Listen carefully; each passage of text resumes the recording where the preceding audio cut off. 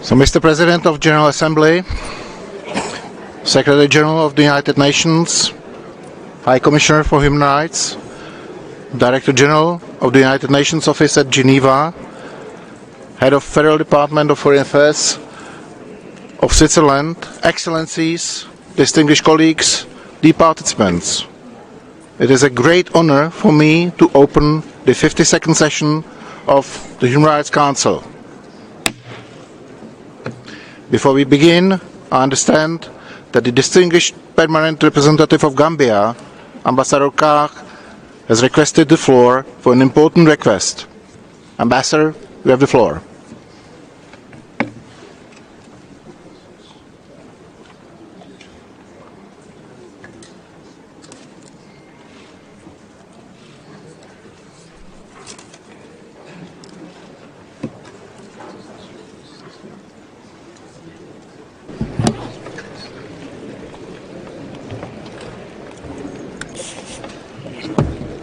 Yeah, he's over there, he's standing.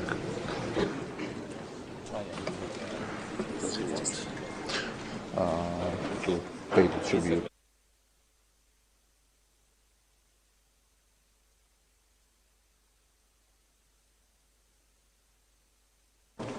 Microphone, please.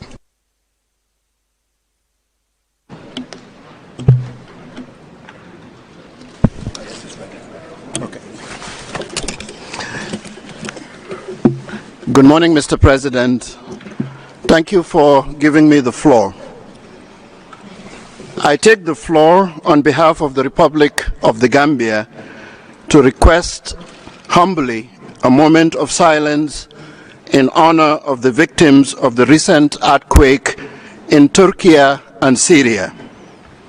The earthquake has claimed numerous lives, injured many more, and has left thousands without homes. People's human dignity have been tickled and provoked by the disaster.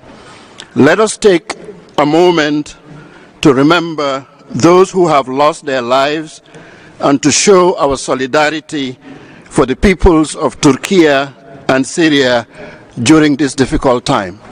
I thank you, and if we may rise for that. Thank you.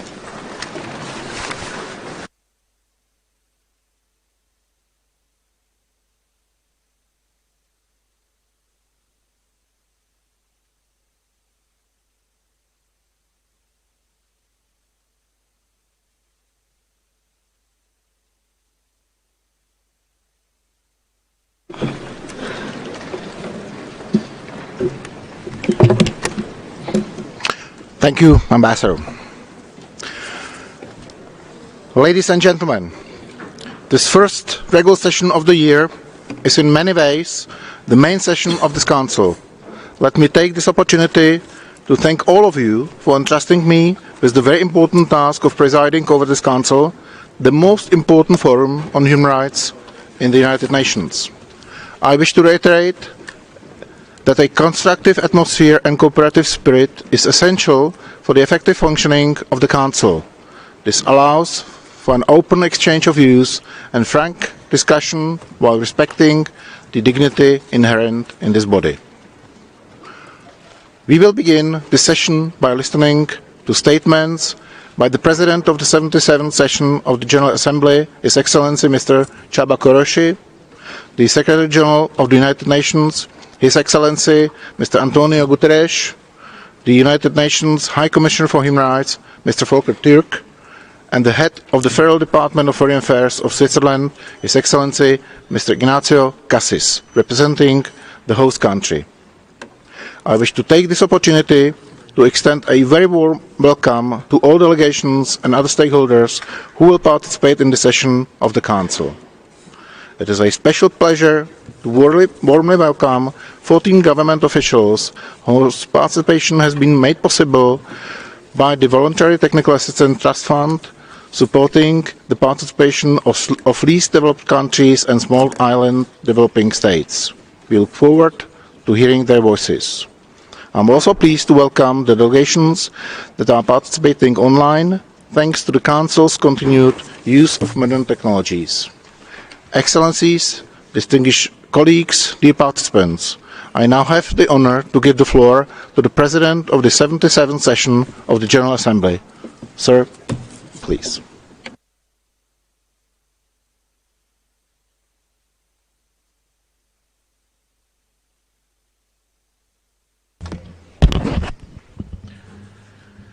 Thank you very much, Mr. President, Mr. Secretary General, Mr. High Commissioner, Excellencies, distinguished delegates. It is an honor to address the opening of this 52nd session of the Human Rights Council. We are celebrating the 75th anniversary of the adoption of the Universal Declaration of Human Rights. This year is also the 30th anniversary of the adoption of the Vienna Declaration of Programme of Action. And while there is much to celebrate, any festivities are clearly superseded by reality of the world in a state of disarray. We are facing unprecedented, cascading and interlocking crises. In fact, we have been acquainted to a prototype of the Anthropocene era crisis, the first time in the history of humankind. As we gather today, we are far from recovering from the COVID-19 pandemic. Over 70 countries are in debt distress. Women and girls remain systematically marginalized in many countries. We simply are not on track to achieve the 2030 agenda. At this moment, armed conflicts have risen after a relative steady decline. One of these is an aggression from a permanent member of the Security Council against a neighboring member state. This has effectively paralyzed the Security Council. In sum, what we are experiencing is precisely the interlocking nature of the challenge we face, calling us to galvanize integrated solutions. This Council, like the General Assembly, is at a crossroads. Will it go about business as usual, compounding the crisis of trust in multilateralism? Or will it translate the political consensus on the need to cooperate into transformative solutions? Excellencies, today I want to advocate for a transformation of how we do things. I'm calling for a fundamental shift in how we manage interlocking crises. Now, nowhere is there more apparent than in tackling climate change. Climate change, the crisis of this generation, threatens human rights to water and sanitation, food, health, adequate housing, and in certain cases, self-determination even. Climate change is already threatening the right to life of many. Integrating the grim reality of climate change with the insecurity of human rights, the General Assembly, following the lead of this Council, recognized that a clean, healthy and sustainable environment is a human right. So, what does it really mean? Some member states have signaled that a clean, healthy and sustainable environment is not really a human right, but a galvanized political sentiment. Others have indicated that it is absolutely a human right, worthy of implementing legislation and action. Yet others go further and believe that a clean, healthy and sustainable environment is a human right, but is collective rather than individual. Some scholars say it is both. I welcome the fact that these discussions exist, and I call on this Council to help us go further. After all human rights have their origin in political recognition. Dear friends, human rights violations exist in every country. No state has a perfect track record. In times of crisis, governments must prioritize. In this watershed moment, we must take a step back and recognize that the crises we face are human crises. Once we do that, we notice that solutions that do not respect human rights are not solutions at all. Transformation will require the acknowledgement that the effective fulfillment of human rights will only come about by assuming our responsibilities as governments and as individuals. As we embark together on this transformation, I urge you to continue to advance the rights of those marginalized and in vulnerable situations, and to ensure that women are fully, equally and meaningfully involved in decision-making. Please harness the full power of the treaty body system. On my side, I will continue to urge the General Assembly to mainstream human rights throughout its work. Let's start conceptualizing prevention as a path towards peace and inclusive societies. My hope is that by addressing the crisis of trust head-on, putting the rule of law front and center, we will pave the way for the transformation that our societies and our institutions desperately need in this time of crisis. As Nelson Mandela so eloquently expressed, to deny people their human right is to challenge their very humanity. Sadly, that crime has been committed alarmingly often.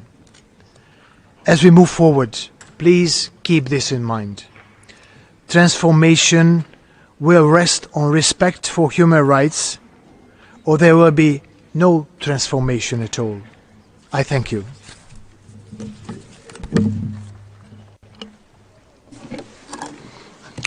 Thank you.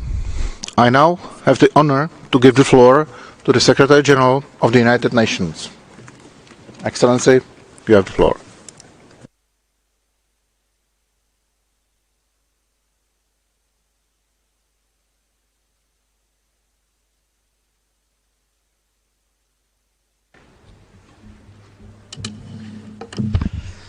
Mr. President of the General Assembly, Mr. President of the Human Rights Council, Excellencies, ladies and gentlemen, all protocol observed. The Universal Declaration of Human Rights was adopted 75 years ago. The Declaration described for the first time entitlements that apply to everyone, everywhere, always. And the most translated document in the world, its English version, is just 1,300 words long. But all human life is there. The Universal Declaration sets out the rights to life, liberty and security, to equality before the law, to freedom of expression, to seek asylum, to work, to health care and education, and more. But as we mark its 75th anniversary, the Universal Declaration is under assault from all sides. the Russian invasion of the Ukraine has triggered the most massive violations of human rights we are living today.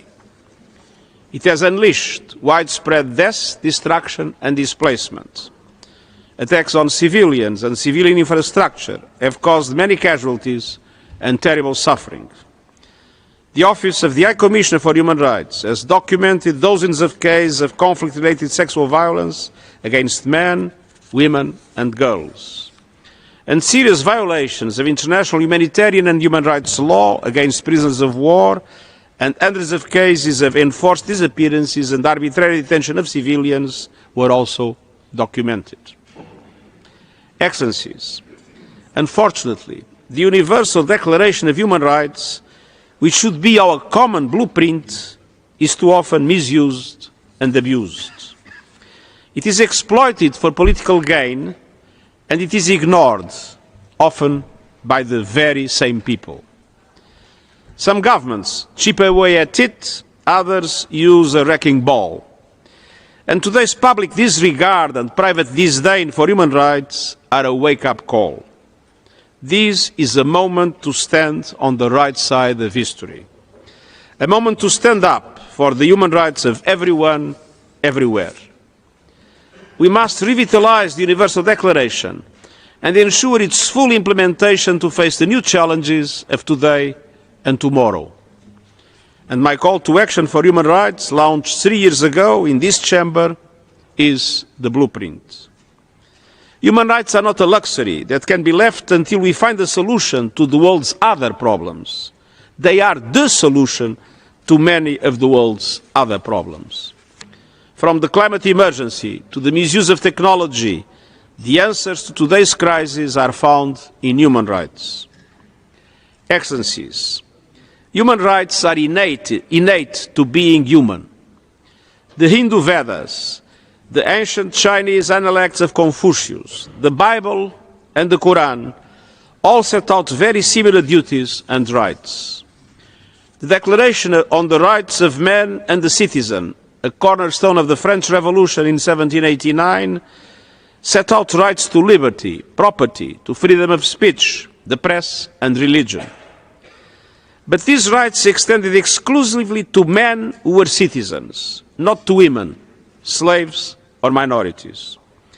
When a French women rights activist published a parody of the men-only revolution, she was tried and executed for treason. Less than 90 years ago, in 1875, my maternal grandfather was born. He was an important role model and an inspiration throughout my life. A man who told me so much about his experiences that they became part of my own memories. When he was born, the colonial project, based on massive human rights violations, was flourishing across Africa, Asia, and the Americas. Slavery, the utter denial of human rights, had recently been abolished in the United States, but would continue elsewhere and in other forms for many years. Women everywhere were subjugated by men.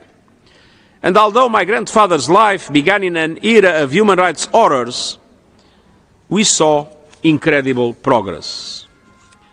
Slavery was formally abolished. Most colonies won independence. Women secured the right to vote.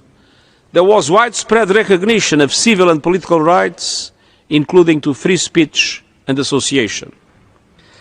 At the start of the 20th century, the harmful impact of industrialization brought attention to social and economic rights.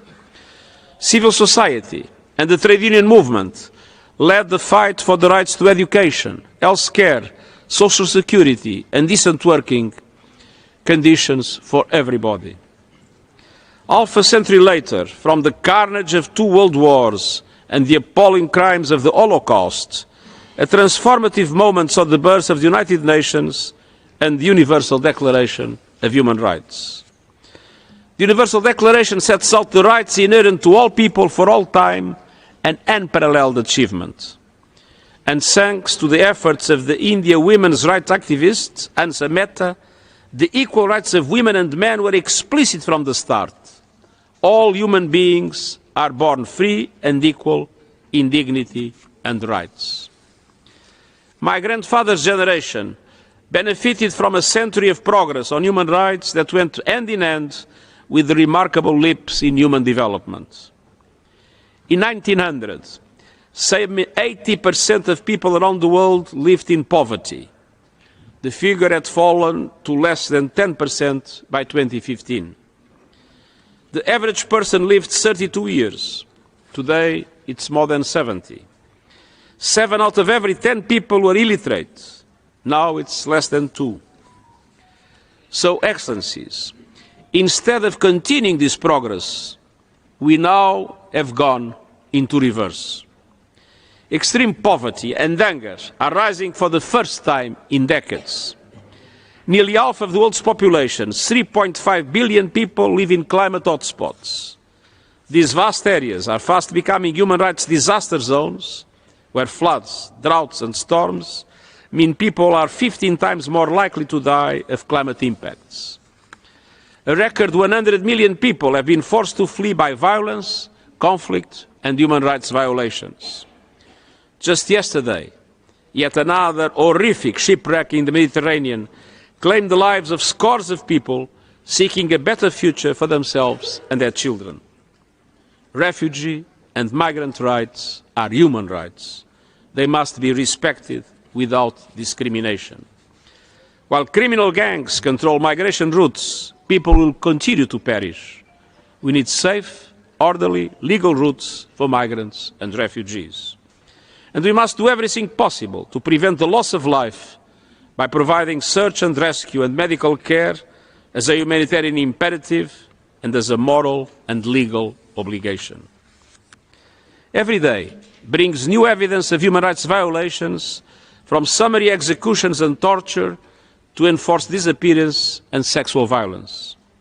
Around the world, anti-Semitism, anti-Muslim bigotry, the persecution of Christians, racism and white supremacist ideology are on the march.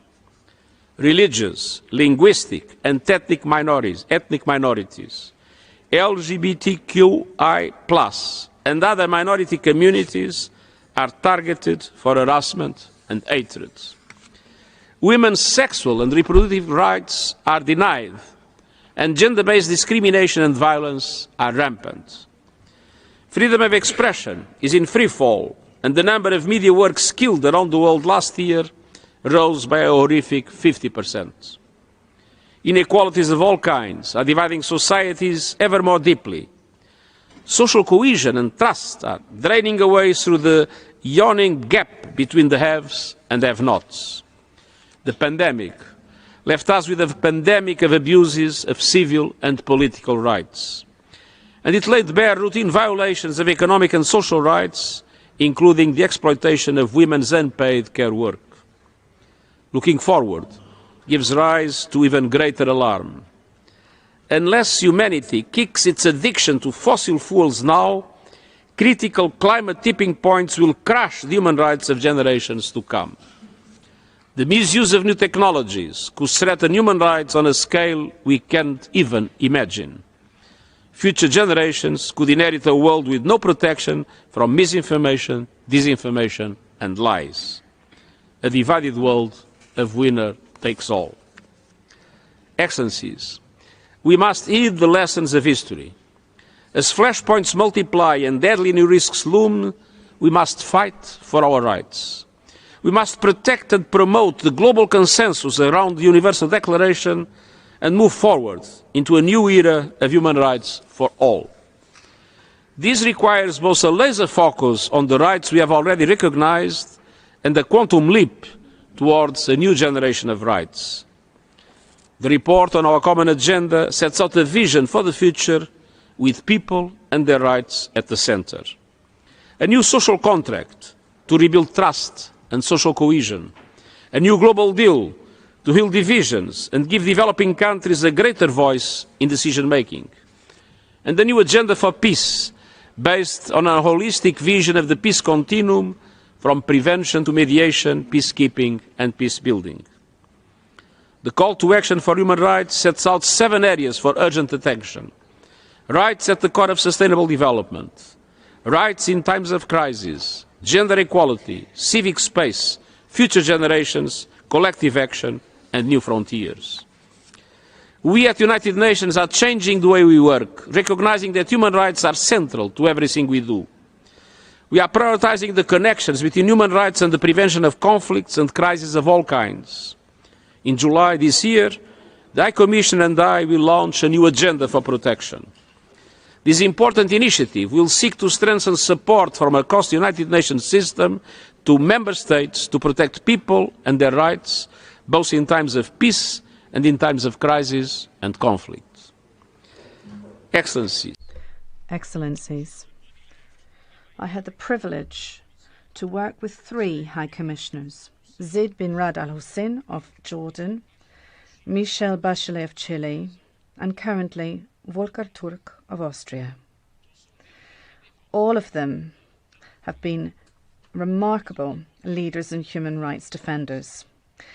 They have accomplished the missions tasked to them by this Council and have also, of their own volition, published over 170 important national and thematic reports over the past 6 years.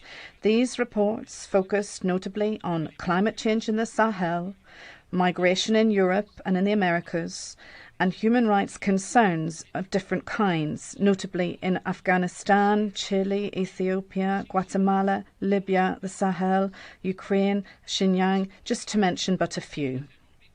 This Council, your different mechanisms, including the Universal Periodic Review, special procedures, and the treaty bodies, in addition to the OHCHR, are crucial to create progress.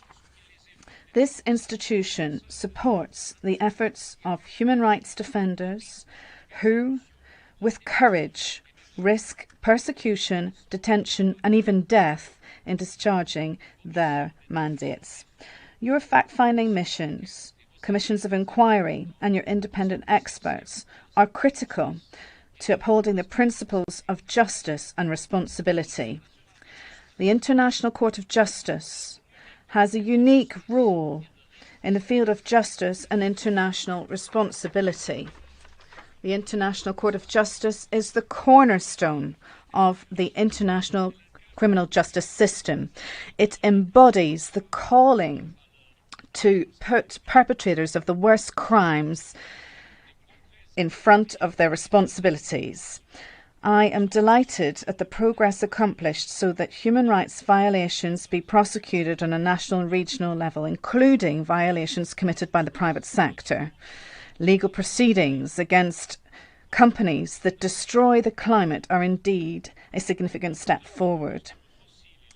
Fossil fuel producers and their financial backers need to understand a crucial truth, that pursuing mega profits whilst persons are losing their lives and their rights today and tomorrow is completely unacceptable. Excellencies, we are celebrating the impact of the Universal Declaration of Human Rights, and yet our worst enemy is complacency, because when it comes to human rights, history is still to be written. We need to continue to make human rights a reality in the lives of populations across the world. We must draw inspiration from the liberation and protest movements that have achieved huge progress in the past century. The abolition of slavery, decolonization, universal suffrage, the feminist movement, and the end of apartheid. Civil society, human rights defenders, persons with disability, women, girls, and young people across the world are already in the streets and calling for protection of all human rights for everybody. I stand with them, and we must all stand with them. I thank you.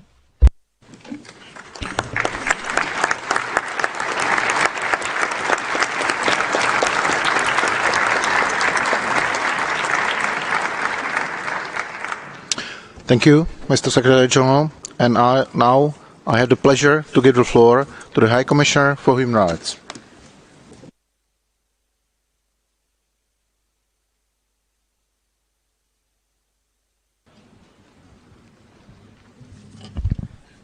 Mr. President of the General Assembly, Secretary General, President of the Council, Excellencies, distinguished delegates. Human rights is the common language of our shared humanity. It is about how we interact with each other as individuals, within societies, between countries, as well as with our environment and the planet. At its heart is the recognition of human dignity, the need for power dynamics and relationships to be based on respect. Human rights unifies us, and it can overcome polarization, especially in its striving for equity, shared prosperity and justice. Let me begin at the beginning. 75 years ago, in a world shaken by unprecedented horror, modern human rights movements took root in many movements, cultures, and traditions in the endless pursuit for freedoms. The great wave of movements of independence that pushed back foreign domination, colonization, and exploitation, the anti-racism fight and anti-apartheid struggle, and later on, the fight to end slavery, the trade union movement, feminism, and more recently, the fight for our lives, for environmental and climate justice. At a time of existential threat, the states of Africa, Asia, the Americas, Europe, and the Middle East have designed together a handbook to prevent misery, war, and evil. In the last 75 years, there have been deep changes and progress, remarkable achievements that must be honoured, preserved, but better still, funded. We have a treaty-based system and an institutional architecture to promote and protect human rights, including this very Council and its innovative Universal Periodic Review and special procedures. Today, there's a great deal more awareness of the values and commitment that underpin them. Seen the growth of other innovative movements that draw on human rights principles, among them movements for the rights of indigenous people, Black Lives Matter, Me Too, and Fridays for Future, to name a few. Young people in particular consistently speak in the language of human rights when giving voice to their concerns. I pay tribute to all human rights defenders of the past and present. Human rights is a force to reckon with, not because it serves the interests of the powerful, but because it has captured the imagination of the powerless. Still, as we know too well today, the oppression of the past can return in various disguises. The old authoritarianism, with its brutal limits on freedoms writ large, and the suffocating straitjacket of patriarchy. The old destructive wars of aggression from a bygone era with worldwide consequences, as we have witnessed again in Europe with the senseless Russian invasion of Ukraine. The new supple artificial intelligence, blurring fact and fiction and raising uncharted risks, and the tumultuous online world where viral deceptions threaten our elections, our health, our security, and more.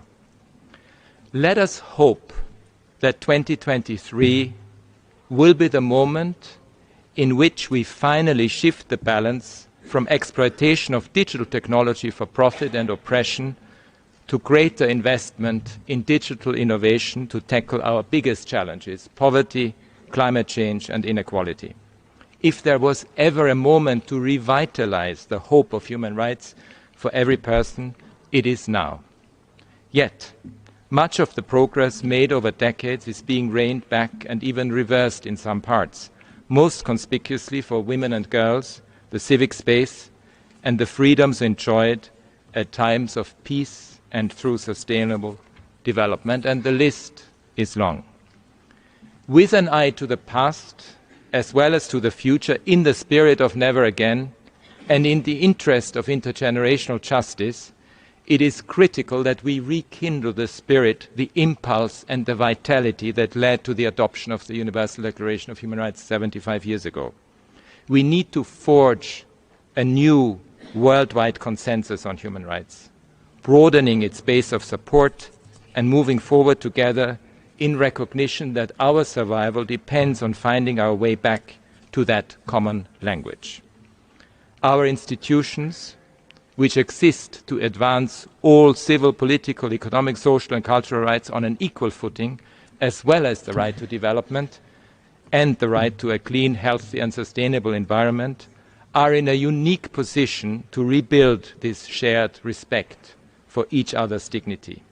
Our goal must be to promote and implement a 21st century human rights vision that is transformative, solution-oriented, unifying, and that speaks directly to every person's need for justice and search for meaning in life. It is against this backdrop that we have embarked this year on the Human Rights 75 initiative, first and foremost to rebuild trust. Trust between states, that they will act in line with international law and the agreements which they themselves have crafted, and jointly work to advance the common good. Trust between people and their governments, which have promised to represent and serve them. Trust between communities and trust with future generations and the planet. We can rise above the fray and use human rights not as a weapon in the context of geopolitical shifts, not as a nice to have for sunny days in the future, but as what it is and was always meant to be, a solution to help us get out of the harms that are destroying our world. I invite all member states and all relevant actors to take the lead in advancing all human rights across the world and in their own nations. And as we commemorate these important anniversaries this year, let us use this opportunity to re-energize and update our work and to de-escalate, to overcome our differences through solidarity and genuine dialogue, working across geopolitical divides with a clear vision to advance the needs of every country and the rights of all.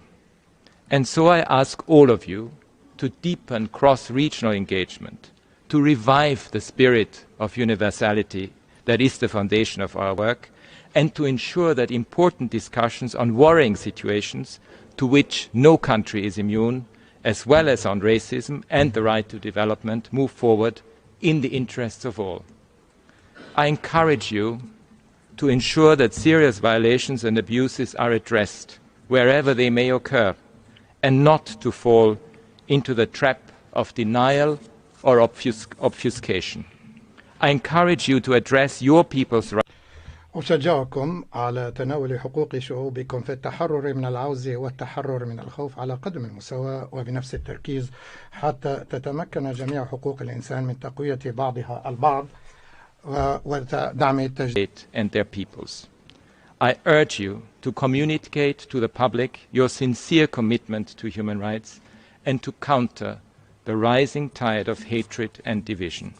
I urge you to help put the world back on track, to realize the promises of enduring peace, sound development and justice, to strive for greater solidarity within and between countries in much needed discussions on reform of the international financial architecture, the legacy of colonialism and compensation for climate change. And I ask you to help re-establish our generation's commitment to human rights by sharing with us transformational promises that you would like to make at the high-level event that we have planned in December.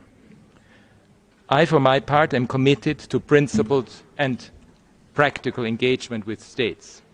It is my responsibility to reflect back to you the reality that we see in our careful and methodical monitoring, and to work with you to assist improvement. And I'm duty-bound to speak out on trends that are detrimental to human rights. As is standard practice, I will provide a detailed global update on specific country and regional situations on 7 March, in addition to the various country-specific statements that form part of the agenda of this Council session. I will always be ready to listen to your concerns. Willingness to engage in genuine dialogue, a desire to seek common denominators even in the midst of fierce disagreements is, I believe, core to our common language. Engagement, however, is not an end in itself, but must take us forward and ultimately effect positive change in people's lives. And so I will endeavour to promote advances in all human rights without distinction in every region and across all UN activities. I will do my utmost to fulfil states' requests for cooperation, good offices and guidance, and for my office and the human rights system to be inclusive and responsive. We have more in common than we think. And if we hark back to our origins and to look forward to what the world could be in the future, we can see that the Universal Declaration of Human Rights not only voices ancient wisdoms from all cultures, but will ensure our survival. Thank you, Mr. President.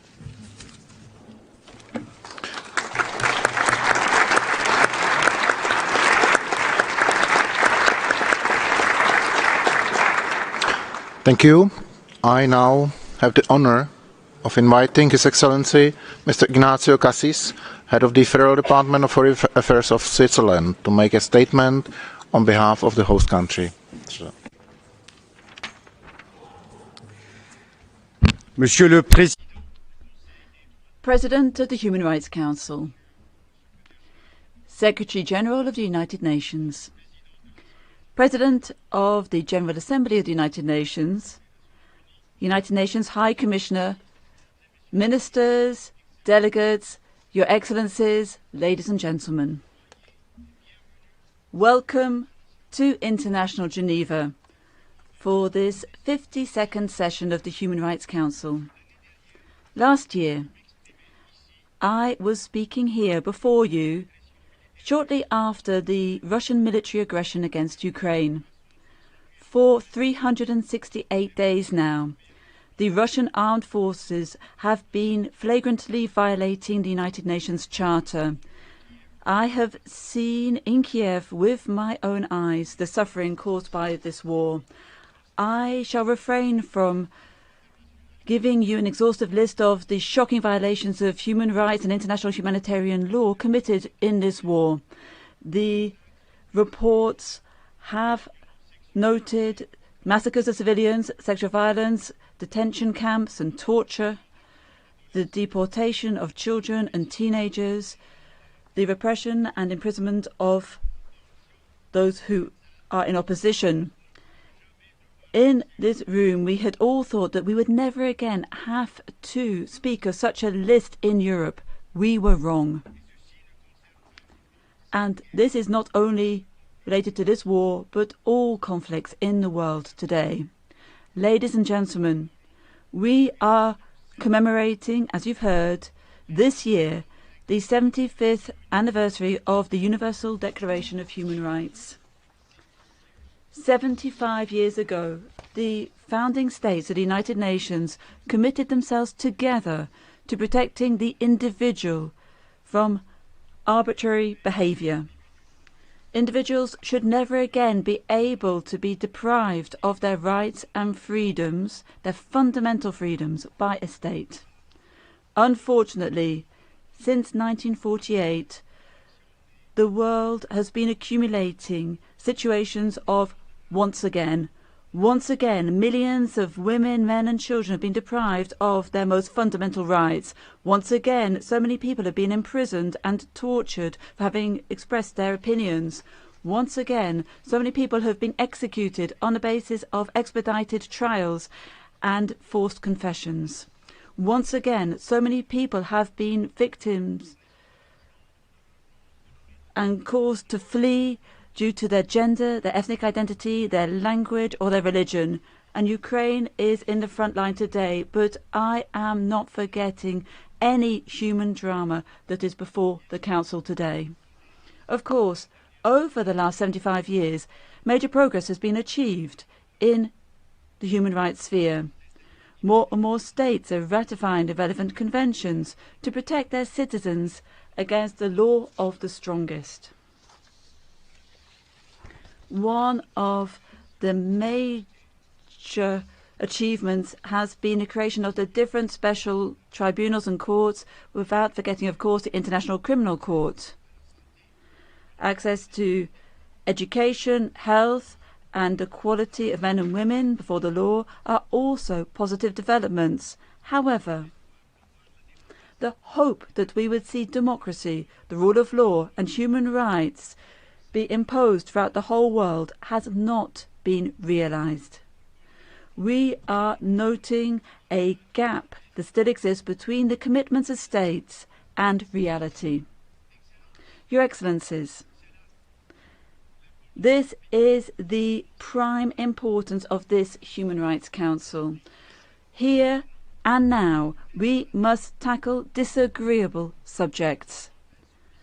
Human rights are insufficiently implemented, and they are even systematically violated in many states. We often take one step forward and two steps backwards, and the Russian military aggression has seen this again. But this does not mean that we should give up. We are not questioning the law and the police because infractions and crimes are committed. So you will say to me, what should we do? I'm thinking of 5 different points. Firstly, we need to speak clearly, to give things their proper name, to say things as they are. Secondly, we need to document violations of human rights throughout the whole world.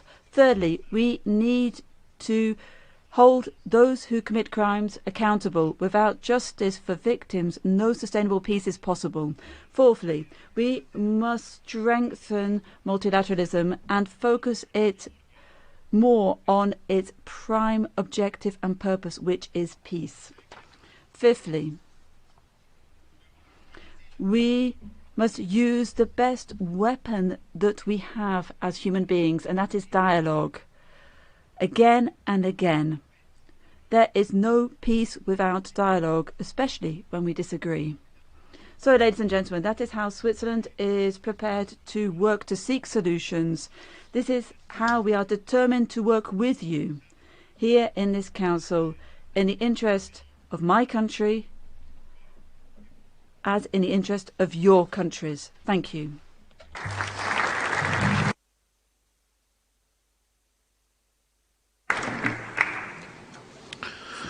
Thank you, Excellency. Excellencies, dear participants, it is now my pleasure to open the high-level segment of this 50-second session. This segment is scheduled to conclude on Thursday and will be immediately followed by the general segment. I'm also proud to announce that this year we have almost 150 high-level dignitaries participating from all regions in the world. Ladies and gentlemen, lastly, a few housekeeping points. As in the past, and in conformity with the Council's rules and practices, there is no possibility to interrupt a dignitary statement by way of a point of order. All requests to exercise a right of reply relating to statements delivered during the high-level segment will be accommodated following the conclusion of the general segment. I wish to remind delegations that the length of dignitary statement should not exceed 7 minutes. I would like to kindly ask all delegations to respect the speaking time. By adhering your allocated time, you will help other delegations to deliver their statements as scheduled. Concerning the pre-recorded video statements, I wish to underscore that if the Secretariat does not receive a video in good time, then speaker will be rescheduled on an available basis. I will stop here and the high-level segment can now begin. So let me invite the President of the Democratic Republic of Congo, His Excellency Félix Antoine Tshisekedi Tshilombo. Sir, please come come to the podium.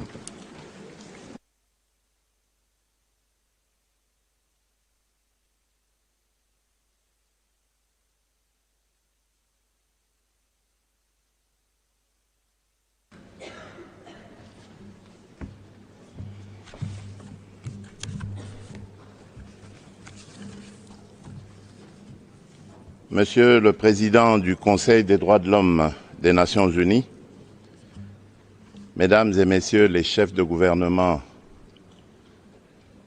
Monsieur le Président de la 77e session de l'Assemblée générale des Nations Unies, Monsieur le Secrétaire général des Nations Unies, Monsieur le Haut-Commissaire des Nations Unies aux droits de l'homme, Monsieur le chef du département fédéral des affaires étrangères de la Confédération suisse, Mesdames et Messieurs les chefs de délégation.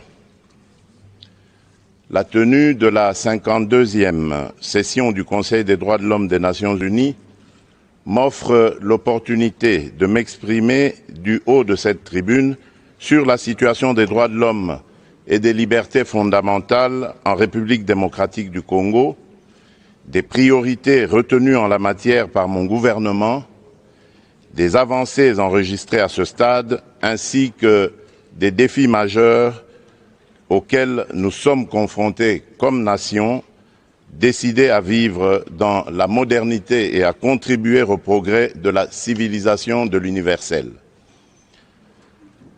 À ce sujet, comme vous le savez, la République démocratique du Congo est secouée depuis 1994, année du génocide rwando-rwandais de triste mémoire, par des violences cycliques meurtrières et des pillages de ses ressources naturelles par des groupes armés terroristes évalués à environ 150 à l'est du pays et dont certains sont d'obédience islamiste intégriste proche de Daesh.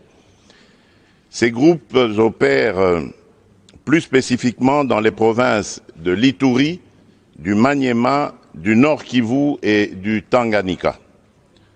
Il n'est plus un secret pour personne qu'ils sont entretenus, armés et soutenus par certains États de la région comme le Rwanda et par des milieux financiers étrangers.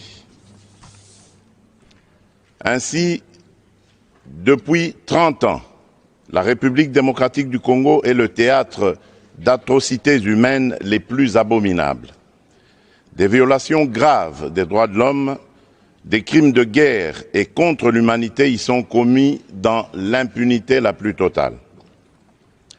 Mon pays est devenu tristement célèbre en recrutement des enfants soldats et en violences faites à la femme qui ont atteint le paroxysme par les viols systématiques des femmes érigées en armes de guerre. En somme, les crimes de sang et l'immoralité ont été ainsi banalisés en République démocratique du Congo. À ces violences des guerres se sont ajoutées celles des pouvoirs publics par suite des restrictions abusives et des entraves policières à l'exercice des libertés individuelles et collectives, ainsi qu'aux droits de l'homme, notamment par la répression sanglante de manifestations publiques pacifiques, les arrestations et détentions arbitraires à motivation politique. Pour tout dire, mon pays a été plongé dans une insécurité et une instabilité chroniques qui l'ont isolé du monde, terni son image et compromis la conduite des politiques efficaces et réussies de son développement. Face à ce lourd héritage des régimes précédents, j'ai, dès mon accession à la magistrature suprême de la République démocratique du Congo, placé la protection et la promotion des droits de l'homme et des libertés fondamentales parmi les priorités de mon mandat et de l'action du gouvernement de la République.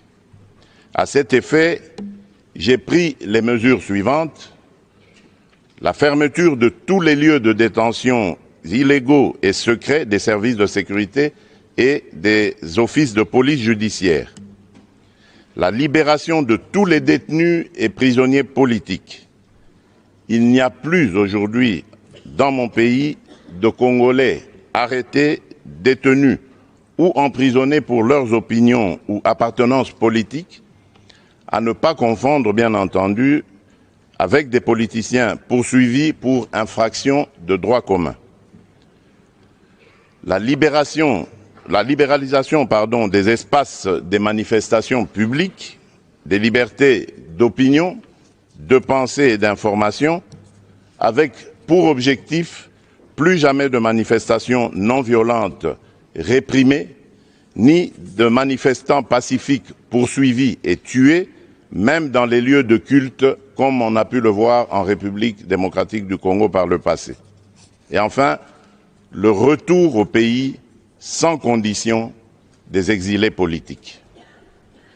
Afin de promouvoir la réconciliation nationale, de penser et cicatriser dans la durée les blessures de guerre et autres marques de l'insécurité à l'est de notre pays, le gouvernement de la République s'attelle à la mise en œuvre d'une justice transitionnelle fondée sur l'éclatement de la vérité, la reconnaissance de la faute commise, la garantie de non-répétition ou vetting, la réparation du préjudice causé et le pardon.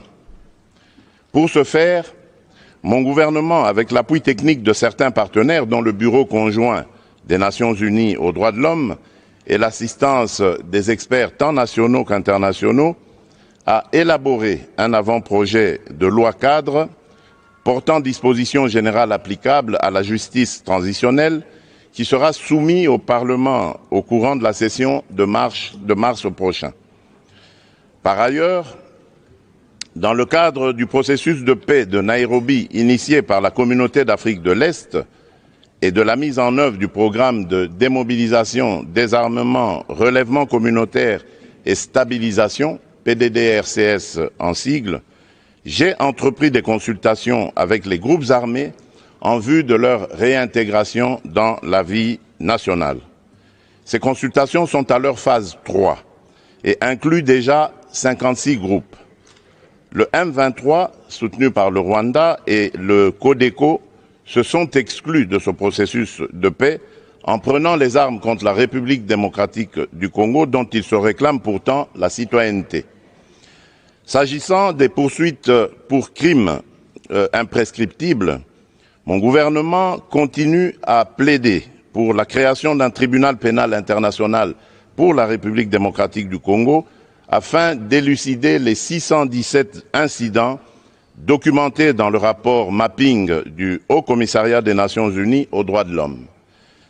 En même temps, il réfléchit sur la création d'une cour pénale spéciale comme en République centrafricaine ou sur l'institution au niveau national des chambres mixtes au sein des juridictions ordinaires de l'ordre judiciaire comme alternative afin de lutter efficacement contre l'impunité. Dans le même sens, pour la première fois dans son histoire, la République démocratique du Congo vient de se doter de la loi numéro 22/065 du 26 décembre 2022 fixant les principes fondamentaux relatifs à la protection et à l'indemnisation des victimes de violences sexuelles liées au conflit et des victimes des crimes contre la paix et la sécurité de l'humanité. À la suite de cette loi, un fonds de réparation des victimes a été créé par décret et est en phase d'opérationnalisation. En plus, afin de faire bénéficier à des milliers de femmes et de jeunes filles victimes de violences sexuelles d'une couverture juridique en Afrique, mon pays, qui a eu le privilège d'organiser la première conférence sur la masculinité positive l'année dernière, est résolument engagé en faveur d'un traité international pour lutter contre les violences faites aux femmes et aux filles. Je saisis cette occasion pour lancer un appel pressant aux États membres de l'ONU de se joindre à mon pays, au Costa Rica et à la Sierra Leone, au sein du groupe de coordination et du groupe d'amis pour la conclusion de ce traité.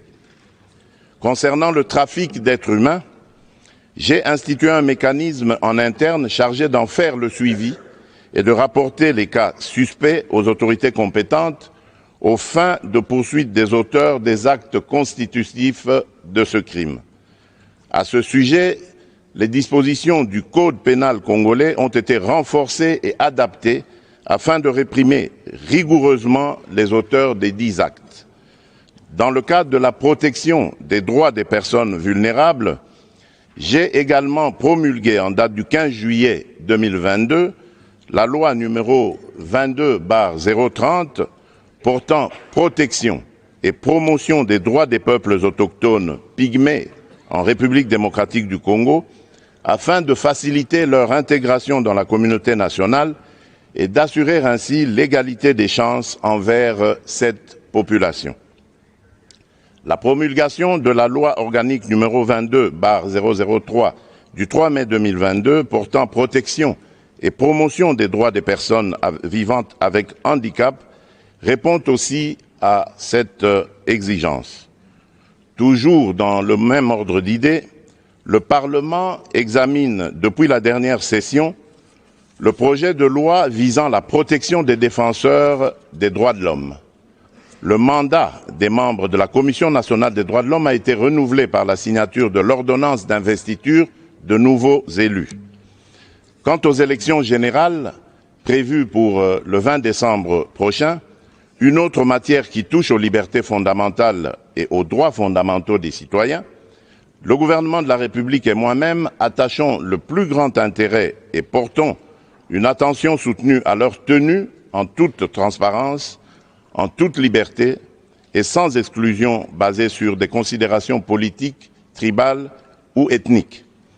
Toutefois, la persistance de la guerre à l'est de notre pays risque d'hypothéquer le processus électoral dont les opérations d'enrôlement sont déjà en cours par suite du déplacement massif des personnes des zones de combat, de l'insécurité et de l'inaccessibilité à ces zones. Il est donc impérieux que la communauté internationale s'implique davantage activement aux côtés de la République démocratique du Congo pour la restauration de la paix et de l'autorité de l'État dans cette partie du territoire national. Monsieur le Président, c'est au moment où toutes les initiatives et actions que je viens d'exposer sont en cours et commencent à porter leurs fruits que les autorités rwandaises ont ressuscité le mouvement terroriste du 23 mars, le M23 en sigle, défait en 2013 pourtant par nos forces armées, avec l'appui des troupes internationales de la MONUSCO, pour agresser la République démocratique du Congo et bloquer le processus de paix de Nairobi, dans le but inavoué de poursuivre les pillages des ressources naturelles de la République démocratique du Congo et de placer sous l'impérium rwandais une partie de son territoire national, le Nord Kivu en l'occurrence. C'est ici le lieu, une fois de plus, de dissiper toute équivoque et de porter un démenti cinglant aux allégations fallacieuses des dirigeants rwandais qui invoquent à qui veulent les entendre, d'une part, la prétendue collaboration entre officiers de l'armée congolaise et les commandants des forces démocratiques pour la libération du Rwanda, les FDLR, alors que j'ai changé le leadership de l'armée depuis plusieurs mois, et d'autre part, le discours de la haine tribale contre les populations dites rwandophones qui seraient persécutées ou, pis encore, menacées de génocide en République démocratique du Congo, et cela pour justifier leurs crimes dans mon pays et obtenir la mansuétude de certains pays. À cet égard, je recommande à toute personne qui en aurait encore le doute de lire les groupes d'experts, le rapport des groupes d'experts de l'ONU sur la situation sécuritaire à l'est de la République démocratique du Congo, rapport de septembre 2022, distribué par le Conseil de sécurité, et celui lui déposé en janvier dernier pour se rendre à l'évidence de la présence des forces de défense du Rwanda, les RDF, au Nord Kivu et de leur soutien au M23. Quant au discours de haine contre nos compatriotes Tutsis congolais, mon gouvernement reste ferme contre tout individu ou groupe d'individus qui tiendrait un tel discours et réitère sa demande à toute personne, organisation ou partenaire extérieur de le dénoncer. La justice congolaise appliquera dans toute sa rigueur les lois de la République aux auteurs de propos d'incitation à la haine tribale ou ethnique. Sur ce chapitre de la prétendue persécution des Congolais rwandophones, afin d'enlever tout prétexte aux dirigeants rwandais qui se sont constitués sans procuration avocats de cette communauté, le gouvernement de la République démocratique du Congo vient de saisir le Haut Commissariat des Nations Unies pour les réfugiés pour lui demander de prendre toutes les initiatives requises en vue de la tenue dans les plus brefs délais des discussions tripartites RDC, Rwanda, HCR pour le rapatriement de leurs réfugiés respectifs dans leur pays, conformément au cadre juridique bilatéral actuel, aux règles du droit international et aux pratiques pertinentes en vigueur en la matière. Mon pays attend impatiemment ces discussions auxquelles seront associées du côté congolais les notabilités coutumières des communautés concernées afin de régler définitivement les problèmes soulevés et de réaliser une réconciliation vraie et durable entre ces communautés. Monsieur le Président du Conseil des droits de l'homme des Nations Unies, Excellences, Messieurs les Premiers ministres et chefs de délégation, Monsieur le Président de la 77e session de l'Assemblée générale des Nations Unies, Monsieur le Secrétaire général des Nations Unies, Monsieur le Haut Commissaire des Nations Unies aux droits de l'homme, Monsieur le chef du département fédéral des affaires étrangères de la Confédération suisse, Mesdames et Messieurs, il n'y a de pire ennemi des droits de l'homme et des libertés fondamentales que la guerre. Il est illusoire de prétendre protéger et promouvoir les droits de l'homme ainsi que les libertés fondamentales dans un contexte de guerre qui exacerbe les tensions internes et affaiblit l'État. C'est pourquoi il est impérieux de mettre fin aux aventures guerrières du Rwanda, à l'est de la République démocratique du Congo, pour créer les conditions objectives de réalisation des actions en faveur de ces valeurs universelles pour lesquelles, de tous les temps dans le monde, les peuples se sont battus jusqu'au sacrifice suprême. On ne peut pas prétendre défendre l'exercice des droits de l'homme et des libertés fondamentales en République démocratique du Congo, tout en laissant progresser l'agression de ce pays par le Rwanda et les massacres de ses populations par des groupes armés terroristes. Il est temps que la communauté internationale, en particulier les Nations Unies, sanctionne les auteurs des crimes et des violations du droit international en République démocratique du Congo et les contraigne davantage à exécuter le plan de paix issu des processus de Nairobi et de Luanda, plan avalisé aussi bien par l'Union africaine que le Conseil de sécurité de l'ONU. Dans le même sens, l'État, à travers son système judiciaire et son administration, est l'instrument principal de la garantie de jouissance et d'exercice des droits de l'homme et des libertés fondamentales. Il n'y a d'État et de pouvoir judiciaire que pour garantir à tous leurs droits et libertés, dit-on. C'est pourquoi la République démocratique du Congo attend de ses partenaires bilatéraux et multilatéraux l'appui à ses efforts afin de restaurer l'autorité de l'État sur l'ensemble de son territoire national et réformer profondément son appareil judiciaire, tant dans ses structures qu'en ce qui concerne ses animateurs. C'est bien de dénoncer les violations des droits de l'homme et des libertés fondamentales, mais c'est encore mieux de contribuer à l'amélioration du rendement des mécanismes et institutions chargées de leur protection et promotion, ainsi qu'à leur enracinement dans la culture sociale, notamment par une plus grande spécialisation de la société civile et la formation des administrations publiques concernées. Je vous remercie.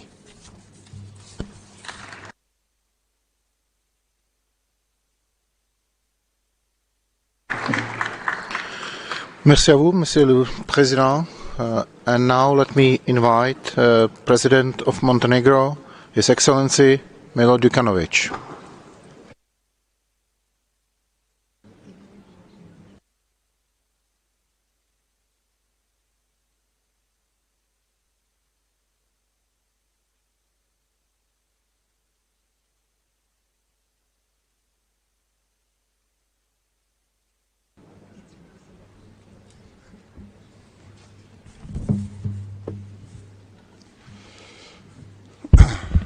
Ekscelencije, dame i gospodo, čast mi je da se obratim Savjetu za ljudska prava u ime Crne Gore u njenom drugom mandatu države članice. Pozdravljam izbor ambasadora Baleka za predsjednika Savjeta, uvjeren da će pod njegovim upravljanjem i uz tradicionalnu podršku Češke, a najvišim demokratskim vrijednostima, Savjet nastaviti da ispunjava svoju važnu misiju. Raduje i ohrabruje izbor eminentnog profesionalca i dokazanog humanitarca i zaštitnika najranjivijih, gospodina Volkera Turka, za visokog komesara za ljudska prava. Pozdravljamo njegov već prepoznatljiv angažman i dajemo punu podršku. I ovogodišnju debatu održavamo u kontekstu nastavka jednogodišnjeg rata Rusije protiv Ukrajine sa nesagledivim patnjama i stradanjima civila i daljim teškim kršenjima međunarodnog prava, ljudskih prava i međunarodnog humanitarnog prava. U uslovima rušenja temelja međunarodnog poretka zasnovanog na pravilima i povelje Ujedinjenih nacija, tektonskih potresa i posledica po globalnu bezbjednost, geopolitiku i ekonomiju, uključujući krizu energenata i hrane, inflatorne pritiske i porast troškova života i poslovanja. Ruska agresija je stavila na test cijel svijet, generalno djelujući otrežnjujuće i kohezivno na međunarodnu zajednicu. Napad na Ukrajinu je napad na našu evropsku i globalnu bezbjednost i stabilnost i na obavezujuće ključne principe međunarodnog prava i međunarodnog humanitarnog prava.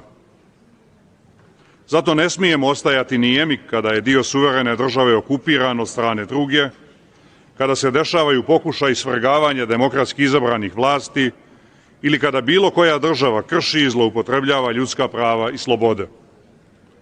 Zbog svega toga, važno je da otvoreno i jasno sagledavamo kako se države odnose prema svojim obavezama da štite i unapređuju ljudska prava, jer od toga zavise životi ljudi kao i mir, sigurnost i stabilnost. Ne možemo biti neutralni u odnosu na agresiju, niti na kršenja ljudskih prava. Pozdravljamo stalnu pažnju Savjeta za ljudska prava na stanje ljudskih prava u Ukrajini u ovom kontekstu. Uostalom, Savjet na to obavezuje njegov mandat. U suprotnom, rizikovali bismo da ohrabrimo slične prijetnje i drugim državama. Danas je to Ukrajina, sutra bi to mogla biti neka druga susjedna država. Recimo i Crna Gora, koja je inače duže vremena pod snažnim uplivom takozvane meke moći Rusije i njenih ekspozitura hibridnog djelovanja u zemlji i na Zapadnom Balkanu. U prošlosti smo prečesto bili svjedoci zastrašujućih efekata nekažnjivosti za zločine. Na greškama moramo učiti. Greške ne smijemo ponavljati. Ovdje u Savjetu danas, kao i na svim drugim relevantnim evropskim i međunarodnim adresama, Crna Gora ponavlja snažnu osudu ruske agresije na Ukrajinu, daje punu podršku nezavisnosti, suverenitetu i teritorijalnom integritetu Ukrajine unutar njenih međunarodno priznatih granica, kao i njeno pravo na samoodbranu. Ostajemo snažan zagovornik osiguravanja pune odgovornosti za učinjene zločine, posebno kroz djelovanje Međunarodnog krivičnog suda, ali i drugih nacionalnih i međunarodnih mehanizama. Služenje pravdi i osiguravanje odgovornosti za zločine je ključno za sprečavanje njihovog ponavljanja, kao i za ostvarivanje prava žrtava i preživjelih na istinu, pravdu i obeštećenje. Ekscelencija, U pozadini navedenih geopolitičkih dešavanja ove godine obilježavamo važne jubileje dostignuća čovečanstva. 75. godišnjicu Univerzalne deklaracije o ljudskim pravima i 30. godišnjicu Bečke deklaracije i program akcije, kao i druge važne jubileje. To nas neminovno vraća na podsjećanje da su ovi ključni dokumenti nastali na premisi da su osnovna ljudska prava, sloboda i dostojanstvo inherentni svakoj osobi. Da su kao takvi zajednički standardi UN-a, a ne privilegija ili geografska, kulturološka ili bilo koja druga odrednica koja se vezuje samo za pojedine države ili grupe država i njima svojstvene modele demokratije i razvoja. Da se svijet saglasi oko univerzalnosti, nedjeljivosti i međuzavisnosti ljudskih prava. Da su tako viđena ljudska prava temelj slobode, pravde, mira i jednakosti u svijetu i zajednička vrijednost koja određuje i ujedinjuje čovečanstvo. Ovakva vizija i duh univerzalne deklaracije, koja je dovela do stvaranja sistema ljudskih prava prije 75 godina, su potrebni našem vremenu i svijetu više nego ikada. Zato Crna Gora pridružuje svoj glas rezonantnim pozivima visokog komesara za podmlađivanje globalnog konsenzusa o ljudskim pravima kao univerzalnim, nedjeljivim, međuzavisnim i za oživljavanje duha i vitalnosti univerzalne deklaracije.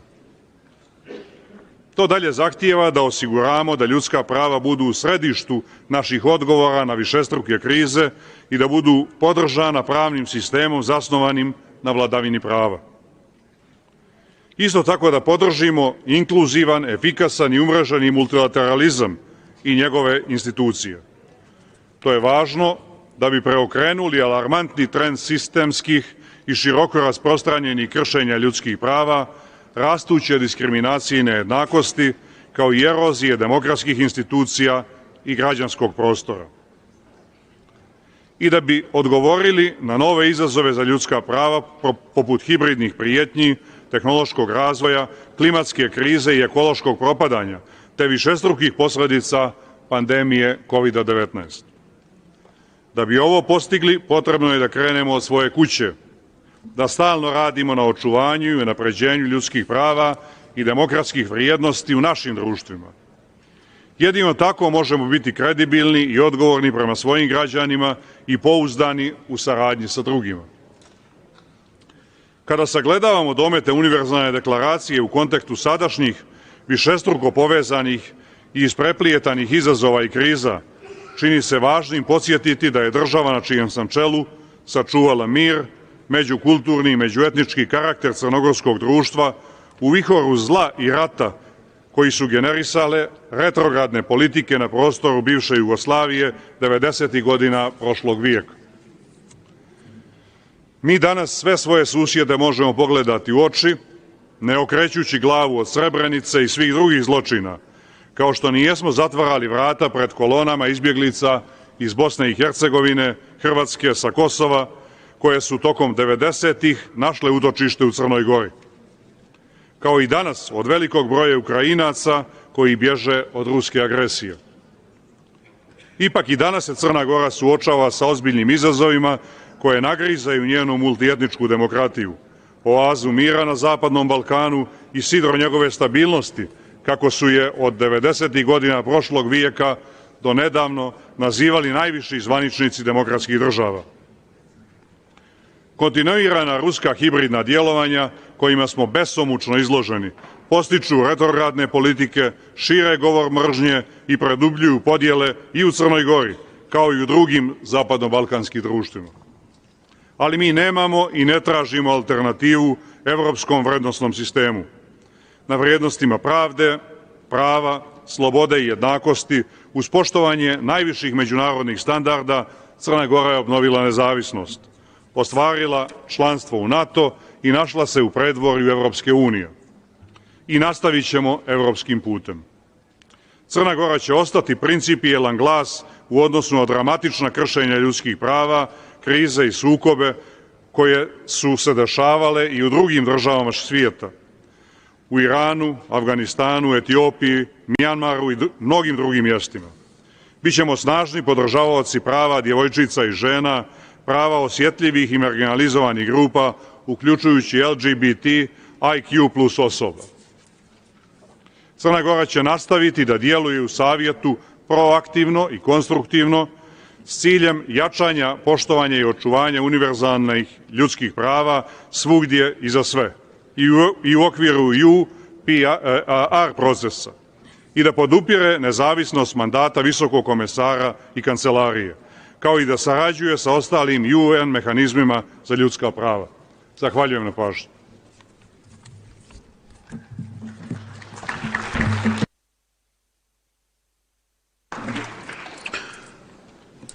Thank you, Excellency. Now we will hear the video message delivered by President of Colombia, His Excellency Gustavo Petro Urrego.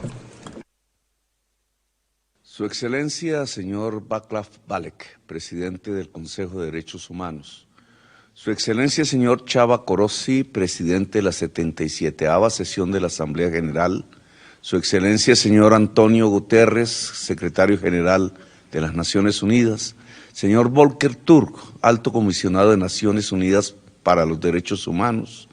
Honorables altos dignitarios, ministros, representantes permanentes, delegados, representantes de organizaciones no gubernamentales y de la sociedad civil, señoras y señores. El gobierno de Colombia se ha trazado el objetivo de superar la violencia para alcanzar la paz total y el buen vivir de la población.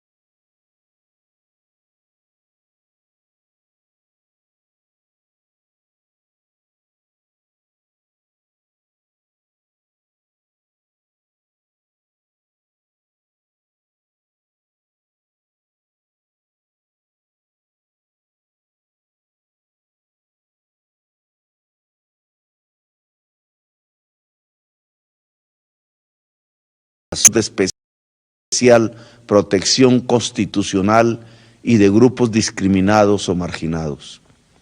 El objetivo de la paz total surge de los aprendizajes y conclusiones de la Comisión para el Esclarecimiento de la Verdad, creada por el Acuerdo de Paz entre el gobierno y el grupo guerrillero de las extintas FARC, que ha puesto en evidencia la relación entre la violencia y el narcotráfico, así como las causas históricas y estructurales del conflicto.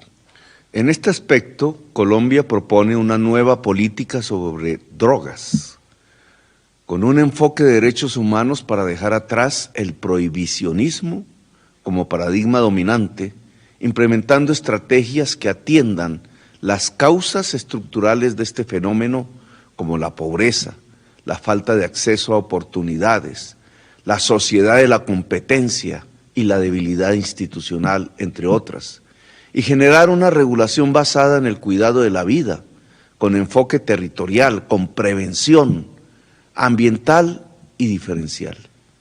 Señor Presidente, se cumplen 75 años de la Declaración Universal de los Derechos Humanos, en la que se reconoce que el desconocimiento y el menosprecio de los derechos humanos han originado actos de barbarie ultrajantes para la conciencia de la humanidad.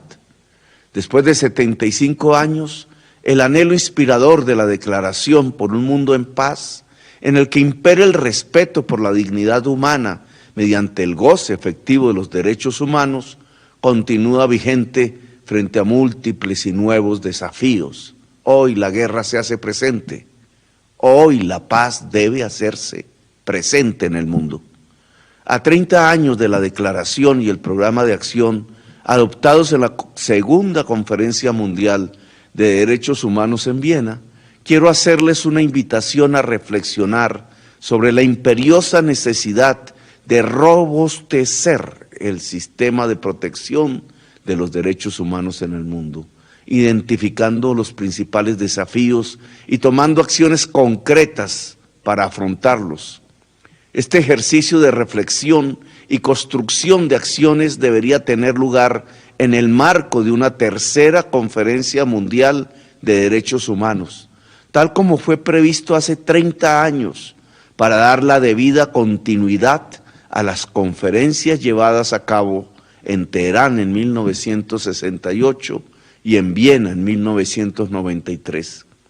Las conmemoraciones de los 30 años de Viena y de los 75 años de la Declaración Universal, en las cuales el Alto Comisionado nos está proponiendo actividades muy importantes, son una oportunidad apropiada para identificar qué derechos requieren especial atención en este momento y cómo fortalecer los instrumentos de protección y prevención de violación de los mismos. La tercera conferencia podría tener lugar en 2025 o 2026, luego de la Cumbre del Futuro en 2024, que también está promoviendo el Alto Comisionado. Todos estos esfuerzos tendrán el respaldo y la colaboración que se requiera del Gobierno de Colombia. El Sistema Universal de Derechos Humanos, del que es parte central este Consejo, fue creado para ayudarnos a superar los retos que subsisten para lograr este anhelo. Por ello, mi gobierno ha decidido profundizar el trabajo que adelanta Colombia con el sistema, ratificando instrumentos como el Acuerdo de Escazú, iniciando el trámite ante el Congreso para la ratificación del protocolo facultativo contra la tortura, reconociendo la competencia del Comité contra la Desaparición Forzada para investigar denuncias individuales y retirando las declaraciones interpretativas al protocolo facultativo de la Convención sobre la eliminación de todas las formas de discriminación contra la mujer, entre otras medidas. Mi gobierno además se comprometió a hacer efectiva la invitación abierta a los procedimientos especiales y renovó el acuerdo de sede que regula el funcionamiento de la oficina en Colombia del Alto Comisionado para los Derechos Humanos, dándole continuidad por lo menos hasta el año 2032. Ello permite proyectar el trabajo y la cooperación con la oficina a mediano y largo plazo para dar cumplimiento a la implementación del acuerdo de paz, la correcta marcha del sistema de justicia transicional y la búsqueda de la paz total, de tal manera que Colombia se convierta en una potencia de vida, donde los ciudadanos puedan disfrutar de manera efectiva sus derechos fundamentales. Colombia se ha comprometido con la búsqueda de la justicia social y la justicia ambiental como elementos esenciales para consolidar la paz. Por ello, la implementación de las recomendaciones de la Comisión de la Verdad son una prioridad, para lo cual requerimos de la cooperación y el trabajo conjunto con el sistema y la comunidad internacional. Para nuestro gobierno es una prioridad atender las recomendaciones de la CIDH en materia de protección y salvaguarda de la protesta social. La juventud colombiana durante los últimos años ha alzado su voz por defender sus derechos y hacer transformaciones estructurales. Sus reclamos han abordado las profundas desigualdades sociales y han apostado por un cambio. Es por eso que la reivindicación y la reparación a las víctimas del estallido social debe ser parte de la ruta de trabajo para la garantía de los derechos humanos en nuestro país. Colombia aspira a ser miembro del Consejo de Derechos Humanos para el periodo 2025-2027, con el deseo de poder compartir con toda la comunidad internacional las enseñanzas de lo que hemos sufrido en medio de una grave crisis de derechos humanos y de lo que hemos intentado para superarla con nuestros logros, aciertos y desaciertos. Creemos que esa es la mejor forma de agradecer al Consejo de Derechos Humanos y a los órganos que lo rodean el valioso apoyo que nos han brindado para fortalecer el Estado social de derecho en nuestro país y buscar una paz basada en el respeto y la realización de todos los derechos humanos y de esa manera contribuir a que avancemos juntos hacia dicho objetivo en el mundo entero. Muchas gracias, señor presidente.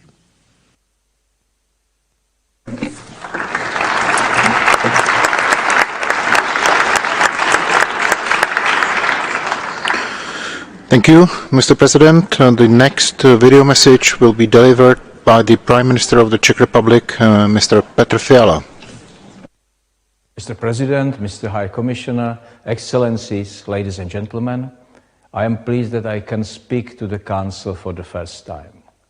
For the Czech government, protecting human rights is the highest priority of its foreign policy. We find inspiration in the great ideas of former Czech President Václav Havel, who was a strong advocate of human rights. He believed that all people have the same rights and freedoms which cannot be divided. If someone is denied their freedom, then everybody is.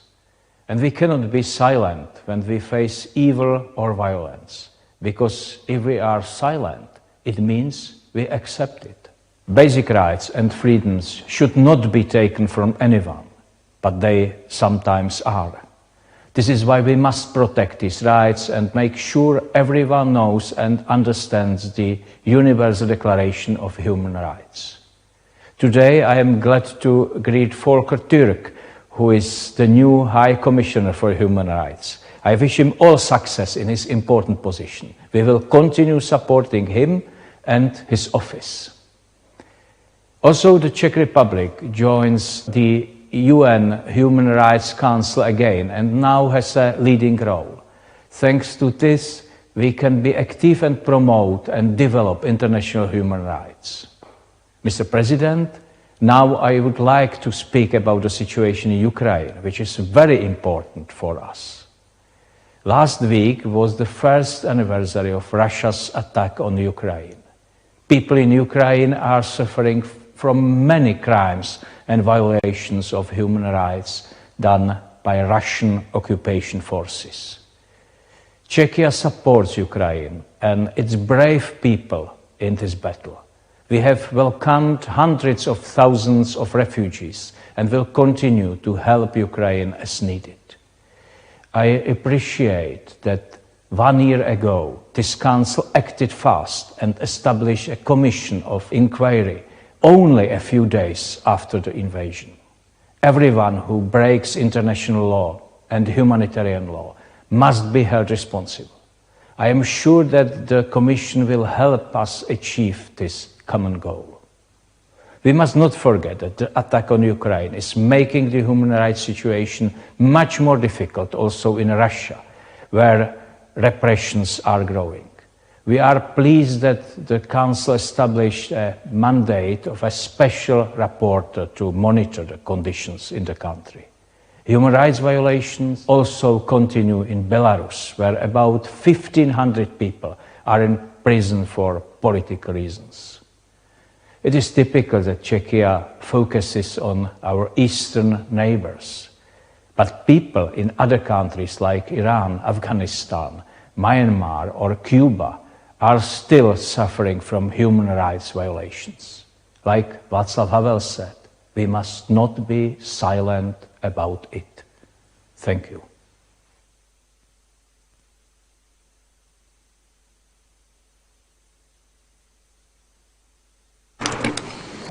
Thank you, Mr. Prime Minister. And now it's an honor and pleasure to invite the Prime Minister of Yemen to the podium, Mr. Main Abdulmalek Said.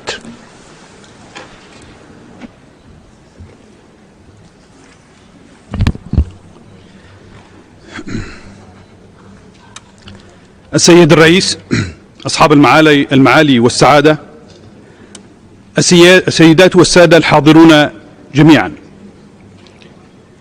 إنه لو شرف لي أن أكون معكم مجددا في الجزء الرفيع المستوى للدورة 52 لمجلس حقوق الإنسان، ونتمنى لكم النجاح وأهنئكم جميعا بالذكرى 75 لصدور الإعلان العالمي لحقوق الإنسان، الذي يعتبر وثيقة تاريخية وأساسا للجهود الدولية في وضع المعايير والسكوك الدولية القائمة لحقوق الإنسان. وأود التذكير هنا بأن اليمن كانت من أوائل الدول السباقة التي تعاطت بإيجابية مع هذه الوثائق التاريخية، وهي طرف في أكثر من 58 اتفاقية وإعلان وبروتوكول تتعلق بحقوق الإنسان والقانون الدولي الإنساني، وضمنتها في دستورها وتشريعاتها الوطنية. وانطلاقا من ذلك تضع الحكومة مبادئ وقوانين حقوق الإنسان على رأس أولوياتها، خاصة في ظل الحرب التي أشعلتها وتستمر في تأجيجها ميليشيا الحوثي الإرهابية.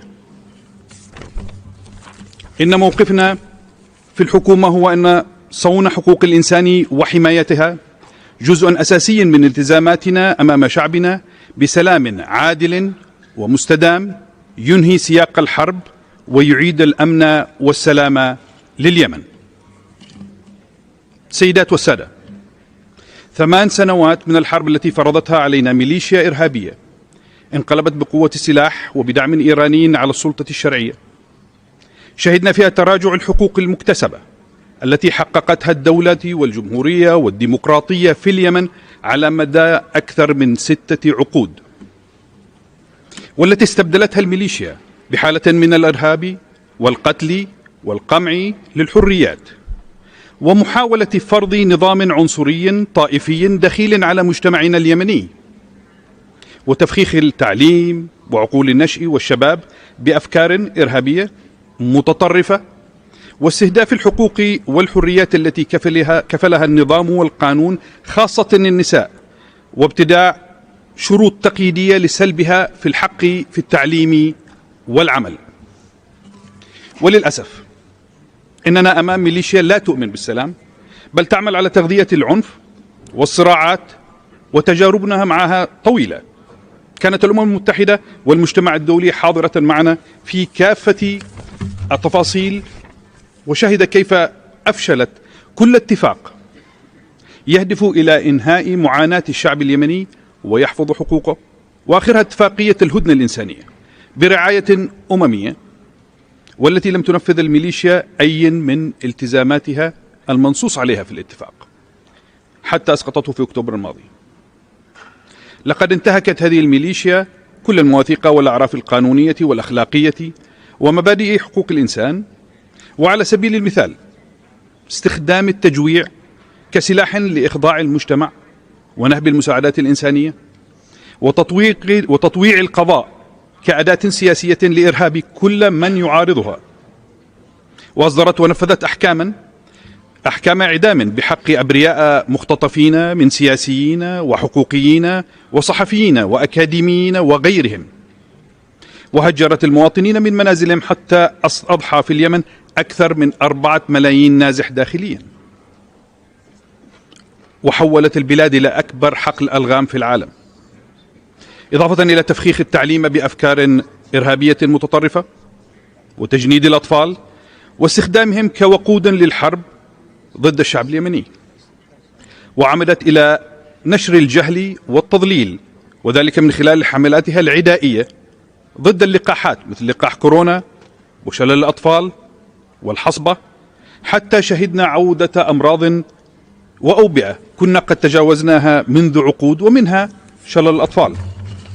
كل ما ذكرته هو جزء من الصورة المأساوية في مناطق سيطرة الميليشيا الحوثي، فإن لم يكن هذا هو الإرهاب فبماذا نصفه؟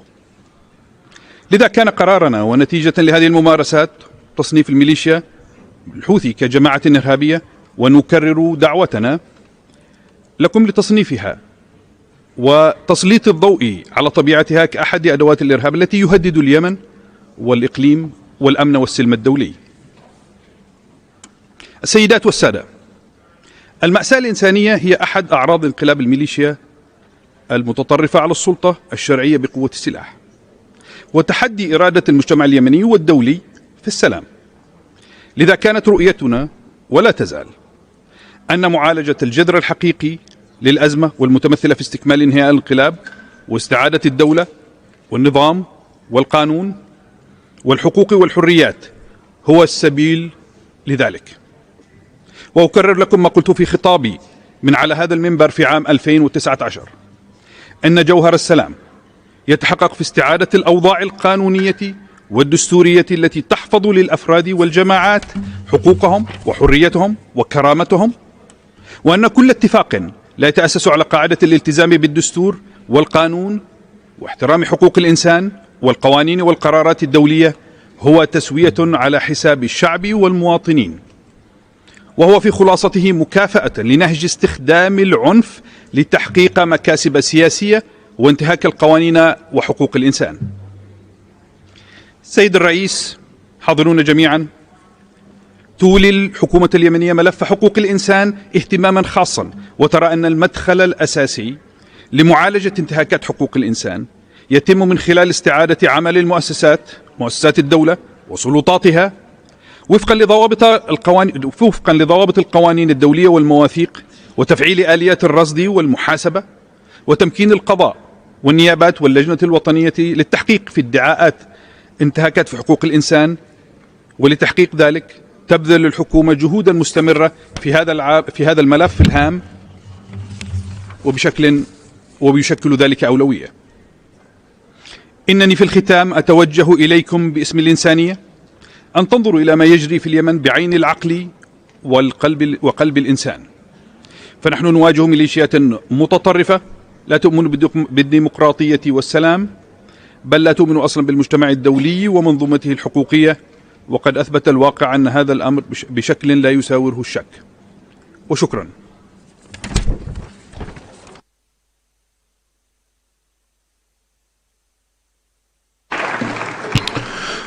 Thank you, Mr. Prime Minister.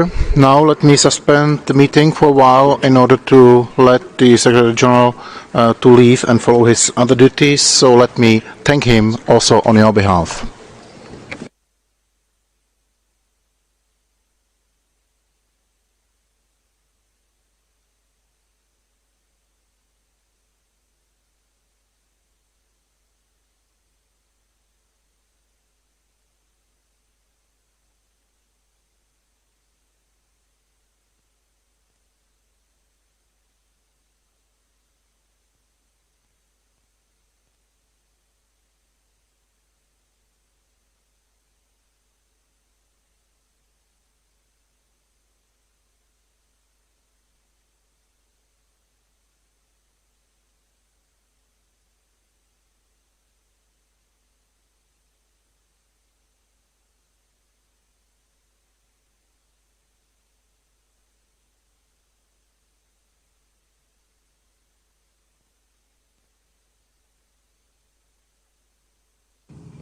Mr. President.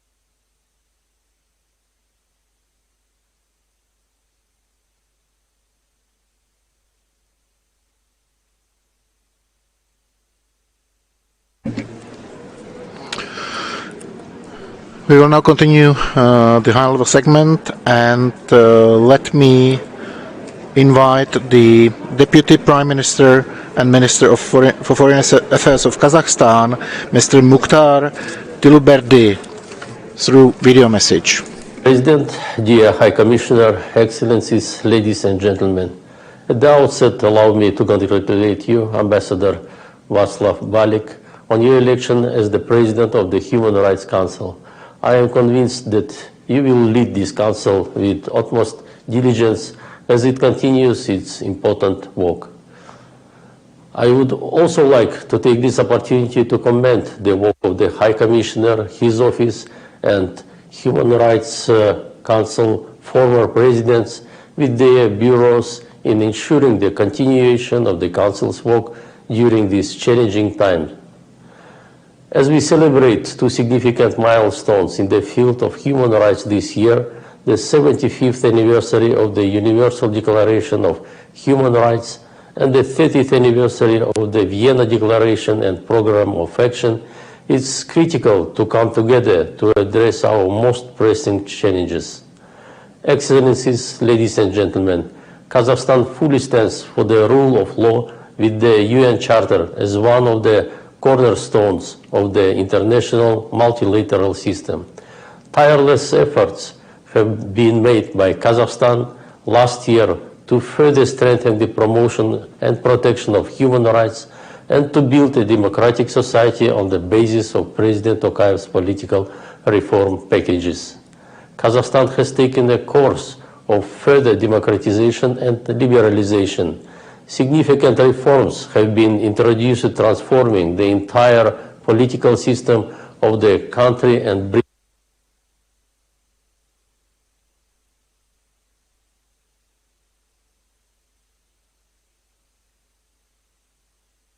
a course of further democratization and liberalization. Significant reforms have been introduced, transforming the entire political system of the country and bringing tangible social economic changes. On February 7 this year, Kazakhstan signed the optional protocol to the Convention on the Right of the Child on a communications procedure. This step reaffirms Kazakhstan's commitment to ensuring the right of child and enhancing legal protection of children. It's another example of the transformations taking place in Kazakhstan, along with the ratification of the second optional protocol to the International Covenant on Civil and Political Rights on June 24, 2022. In addition, the National Fund for Children will be established to ensure the well-being of Kazakhstan's younger generation. From 1st of January 2024, 50% of annual investment income of the National Investment Fund will be allocated to special saving accounts for children until they reach the age of 18. Furthermore, the initiative of President Tokayev, the government is for the first time introducing the National Youth Development Index to create conditions for the development of young people to fully participate in the decision-making process and development of the country. Together with the countries of Central Asia and Mongolia, and with the assistance of the ICDP, we are working to declare our region as the world's first death penalty-free region. Our shared respect for the right to life and peace is reflected in the fact that Central Asia and Mongolia is already a nuclear weapon-free zone. Mr. President, last year Kazakhstan held a referendum on amending the constitution to implement the reforms initiated by President Tokayev. The amendments aim to consolidate the final transition from super-presidential form of government to a presidential republic with influential parliament and accountable government. The constitutional reform significantly strengthens three pillars of power, enhances the system of checks and balances, and increase local governance. Protection of the constitutional rights of citizens is a main priority. As a result of the reform, the Constitutional Court has been created, which began its functions on January 1st this year. Now, citizens can directly apply to the Constitutional Court to protect their rights. It's an important step towards building a legal system based on the rule of law in the new and just Kazakhstan. Furthermore, the constitutional amendments have enshrined in the Constitution the legal status of the human rights ombudsperson. As part of the constitutional reform, the procedure for registering political parties has been greatly simplified. In particular, the registration threshold has been reduced fourfold from 20,000 to 5,000 members, while the threshold for parties to enter the lower chamber of parliament has also been reduced from 7 to 5%. The inclusiveness of the electoral process is ensured through the legal introduction of 30% quota for women, youth, and persons with special needs in the distribution of the mandate of the MPs. All these institutional changes will strengthen political competition and ensure the openness of the political system. On March 19th this year, parliamentary elections will be held in Kazakhstan. One of the main differences of the upcoming election in comparison to the previous ones is the use of mixed majority proportional model for the lower house of parliament. Now, 70% of MPs will be elected proportionally from political party lists, and the 30% by majoritarian rule from single-member districts. This system will ensure the entire spectrum of views and opinions of voters will be covered. Mr. President, Kazakhstan has entered in the second year of its membership of the Council as trustworthy and reliable partner. We are determined to continue our work in the most constructive and positive manner. This year, Kazakhstan intends to present a draft resolution on safe and inclusive learning environment. We would appreciate constructive engagement and support of the Council. Mr. President, today, when the world is facing new global challenges and instability, ensuring human rights is more important than ever.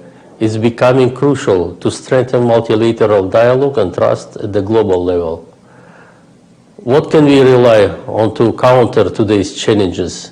History provides us with only one answer: political will, dialogue, and cooperation. In this context, we reiterate our call for effective multilateralism as the best available tool to overcome major challenges that face us all. Thank you.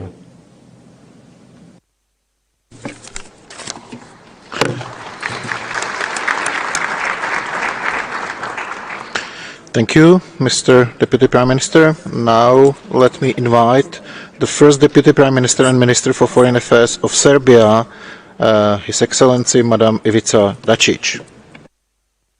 Mr. President, Mr. Secretary General, Mr. High Commissioner, Excellencies. Today, when we mark 75 years since the signing of the Universal Declaration of Human Rights, we have a good opportunity to remind ourselves once again that it constitutes an inseparable part of the UN Charter and its fundamental principles. Only if we ensure the equality and full rights of every individual will we be able to unlock the full potential of all of us. Therefore, we have the opportunity, but also the duty as state officials, not only to reiterate our commitment to the tenets of the Universal Declaration, but also to give new momentum to collective efforts aimed at preserving, protecting, and promoting human rights. It is a sad fact that in the 21st century, we continue to face violations of basic human rights everywhere in the world. For Serbia, it is certainly the most painful that we are facing such cases in none other than our southern province. In Kosovo and Metohija, the provisional institutions of Pristina systematically prevent the right to a dignified, safe, and secure life of Serbs and other non-Albanian population. There are numerous examples of this that testify that the non-Albanian population in Kosovo and Metohija, just because of their different national and religious affiliation, faces on a daily basis the restriction of freedom of movement, the denial of basic civil rights, and the discrimination in all segments of life.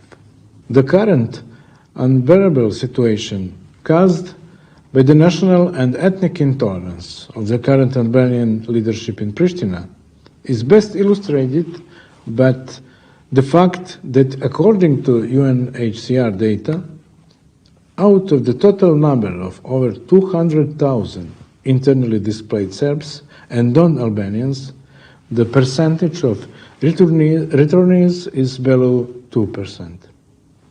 I will remind you that Serbia is among the countries with the largest number of internally displaced persons in Europe, and that it was a body of the United Nations, the Security Council, with Resolution 1244, that set sustainable conditions for the return of internally displaced persons to Kosovo and Metohija as the primary responsibility of the international presence and the provisional institutions of self-government in Pristina.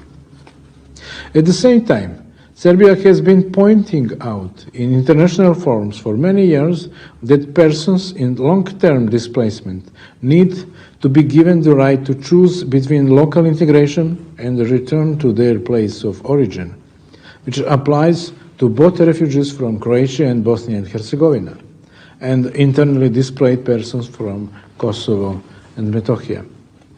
Along those lines, Serbia has also submitted its comments in the process of drafting the UN Secretary General's Actions Agenda on Internal Displacement, published in June 2022, and we expect the competent bodies to continue to contribute to finding a permanent solution to this issue. Serbia is committed to avoiding politicization, to an objective and non-selective approach to the issue of human rights, as well as to the provision of assistance to UN member states in promoting human rights capacities. The importance that Serbia attached to the field of human rights is reflected in continuous effort being made to enhance the national legislation in this area. In accordance with the practice of active cooperation with the Human Rights Council, Serbia has issued a standing invitation to special procedures. At the end of the 2022, the Special Rapporteur on the promotion of truth, justice, reparation and guarantees of non-recurrence visited Serbia, and preparations have been underway for the visit of the Special Rapporteur on the promotion and protection of the right to freedom of opinion and expression, which is planned for the end of March. I would like to point out with great pride that Serbia is the first UN member state to develop the instrument for the implementation of the Leave No One Behind principle from the 2030 Agenda. The instrument was officially presented in September last year, and it will enable the achievement of necessary synergy in the development of public policies that will eradicate all forms of discrimination and inequality. Serbia also pays great attention to issues of social, economic, civil and political rights, particularly taking into account the cultural and the religious diversity of our citizens. Aware of the pluralism of our country, we are particularly proud of the fact that the protection of minority rights in the Republic of Serbia is at the highest level and in line with the highest international standards, including those of the Council of Europe and the OSCE. In our country, the minority policy is guaranteed by the Constitution, and Serbia has also been successfully applying the system of protection and promotion of the rights of national minorities for over 20 years through the model of national councils, which is financed from the state budget. We wish to show by our own example that the protection of minority communities symbolize the maturity of a society aiming to encourage others in our region to pay due attention to this topic, especially when it comes to the position of the Serbian national minority.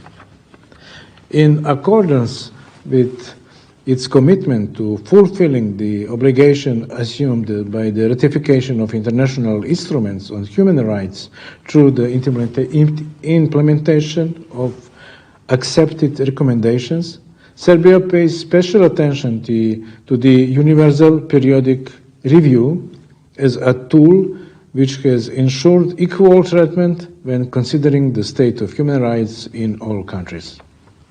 Our dedication and expertise in the field of human rights was also recognized through the election of an expert from Serbia to the Human Rights Committee. I am convinced that Dr. Tijana Šurlan will provide a quality contribution to the work done by this important committee.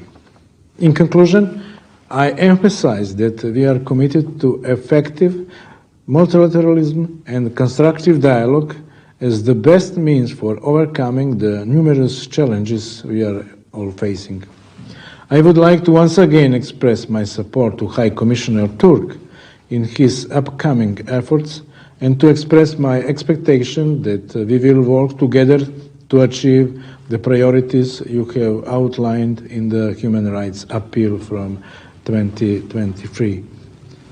You can count on the active contribution of Serbia, which will continue to cooperate with the competent bodies of the United Nations at all levels with the aim of strengthening and protecting human rights. Thank you for your attention.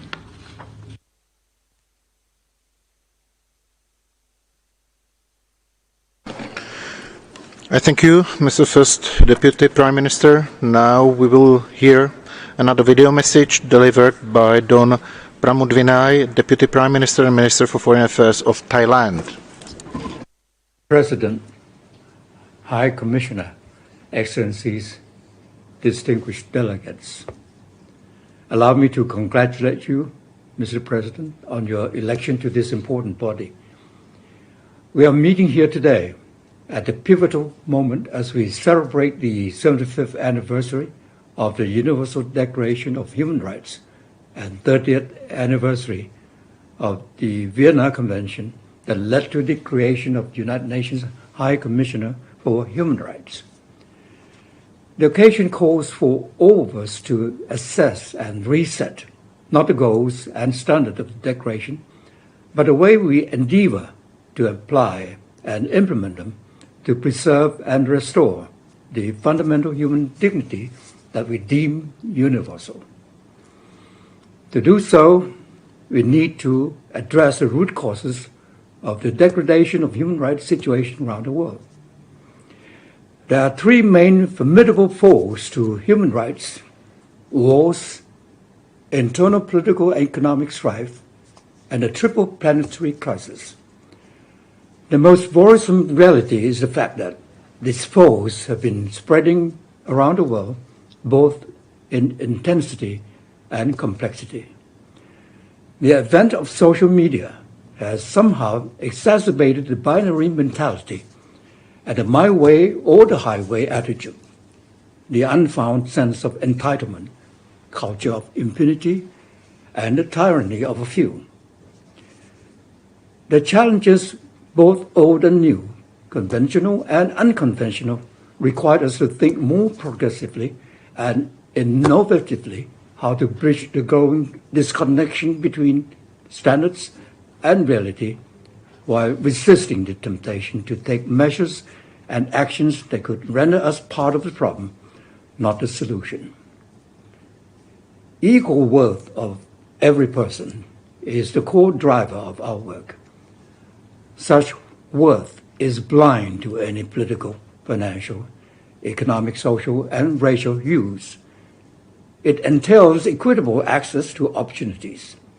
Violence and hatred breed more of the same. Apathy turns human rights injuries into permanent damages.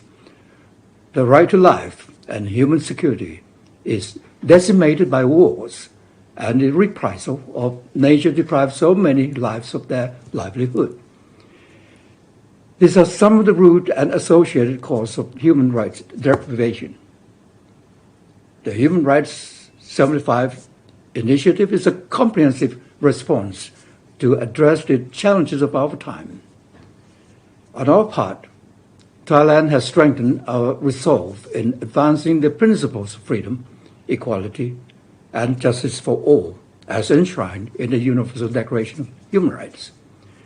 We also pledge our support for the work of the Human Rights Council and the reinvigoration of the non-confrontational consultation process, as well as well-balanced constructive dialogues and engagement with all relevant stakeholders.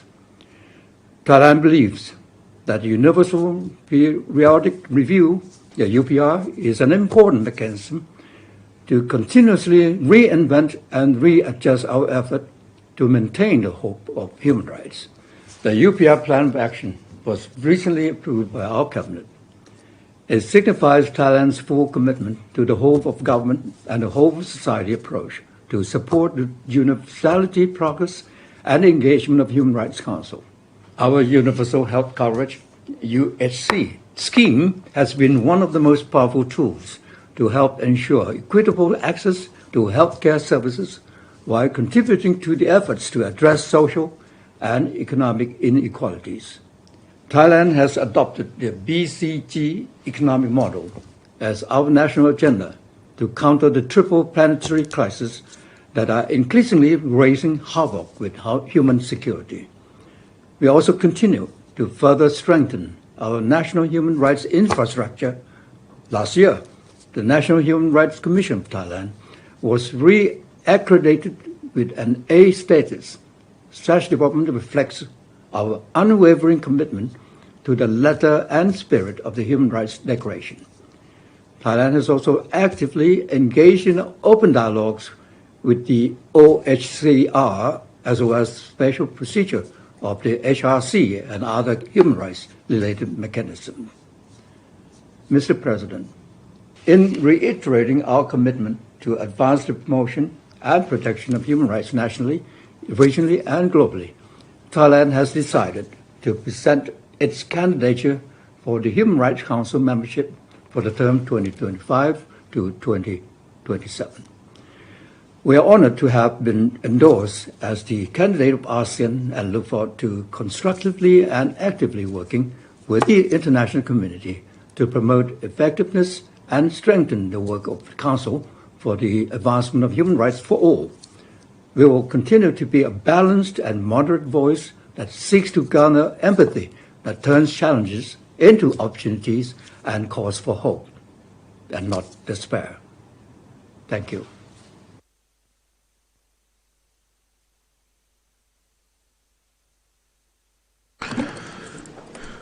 Thank you, Mr. Deputy Prime Minister. Now let me invite to the podium His Excellency Mr. Tran Lu Quang, Deputy Prime Minister of Vietnam.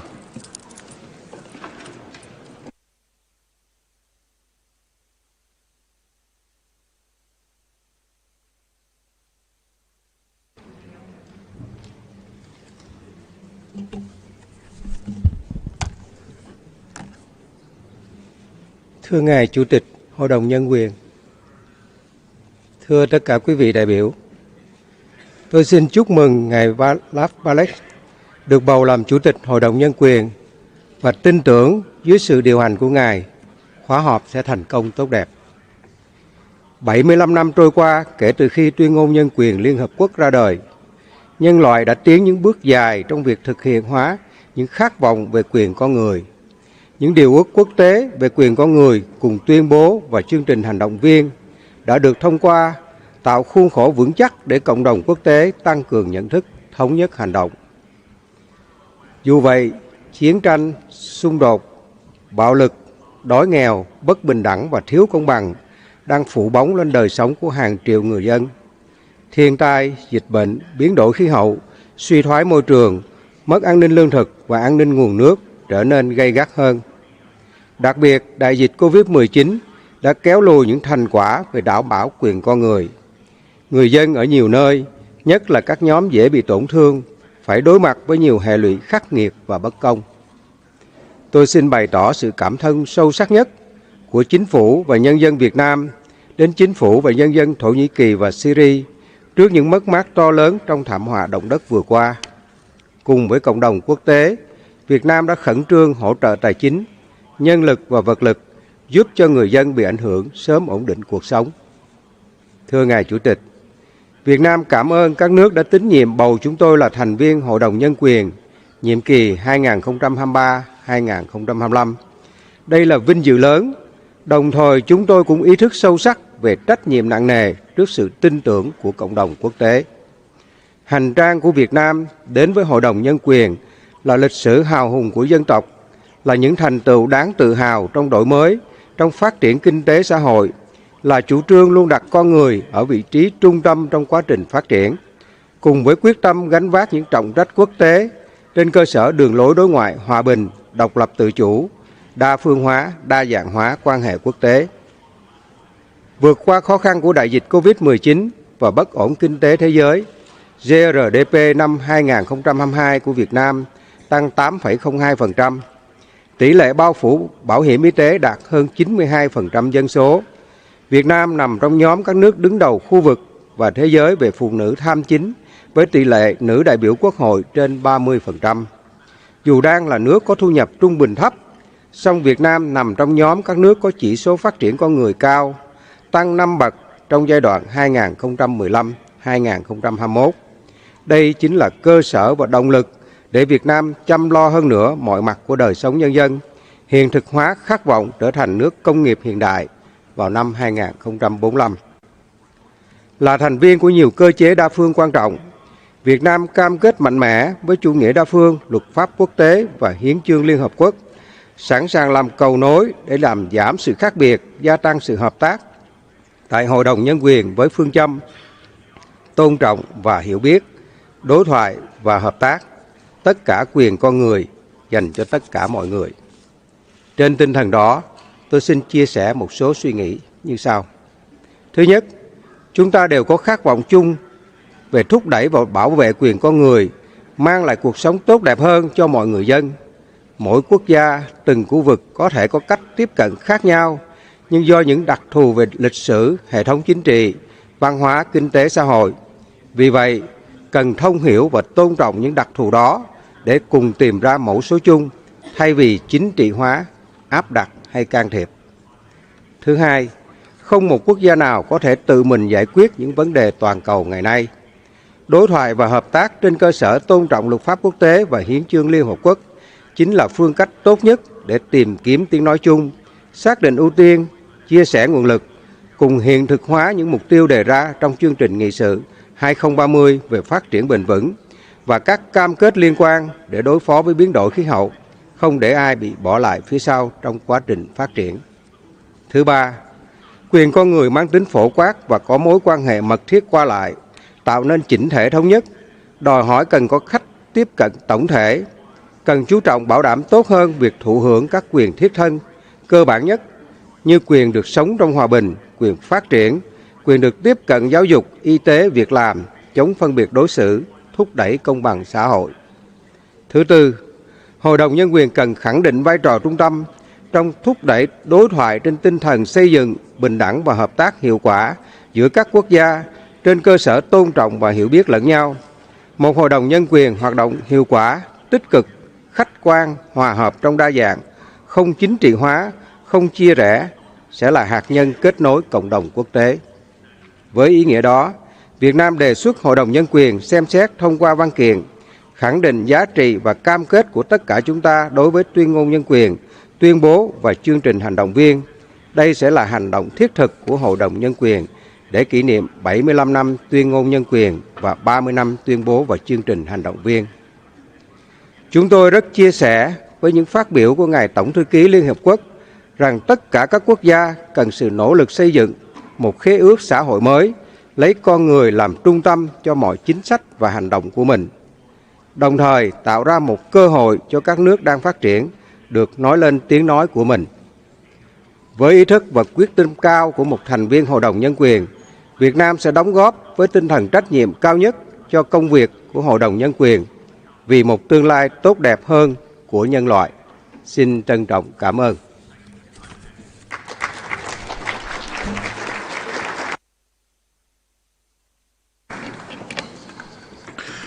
Thank you, Mr. Deputy Prime Minister. Now we will hear the last video message of this morning, this time delivered by His Excellency Mr. Wopke B. Hoekstra, Deputy Prime Minister and Minister for Foreign Affairs of the Netherlands. Ladies and gentlemen, dear colleagues and friends, as we meet here today in the shadow of the one-year anniversary of the illegal invasion of Ukraine, it is painfully apparent that human rights are under severe attack. Clearly in Ukraine, which is witnessing rape, deportation and child abductions. In Russia, where the repression of civil society and independent media is unfortunately almost complete. And in so many other parts of the world. And this is a time that calls on all of us, not to stand by in silence, but to speak out. Speak out in support of the international order, in which all countries are treated as equals and might is not right.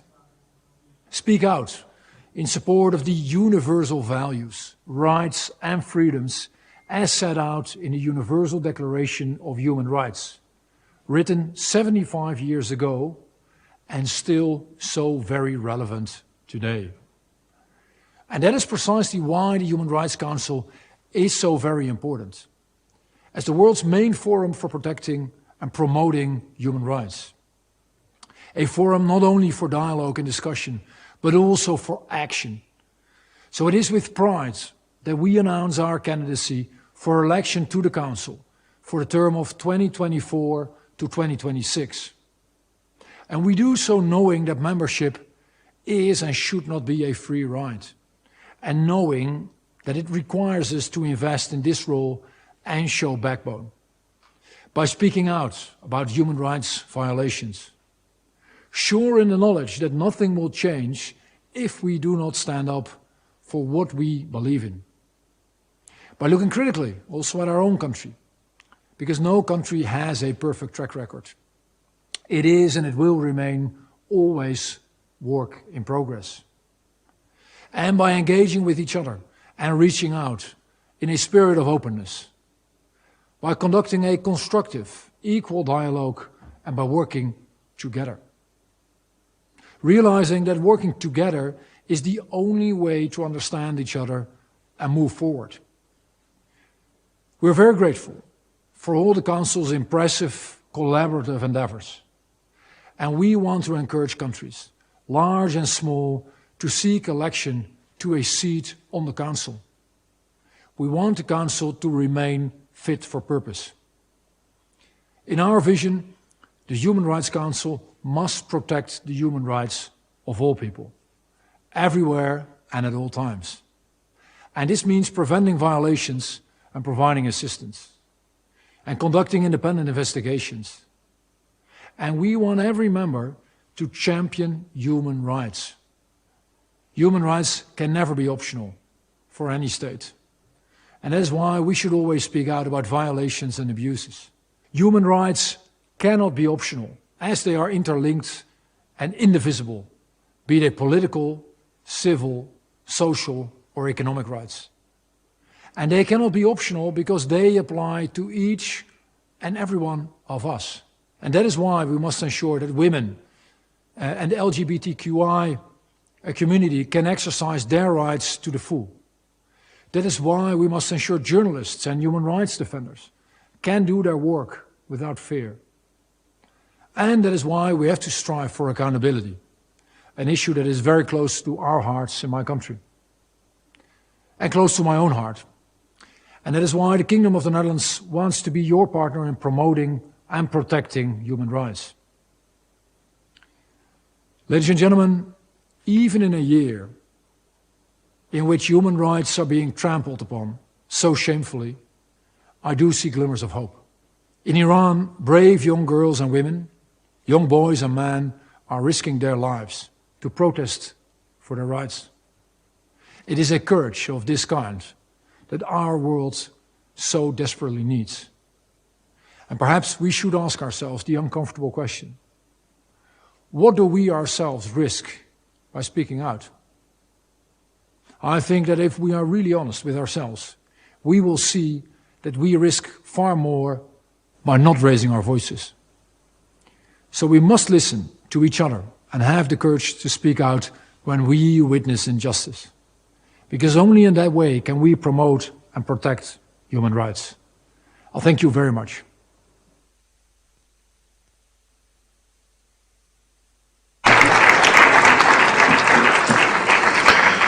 I thank you. Now let me invite to the podium His Excellency Mr.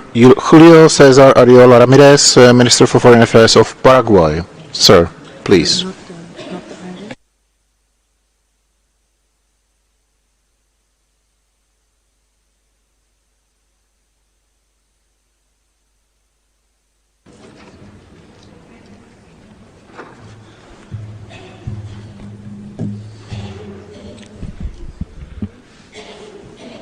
Distinguido presidente del Consejo de Derechos Humanos, Václav Valek, representantes permanentes, excelencias, señoras y señores, es un honor dirigirme al Consejo de Derechos Humanos para reafirmar el compromiso de la República del Paraguay con la promoción de los derechos humanos, el derecho internacional y con el sistema multilateral.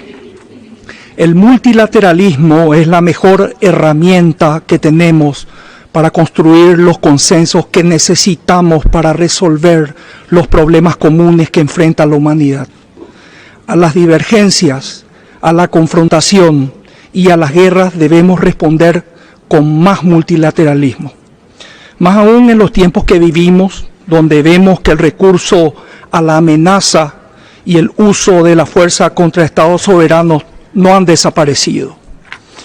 En ese sentido, el fortalecimiento del sistema universal de derechos humanos es crucial para prevenir los conflictos. De hecho, toda esta arquitectura jurídica e institucional fue ideada para ayudar a construir la paz.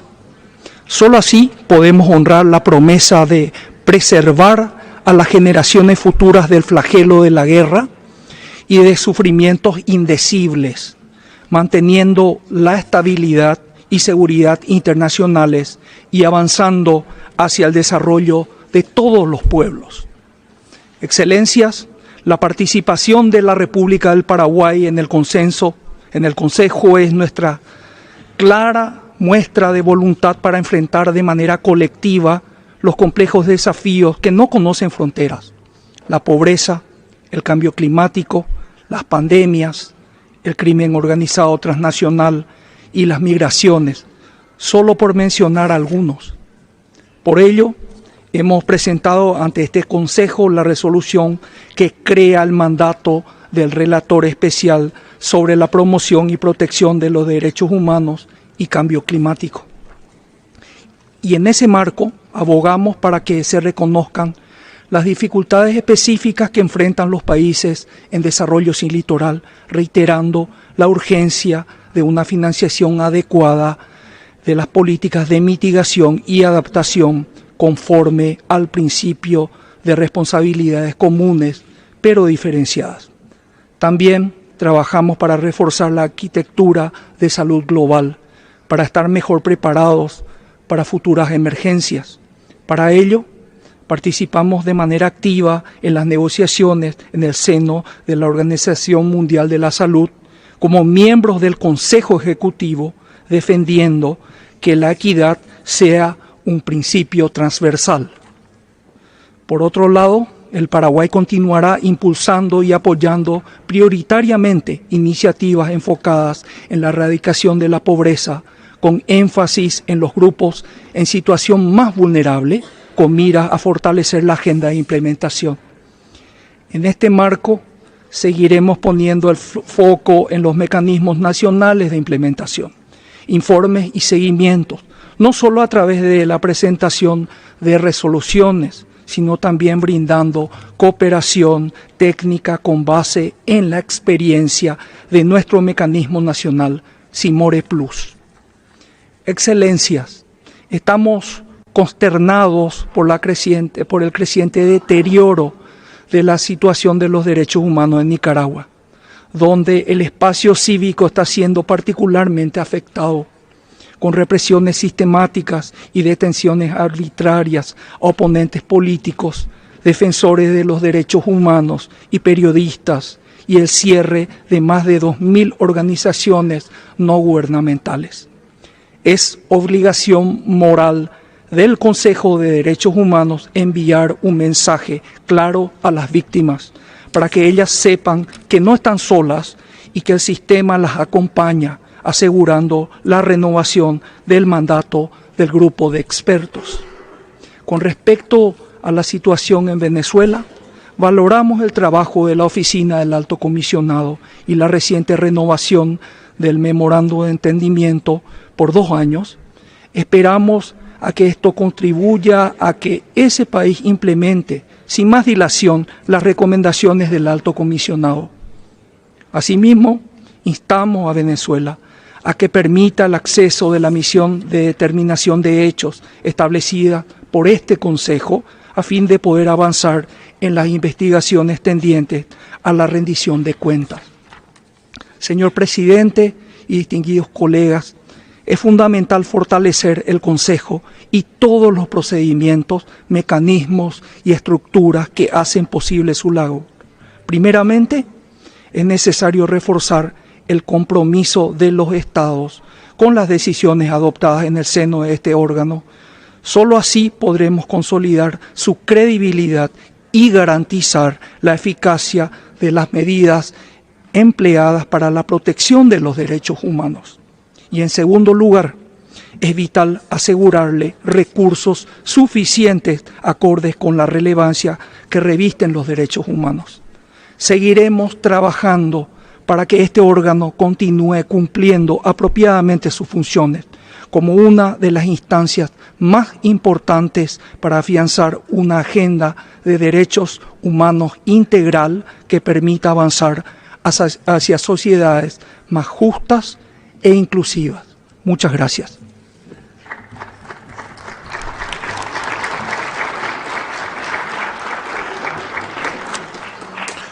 Thank you, Mr. Minister. Now let me invite to the podium Tanaist, Minister for Foreign Affairs and Defence of Ireland, His Excellency Mr. Michael Martin.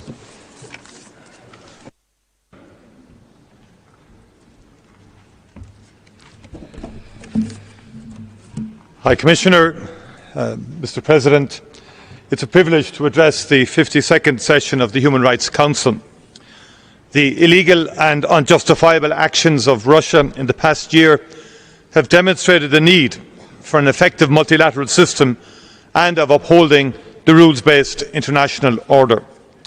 The Commission of Inquiry established by this Council has found that violations of human rights and international humanitarian law, as well as war crimes, have been committed during the conduct of hostilities in Russia's aggression against Ukraine.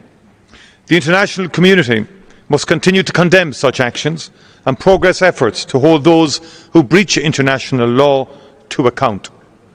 We will continue to call for an end to the conflict and the horrendous violations of international law that have occurred.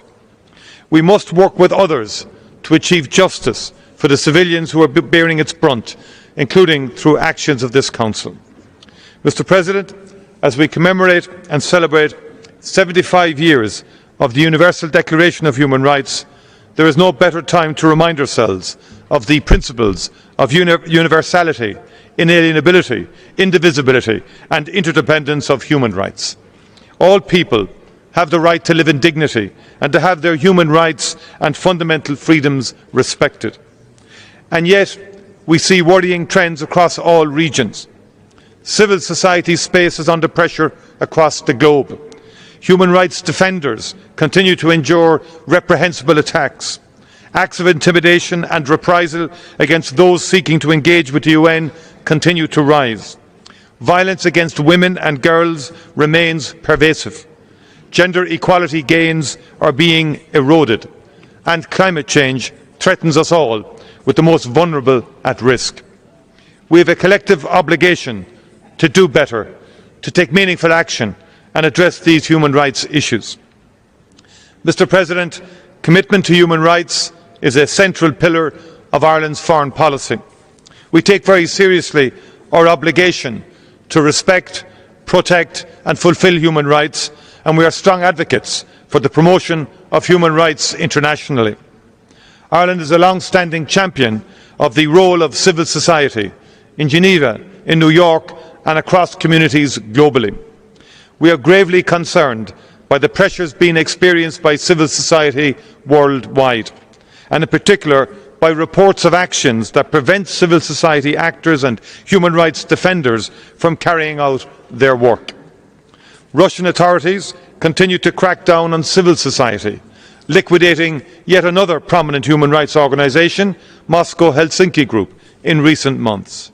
Just this month in Algeria, we saw the dissolution of LADDH and RAJ, two of the most important human rights organisations in Algeria.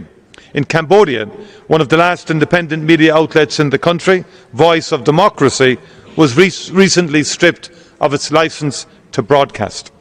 And in Iran, we have witnessed the repression of young women and their supporters, prevented from protesting peacefully for their rights, and the application of the death penalty to citizens who are exercising their right to freedom of opinion and expression and the right to peaceful assembly and association.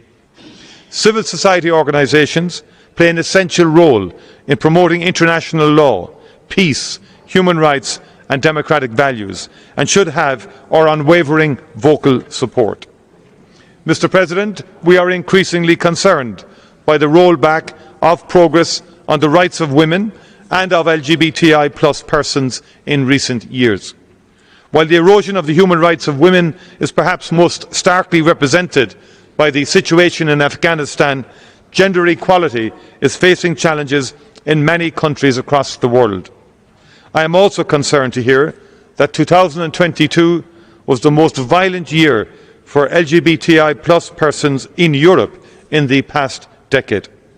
The rights of women and LGBTI+ persons are human rights and therefore must enjoy the principles of universality, inalienability, indivisibility and interdependence. Mr. President, we continue to witness the tragic impact of conflict resulting in human rights abuses and violations of the most vulnerable. In Ukraine, Myanmar, Syria, Yemen and elsewhere, staggeringly high numbers of civilians, especially women and children, continue to suffer the devastating impacts of conflict. The independent mechanisms established for Ukraine, Myanmar and Syria are doing important work in collecting and preserving evidence to further efforts on accountability and justice. We deeply regret, however, that there is no mandate to monitor the human rights situation in Yemen. The people of Yemen deserve sustainable peace. This will not be possible without justice and accountability.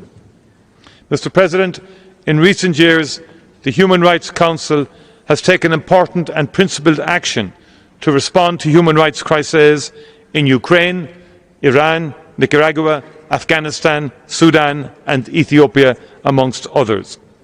While each of these situations is distinct, the Council has responded, mandating human rights monitoring, seeking to progress accountability and addressing impunity. The Human Rights Council must continue to respond, even in the most challenging of situations. Over the past 2 years, Ireland has had its third Universal Periodic Review and reviews under the International Covenant on Civil and Political Rights and the Convention on the Rights of the Child. we welcomed the opportunity to engage with these vital human rights processes, to hear the recommendations of other states and human rights experts, and to reflect on our own human rights record. The United Nations human rights system enables us to hold ourselves and each other to account, and to ensure that the international community plays its part in ensuring all individuals can enjoy their rights. In playing its part, Ireland will seek membership of the Human Rights Council for the period 2027 to 2029. We will continue to be a strong voice championing human rights and fundamental freedoms for all persons across the globe. Thank you very much indeed. Thank you.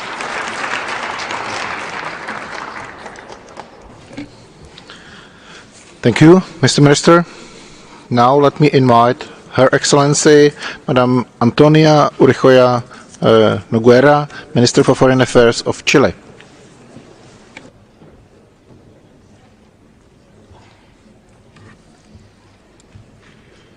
Señor Presidente, estimados delegados y delegadas, tengo el honor de dirigirme a ustedes en representación del Gobierno de Chile y del presidente Gabriel Boric.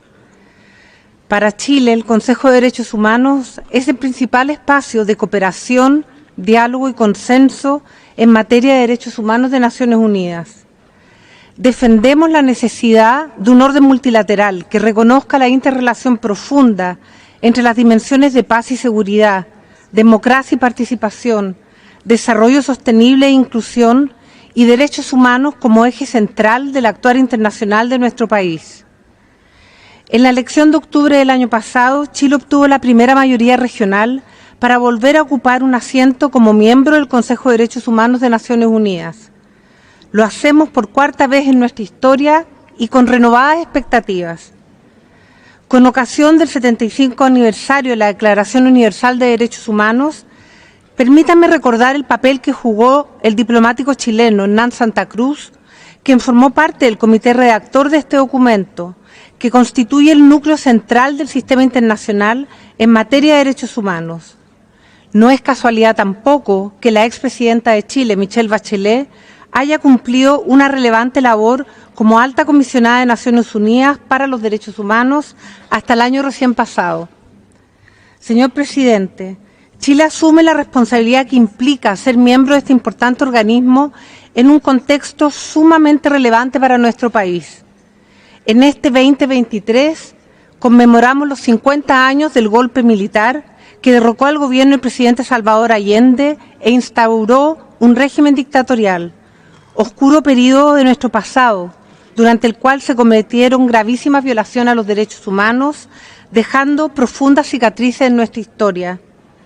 Durante la dictadura, la cooperación internacional y el acompañamiento de organismos internacionales fueron fundamentales para asistir a connacionales en situaciones de necesidad, así como también para presionar por el restablecimiento de la democracia. Durante la transición, ese apoyo fue muy importante para fortalecer nuestra institucionalidad democrática y de derechos humanos, en ese entonces todavía muy frágil. Más de 3 décadas después de la recuperación de la democracia en Chile, el gobierno del presidente Gabriel Boric erige la protección de derechos humanos como un eje central de su programa de gobierno. Lo hacemos porque sabemos que la conquista por los derechos humanos y la democracia es permanente y requiere de constante supervisión y autocrítica. No podemos bajar la guardia. Esto nos interpela a hacernos cargo de las deudas históricas en materia de verdad, justicia y reparación, teniendo presente los avances en Chile que ha tenido en estas materias desde el retorno a la democracia, mediante la creación de 4 comisiones de calificación de víctimas y los centenares de causas judiciales seguidas contra responsables de graves violaciones a los derechos humanos cometidas en dictadura, las que han terminado con sentencias condenatorias. En este continuo, el gobierno del presidente Boric impulsa actualmente el Plan Nacional de Búsqueda, política pública que pretende avanzar en la búsqueda de las víctimas de desaparición forzada durante la dictadura. Asimismo, el Gobierno se encuentra adoptando medidas para hacerse cargo de los múltiples desafíos actuales, derivados de recientes situaciones de conflictividad social ocurridas en nuestro país. Prueba de ello lo constituye el establecimiento de la Mesa de Reparación Integral para víctimas de violación a los derechos humanos durante el estallido social actualmente en funcionamiento. Hemos seguido las recomendaciones que se hicieron a Chile por parte de la Oficina del Alto Comisionado y también por parte de la Comisión Interamericana de Derechos Humanos. Estamos conscientes de que no existe un Estado cuyo récord en derechos humanos sea perfecto. La diferencia está en reconocer las propias brechas y desafíos, destacar los avances y promover siempre y en todo lugar el respeto y protección de los derechos humanos. Por lo mismo, ante nuevas situaciones de crisis, donde sea que ocurran, es importante que el sistema en su conjunto adopte las medidas que vayan en ayuda a las personas que las padecen. No hacerlo, para Chile al menos, sería desconocer su propio pasado y el motivo que hoy nos tiene acá. Es importante no confundir esto con una cierta superioridad moral o reproche político, sino que debe entenderse como una verdadera vocación por promover el respeto a los derechos humanos de buena fe. Situaciones tan graves para los derechos humanos como la guerra de agresión de Rusia contra Ucrania, la vulneración de los derechos de mujeres y niñas en Afganistán y Irán, la situación de derechos humanos en los territorios palestinos ocupados, la represión que sufren en Nicaragua los opositores al régimen dictatorial imperante, demandan una respuesta oportuna y a la altura. Señor Presidente, quiero referirme a algunas de las prioridades que mi país buscará impulsar durante nuestro periodo en el Consejo. En tiempos que esperaríamos que la igualdad de género se hubiese transformado en la regla general, observamos un preocupante retroceso en la protección y garantía de los derechos de las mujeres y niñas en distintas partes del mundo, incluyendo la normalización de hechos de violencia en su contra. Chile se ha planteado impulsar una política exterior feminista. Por ello, quiero comprometer nuestros mayores esfuerzos para combatir esta tendencia regresiva, velando por la integración de la perspectiva de género y el resguardo de los derechos de las mujeres y niñas en toda su diversidad, especialmente en lo que respecta a la erradicación de la violencia de género en todas sus dimensiones. Lo mismo es válido para la discriminación por orientación sexual y identidad de género. La defensa y la promoción de los derechos humanos de las personas LGBTIQ+, constituye también un objetivo de nuestra política exterior que buscaremos plasmar en nuestro trabajo en este foro. En segundo lugar, estamos convencidos que contar con un medio ambiente saludable es un derecho humano. Es por esto que hemos puesto en marcha una política exterior turquesa que integra acciones para responder a la triple crisis climática, de pérdida de biodiversidad y de contaminación global, con un enfoque de transición justa y desarrollo sostenible e inclusivo. En efecto, una de las primeras medidas adoptadas por nuestro Gobierno fue adherir al Acuerdo Regional de Escazú, que brinda especial protección a los defensores ambientales hoy en grave peligro.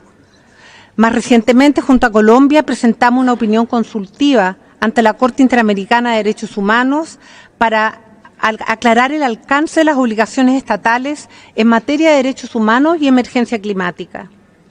En tercer lugar, creemos que resulta importante prestar más atención a garantizar el goce y ejercicio de los derechos económicos, sociales, culturales y ambientales. Su garantía constituye un elemento indispensable para la consolidación de las democracias y el Estado de Derecho, y para la consecución de los Objetivos de Desarrollo Sostenible y la Agenda Común del Secretario General de Naciones Unidas. Conscientes de ello, nos enorgullece decir que en julio del año pasado, Chile depositó en la Secretaría General de la Organización de Estados Americanos la ratificación del protocolo adicional a la Convención Americana de Derechos Humanos en materia de derechos económicos, sociales y culturales.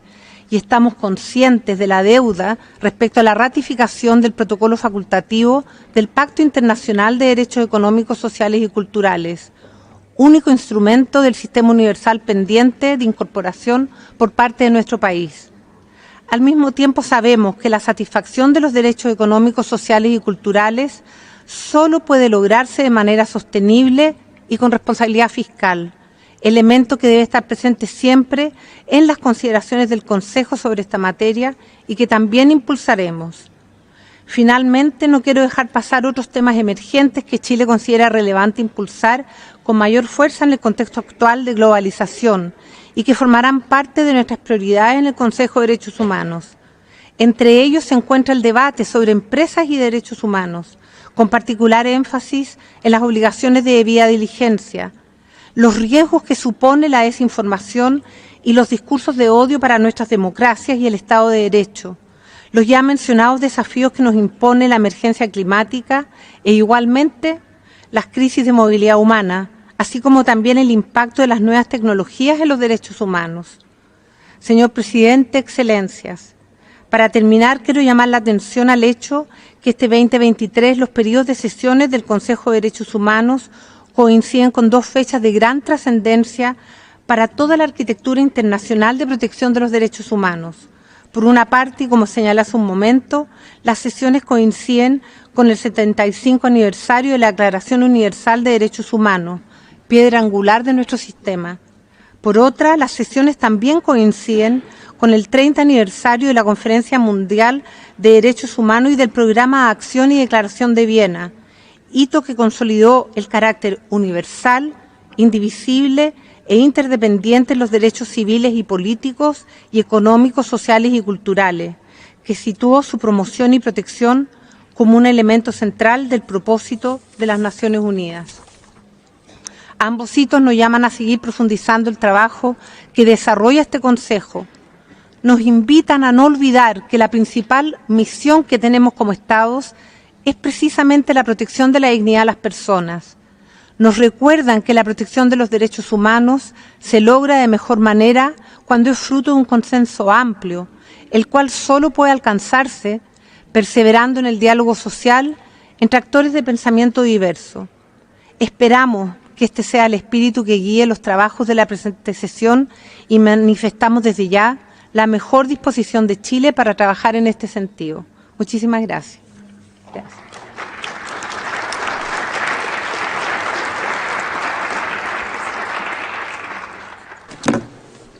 Thank you, Madam Minister. Now let me invite His Excellency Mr. Abdelatif Wahbi, Minister of Justice of Morocco. Sir.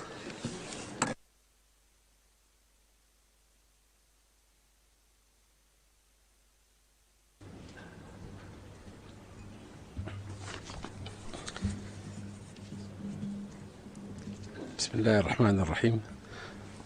السيد رئيس مجلس حقوق الإنسان، السيد مفوض السامي للأمم المتحدة لحقوق الإنسان، أصحاب المعالي والسعادة، حضرات السيدات والسادة، يطيب لي ببالغ السعادة أن أتوجه باسم المملكة المغربية بهذه الكلمة إلى الجزء الرفيع المستوى من الدورة 52 لمجلس حقوق الإنسان، وأغتنمها مناسبة أتقدم إليكم السيد رئيس مجلس حقوق الإنسان بأصدق عبارات التهنئة على انتخابكم، متمنيا لكم كامل التوفيق في مهامكم بما يؤدي إلى تعزيز أدوار المجلس وتنمية الحوار والتعاون بين الدول بغية النهوض بوضعية حقوق الإنسان عبر العالم، وأنتهزها مناسبة بداية عضوية المملكة المغربية بالمجلس للتأكيد على أن هذه الثقة الدولية تشكل حافزا لبلادي لمواصلة الوفاء بالتزاماتها في مجلس حقوق الإنسان باعتبارها تجسيدا للإرادة العليا للدولة وتوجها وطنيا استراتيجيا لا رجعة فيه، وهي مناسبة تجدد من خلالها المملكة رغبتها في جعل مدة عضويتها جزء من الرغبة الجماعية للمنتظم الدولي في تقوية أواصر التعاون والتضامن لتحقيق مزيد من المكتسبات لتحسين أوضاع حقوق الإنسان محليا ودوليا. السيد الرئيس، لقد واصلت المملكة المغربية إنجاز أوراشها الإصلاحية الكبرى، وعلى رأسها الورش الملكي للحماية الاجتماعية باعتباره ورشا مجتمعيا كبيرا مكن مع نهاية سنة 2022 من إدماج 22 مليون مستفيد إضافي في نظام التغطية الصحية الإجبارية، كما سيمكن من تعميم التعويضات العائلية بالنسبة للأطفال في سن التمدرس، والذي سيستفيد منه 7 ملايين طفل في أفق 2024 وتوسيع قاعدة الانخراط في أنظمة التقاعد ليستفيد منه 5 ملايين شخص إضافي في أفق 2025 وتعميم التعويض عن فقدان الشغل بالنسبة للأشخاص الذين يتوفرون على شغل قار في أفق 2025. ووصلت بلاد إصلاح المنظومة الصحية من خلال إحداث الهيئة العليا للصحة والمجموعات الصحية الترابية والوكالة المغربية للأدوية والمنتجات الصحية، فضلا عن إعداد مشروع قانون جديد يخص الموارد البشرية بالوظيفة الصحية يروم تعزيزها وتثمينها. كما وصلت العناية بقضايا التربية والتعليم من خلال رصد إمكانيات بشرية إضافية ووضع خارطة الطريق 2226 من أجل مدرسة عمومية ذات جودة للجميع. وتم إيلاء العناية للحق في الشغل من خلال اعتماد برنامج أوراج المخصص لتوفير العمل لفئات خاصة من المواطنين، والذي استفاد منه سنة 2022 ما يزيد عن 100,000 شخص. كما تم تعزيز هذا المجهود ببرنامج فرصة لتشجيع الفعل المقاولاتي للشباب عبر ضمان الولوج إلى التمويل، حيث استفاد منه خلال نفس السنة ما يفوق من 10,000 شخص. وفي نفس السياق حرصت المملكة على مواصلة الحوار الاجتماعي من خلال التوقيع خلال سنة 2022 على محضر اتفاق جمعي وعلى ميثاق وطني للحوار الاجتماعي، إضافة إلى اتفاقات قطاعية بما يهدف إلى تحسين أوضاع العمال وضمان تعزيز السلم والأمن الاجتماعي. كما نال الحق في الماء عناية خاصة باعتباره مادة حيوية تقتضي في ظل ندرتها مع تكرار حالة الجفاف والإجهاد المائي المتواصل التحلي بالمسؤولية والجدية والالتزام بالتدبير العقلاني والمستدام من خلال إخراج البرنامج الوطني الأولوي للماء.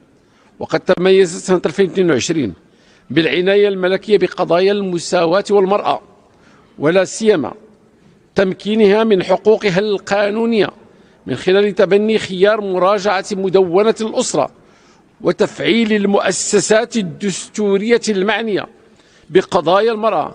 كما انخرطت بلادي في مراجعة شاملة للمنظومة الجنائية تتوخى الملائمة مع المعايير الدولية والتحولات المجتمعية ومستجدات العصر من خلال إعداد مشروع قانون جنائي وكذلك قانون مسطرة جنائية جديدين ومشروع قانون يخص العقوبات البديلة وقانون المسطرة المدنية. كما عرفت بداية هذه السنة تفعيل المقتضيات القانونية لتغذية الأشخاص الموضوعين تحت الحراسة النظرية والأحداث المحتفظ بهم. سيد الرئيس، في الوقت الذي عرف السياق الدولي صعوبات وتحديات شديدة الأثر على حقوق الإنسان في ظل تداعيات انتشار فيروس كورونا والآثار المدمرة للنزاعات المسلحة ومخاطر التغييرات المناخية وانتشار خطاب التطرف العنيف والإرهاب والعنصرية وكراهية الأجانب، واصلت المملكة المغربية جهودها الرامية لتعزيز قيم الحوار والسلام والتسامح والتعاون والاحترام المتبادل بين الدول من خلال احتضان أشغال المنتدى العالمي التاسع لتحالف الحضارات الذي توج بإعلان فاس، الذي شكل وثيقة دولية ذات أهمية بالغة في هذا المجال. كما احتضنت مدينة مراكش الندوة الدولية الأولى حول الآليات الوطنية للتنفيذ وإعداد التقارير والتتبع في مجال حقوق الإنسان، والتي اختتمت بإعلان مراكش الذي يندرج في إطار الجهود الدولية لتعزيز أدوار هذه الآليات وتطوير الشراكات والتعاون وتقاسم التجارب، والذي سيكون موضوع نشاط موازي يوم غد على هامش هذه الدورة. وقد شكل انضمام المملكة إلى البروتوكول الاختياري الأول الملحق بالعهد الدولي الخاص بالحقوق المدنية والسياسية والبروتوكول الاختياري الملحق بالاتفاقية القضاء ضد جميع أشكال التمييز ضد المرأة حدثا حقوقيا بالغ الأهمية ومحطة إضافية بارزة في المسيرة الوطنية التي أقرتها الإرادة العليا للدولة وكرسها الدستور.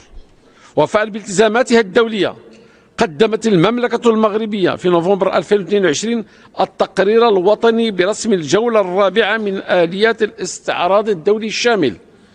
كما عرفت سنة 22 مناقشة التقرير الوطني الجامع للتقريرين الدوريين الخامس والسادس بشأن إعمال اتفاقية مناهضة التمييز ضد المرأة أمام اللجنة الأممية المختصة التي أثنت على الجهود المبذولة لتحسين أوضاع المرأة وكفالة المساواة والتمتع بالحقوق الإنسانية للنساء، فضلا عن تقديم توصيات تندرج ضمن توجهات الإصلاح المنشود والأوراش والبرامج الجارية.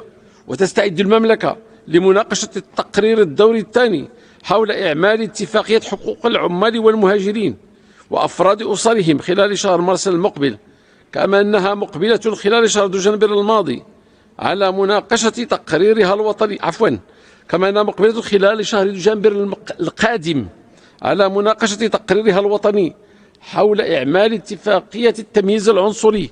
وبالموازاة استقبلت المملكة خلال شهر نوفمبر الماضي الممثلة الخاصة للأمين العام للأمم المتحدة المعنية بالعنف ضد الأطفال، التي التقت بالفاعلين المعنيين وقامت بزيارات ميدانية لمدن طنجة والدار البيضاء والدخلة، وتأمل بلادي أن يتواصل التفاعل مع الإجراءات الخاصة لتنظيم زيارات ميدانية متوازنة تمكن من تعزيز النهج التعاوني مع هذه الآليات.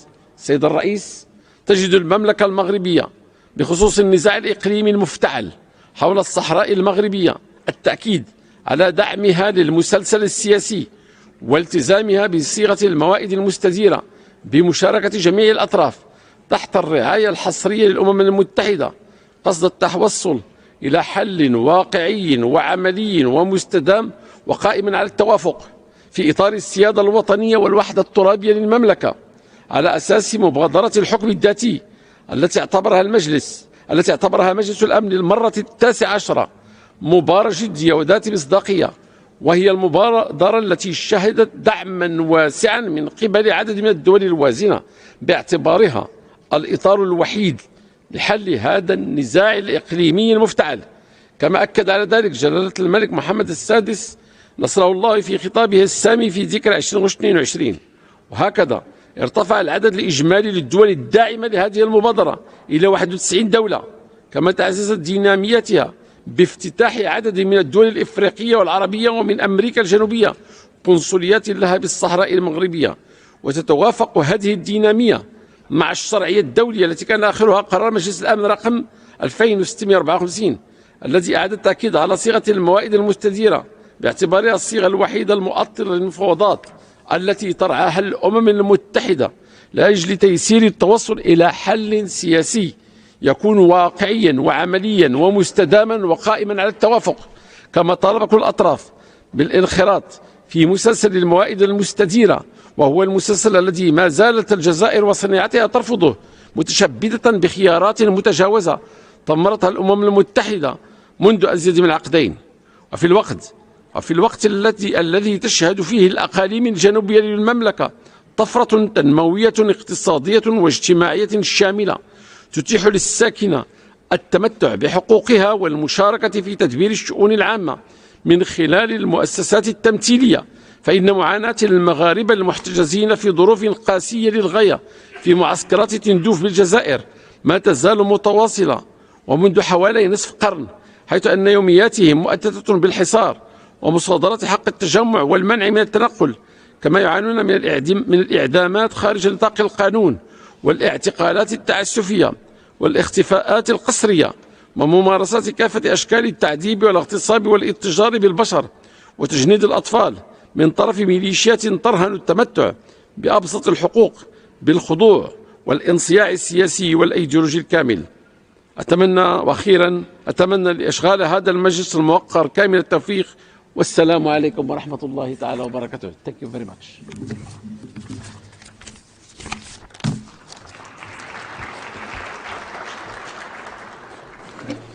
I thank you, Mr. Minister, Excellencies, colleagues, ladies and gentlemen.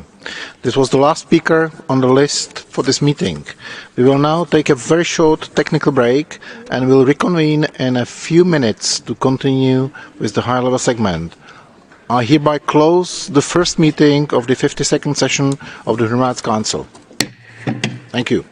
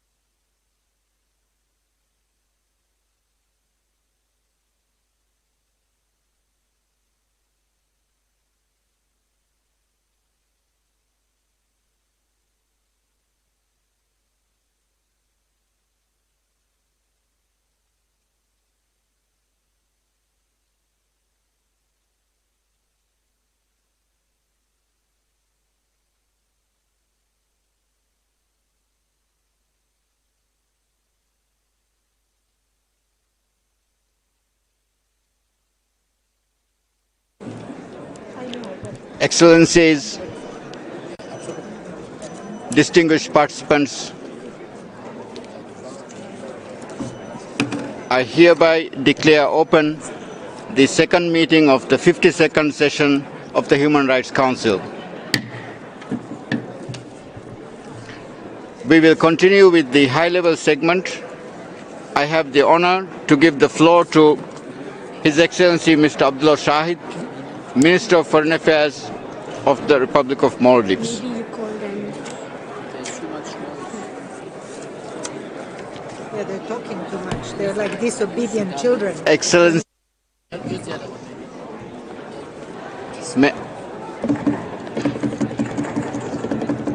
Excellencies, may I request all delegations, participants to show respect to speakers and to cooperate in keeping the noise level down in the room. Thank you.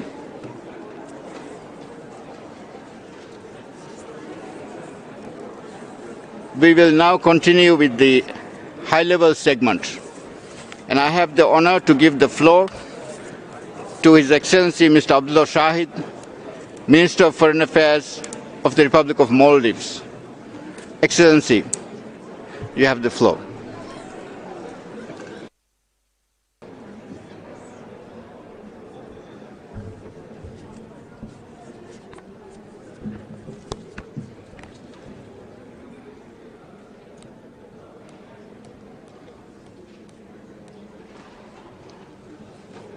Bismillah ar-Rahman ar-Rahim. Mr. President, Mr. High Commissioner, dear Ministers, Excellencies, ladies and gentlemen, a very good afternoon to you all. 75 years is a blink of an eye in the scale of human history. Yet, the progress we have made since 1948 is truly astounding. It was 75 years ago that the United Nations came together to affirm the innate rights of all human beings in the Universal Declaration of Human Rights. In the years since, the Universal Declaration has given rise to a golden age of multilateralism. The Universal Declaration recognized that all human rights are universal, indivisible, and interdependent. It sets out a path, a rights-based approach towards freedom, equality, and dignity. It paved the way for a robust framework of over 70 human rights treaties, all based on a common standard of achievement for all peoples and all nations. On the 75th anniversary of the Universal Declaration, we can and we must reflect on the progress achieved. We must reaffirm our commitment to keep human rights at the heart of all our developmental efforts, to build a more just, resilient, and inclusive world. Mr. President, the value of the Universal Declaration rests in its true universality.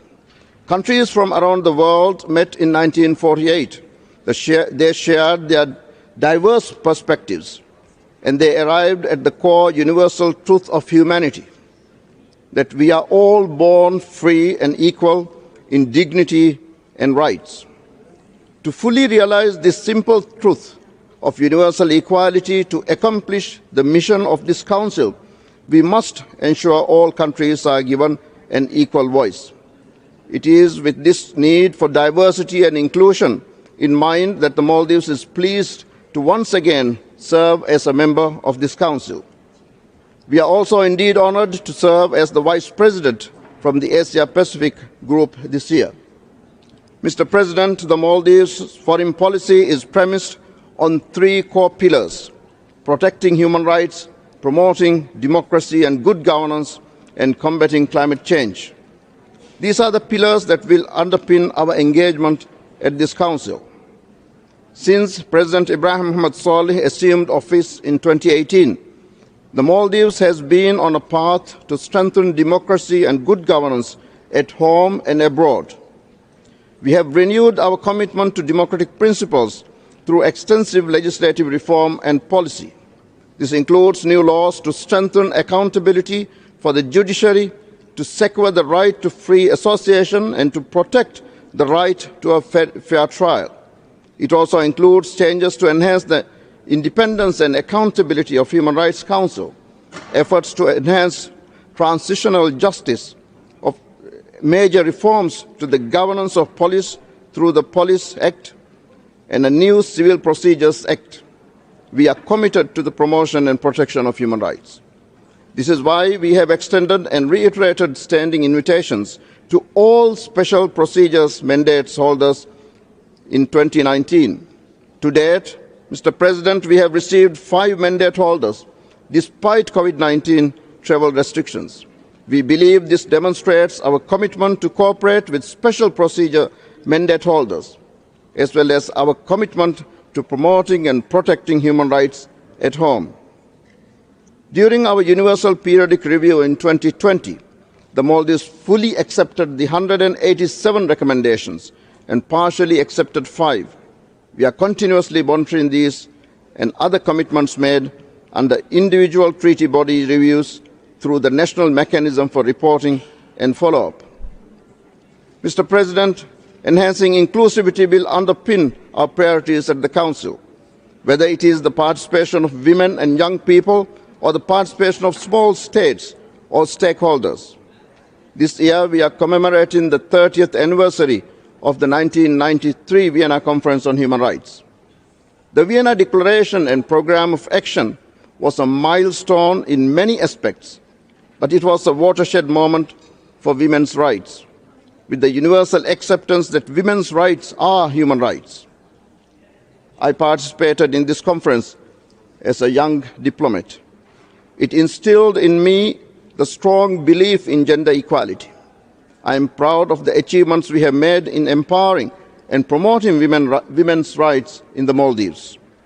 The Decentralization Act of the Maldives was amended in 2019 to allocate 30% of local council seats for women. On the international front in 2020, we withdrew several reservations to the Convention on the Elimination of All Forms of Discrimination against Women. In 2022, under the Maldivian presidency of the 76th session of the United Nations General Assembly, we launched the UNGA platform for women leaders.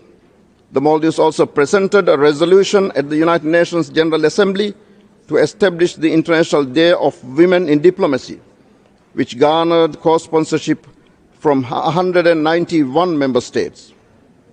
My early entry into the world of diplomacy also showed me the importance of the inclusion of young people in decision-making.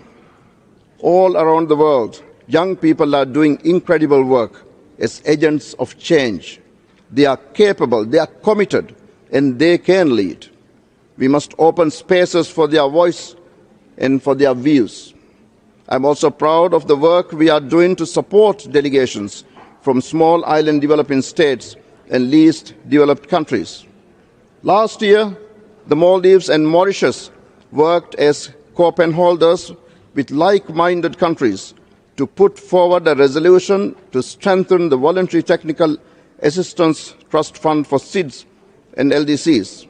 This resolution enjoyed the co-sponsorship of 177 states, reflecting broad cross-regional support and making it the most sponsored Human Rights Council resolution to date.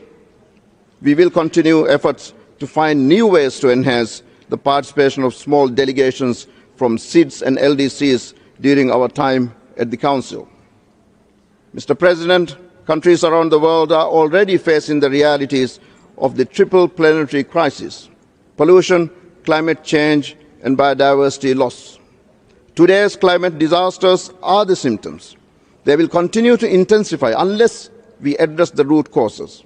They will continue to upend lives, disrupt livelihoods, and impact people's rights.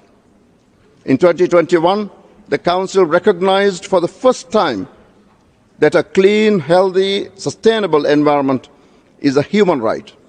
And last year, the United Nations General Assembly reaffirmed this right globally. It is now up to us to make this right a reality at the national levels. The Maldives contributes less than 0.01% of global carbon emissions. Yet, we are among the first to face disproportionate effects of climate change. An equitable world cannot leave the smallest contributors to foot the bill of climate change alone. We welcome the historic outcome of COP27 in Sharm el-Sheikh to establish a dedicated fund to assist developing countries in responding to loss and damage for climate change. The Maldives looks forward to its operationalization at COP28 in Dubai and further multilateral efforts to protect our common future. Mr. President, as a young democracy where half of the population is under the age of 35, the Maldives' vision is naturally fixed on the future of our citizens, of our democracy, and of our world. Today, the Maldives recommits it to promoting and protecting human rights so that in 25 years we can celebrate a century of the Universal Declaration of Human Rights in a more equitable, inclusive, and sustainable world. And I thank you.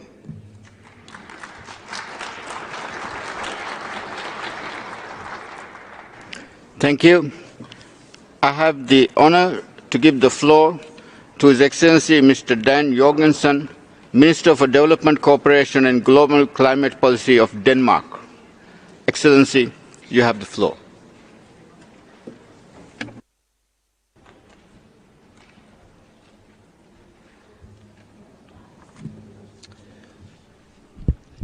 Mr. President, Excellencies, colleagues, when we gathered here last year, we were appalled and in disbelief.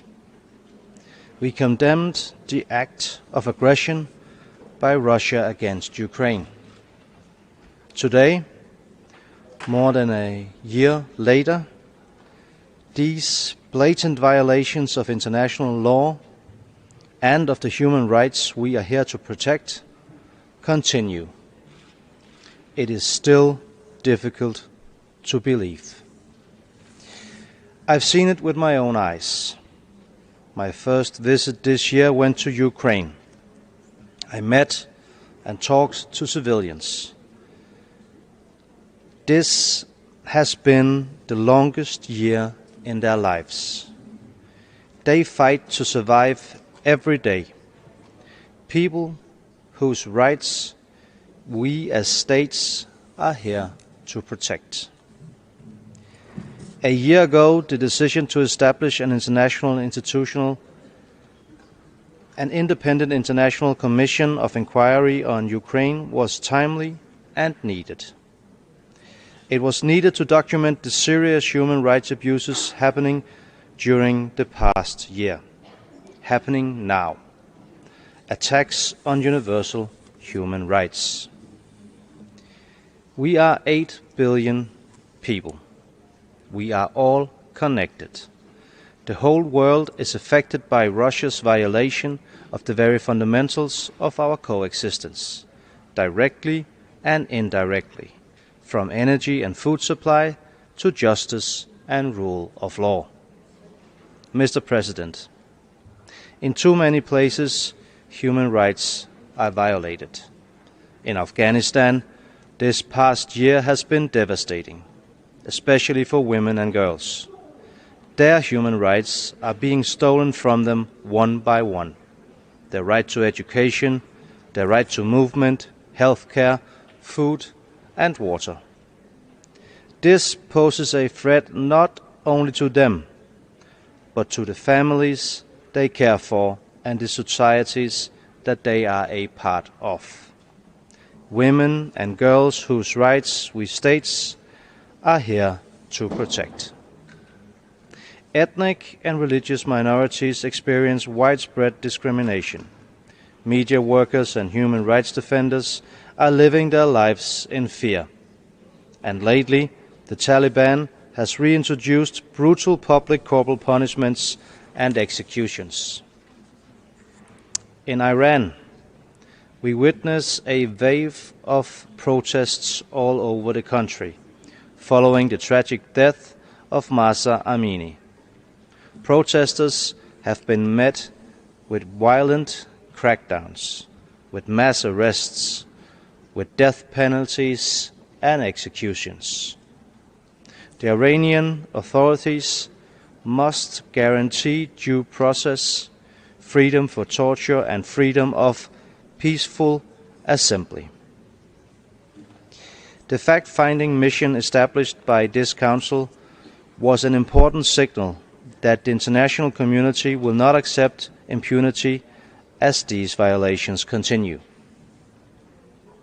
In China, Uyghurs and other minorities in Xinjiang face an alarming array of serious human rights violations.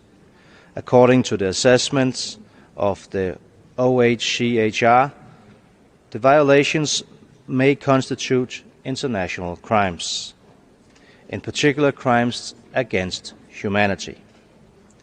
We strongly urge China to work with the UN to implement its recommendations. Mr. President, in too many places, human rights are violated.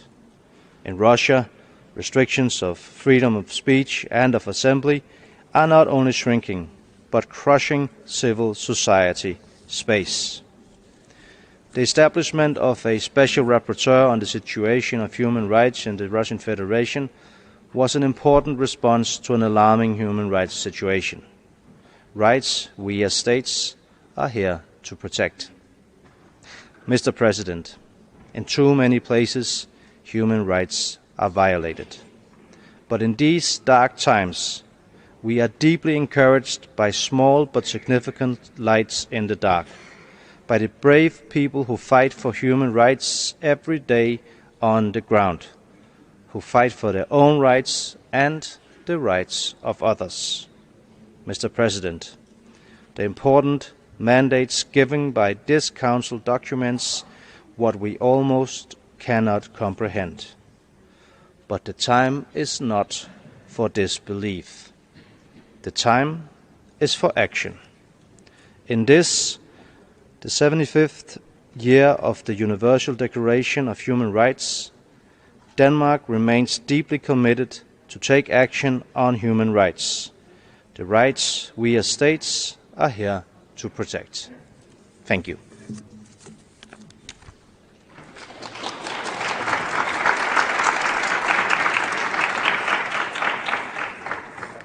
Thank you. I have the honor to give the floor to His Excellency Mr. Ilya Dashevili, Minister of Foreign Affairs of Georgia. Excellency, you have the floor.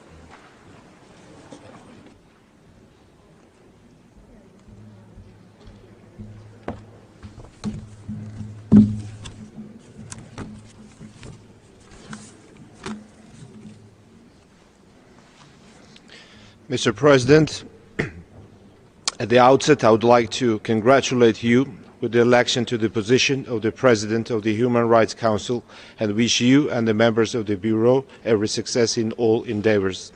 Georgia stands ready to contribute to this end. Excellencies, unfortunately, the Council has to deal with the ever-increasing instances of human rights violations in different parts of the world on a regular basis. Just recently, we have marked 1 year since Russia's aggression against Ukraine, which already has claimed lives of tens of thousands and made several millions to flee their homes. Excellencies, as a result of Russia's invasion in Ukraine, we continue to witness mass violation of international humanitarian law. Such actions are unacceptable. It is of paramount importance that justice is served through international legal mechanisms. In this regard, we emphasize the importance of the respective international human rights mechanisms in Ukraine.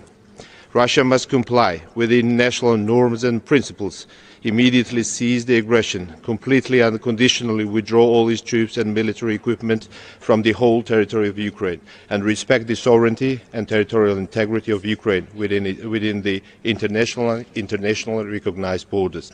Excellencies, as a Council member, Georgia sees more opportunities to contribute towards effective implementation of the HRC mandate in close cooperation with all stakeholders. In addition to our focus on the advancement of the rights of the most vulnerable groups, we will prioritize mainstreaming of environmental dimension into human rights and exploring opportunities of new digital technologies for the promotion and protection of human rights. Let me also reiterate Georgia's strong support to the UN human rights mechanisms. Georgia continues receiving special procedures mandate holders in accordance with the standing invitation policy. We remain committed to upholding universality of the UPR. Georgia regularly submits periodic reports to the UN human rights treaty monitoring bodies and pays utmost attention to the implementation of their recommendations. Allow me to also emphasize that Georgia has taken further legislative and institutional steps to meet its human rights commitments. Distinguished delegates, while my country spares no efforts to further advance higher standards of human rights protection on the government-controlled territory, the situation in Russia-occupied Abkhazia and Tskhinvali regions of Georgia is continuously deteriorating. Population on the ground and those living adjacent to the occupation line are suffering from illegal militarization, installation and erecting razor wire fences along the occupation line and other grave violations of the human rights in Georgia's occupied regions. There is a rising sense of impunity as no progress has been achieved in ensuring justice for the deprivation of life of ethnic Georgians. Regrettably, there are Georgian citizens remaining in lengthy illegal detention in both occupied regions, among others. Hundreds of thousands of IDPs and refugees forcefully expelled from the occupied regions and are still deprived by the occupying power of their fundamental rights to return to their homes in safety and dignity. It is alarming that despite the repeating calls by this every Council and efforts of the High Commissioner, the Russian Federation continues to prevent the OHCHR and other international human rights monitoring mechanisms from entering occupied regions of Georgia. Against this backdrop, I would like to underline the vital importance of the consolidated approach of the international community in urging Russian Federation to comply with its international obligations. First and foremost, the obligations under the EU-mediated 2008 ceasefire agreement and withdraw its military forces from the territory of Georgia. Ladies and gentlemen, above-mentioned grave human rights situation in Russia-occupied regions of Georgia requires urgent international efforts. In this regard, we will be retabling a draft resolution on cooperation with Georgia, which calls for immediate and unimpeded access for the OHCHR and other international human rights mechanisms to both regions of Georgia, and we count on your continued support. Mr. President, in conclusion, I would like to reiterate that Georgia will spare no effort to keep the promotion and advancement of human rights at the forefront. I thank you.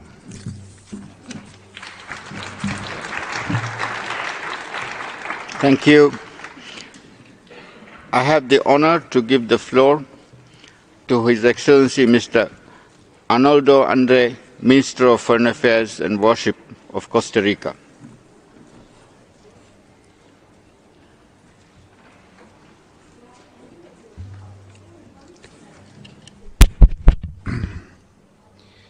Excelencias, todo protocolo observado. Para Costa Rica es un honor participar en la apertura de la 52ª sesión del Consejo de Derechos Humanos y agradece a los Estados miembros de Naciones Unidas por haberle conferido el honor de su membresía por segunda ocasión. Este año 2023, como se ha ya reiterado, marca el 75 aniversario de la adopción de la Declaración Universal de los Derechos Humanos, que basada en valores comunes y universales es la piedra angular del Sistema Universal de Derechos Humanos y cuya idea fundamental e inalienable es el de la igualdad en dignidad de todas las personas.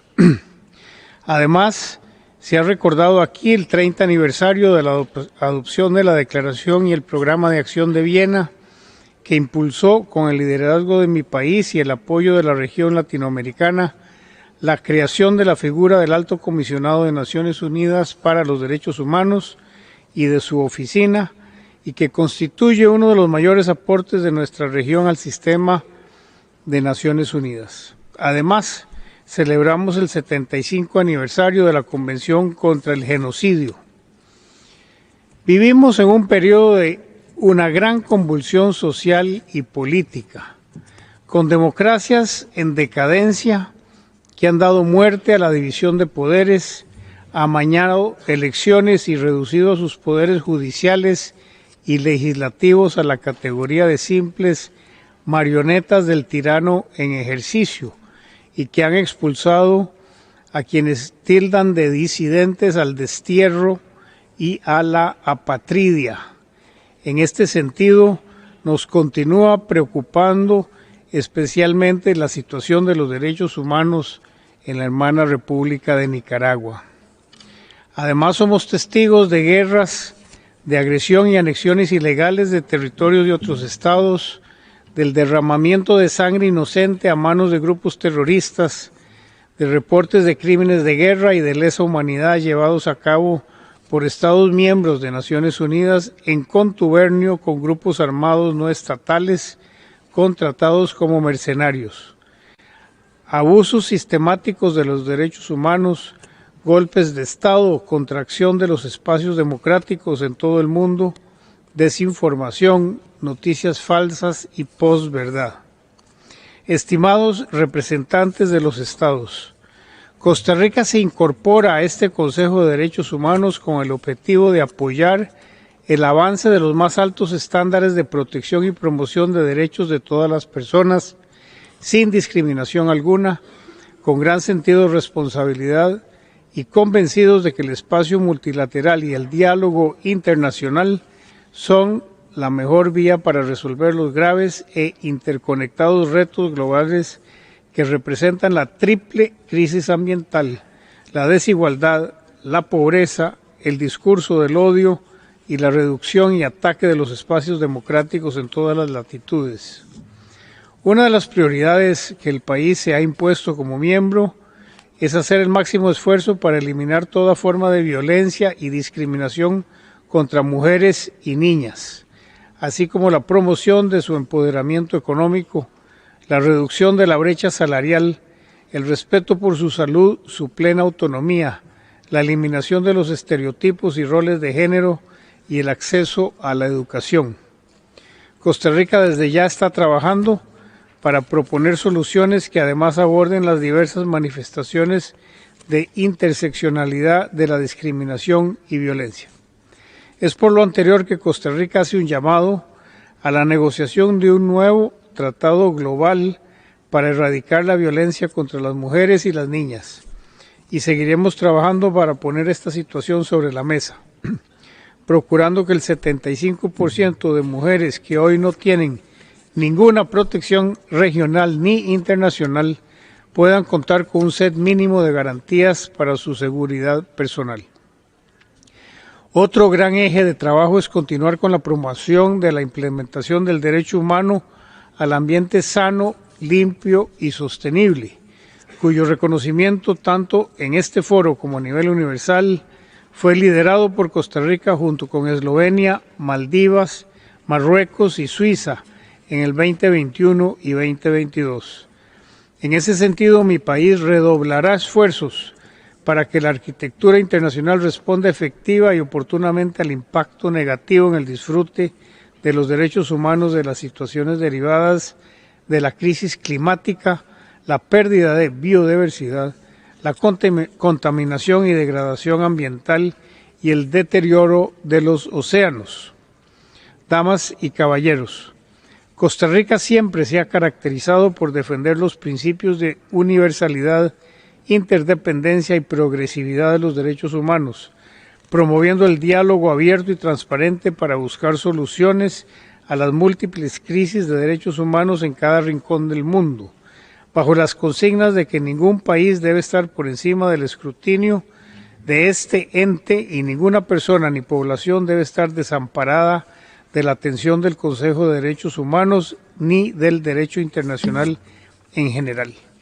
En consecuencia, apoyaremos iniciativas tendientes a combatir la discriminación múltiple e interseccional, dando particular atención a la situación que enfrentan las personas afrodescendientes, las personas con discapacidad, los pueblos indígenas, las personas LGBTI+. En este contexto, las personas defensoras de derechos humanos también seguirán siendo respaldadas por la diplomacia costarricense.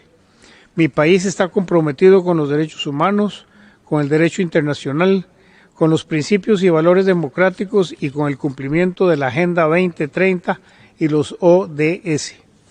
Estos principios, que son las piedras angulares que nos permiten vivir en paz, sin ejército y pese a los innegables retos, con uno de los más altos niveles de vida en la región. En estos 3 años, el país dejará su legado en el Consejo de Derechos Humanos para asegurar que continúe siendo un pilar inquebrantable y fundamental de las Naciones Unidas, el espacio por excelencia para que Estados, con la imprescindible participación significativa de la sociedad civil, puedan dialogar libremente, sin presiones, y construir una comunidad internacional más próspera, solidaria y respetuosa de los derechos humanos de todas las personas. Muchas gracias. Thank you. I have the honor to give the floor to His Excellency Mr. Pekka Haavisto, Minister of Foreign Affairs of Finland. Excellency, you have the floor.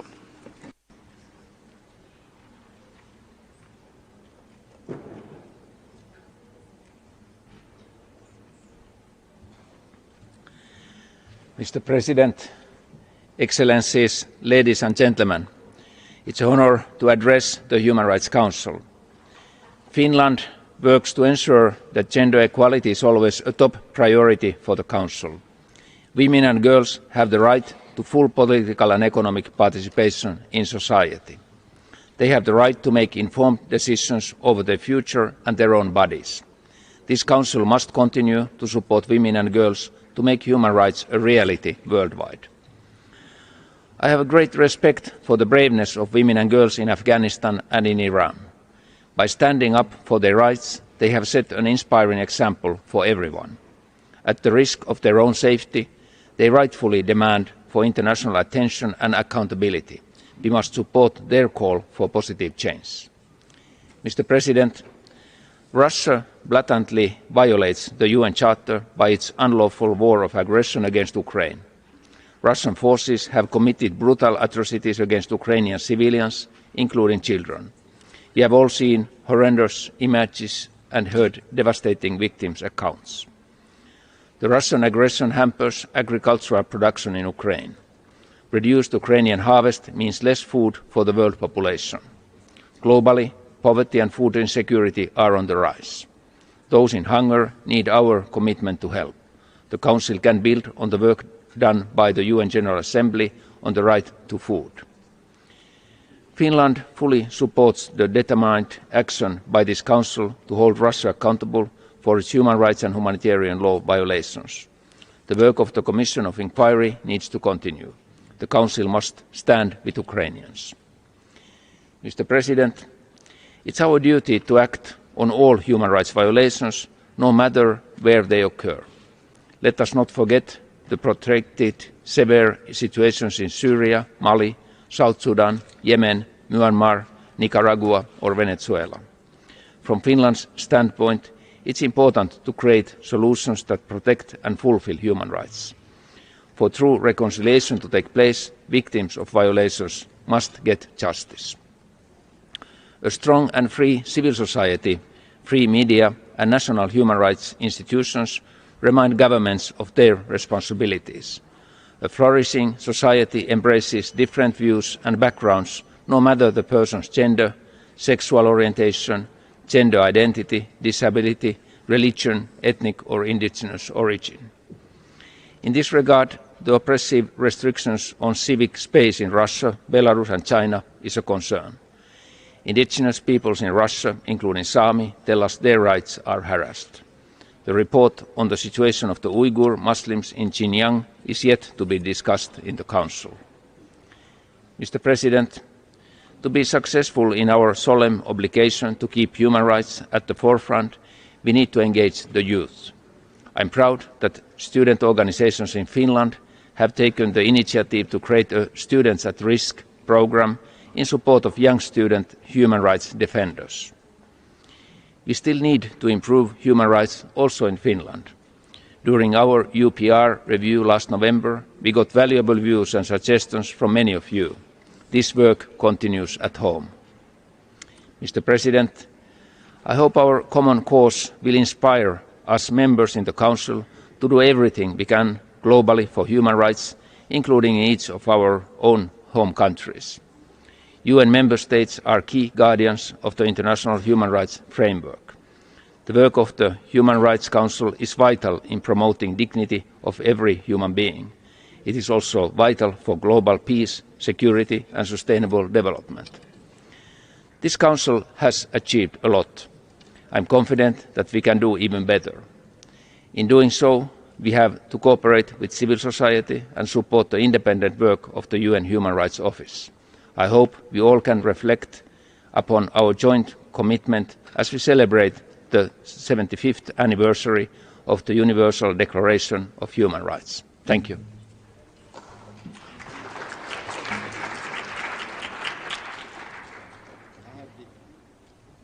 Thank you. I have the honor to give the floor to Her Excellency, Madam Aissata Tall Sall, Minister of Foreign Affairs of Senegal.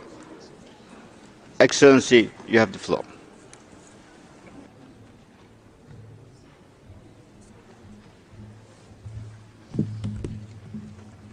Je vous remercie, Monsieur le Président. Monsieur le Président du Conseil des droits de l'homme, distingué haut commissaire aux droits de l'homme, Excellences, Mesdames et Messieurs les ambassadeurs, Mesdames et Messieurs les délégués, Mesdames et Messieurs.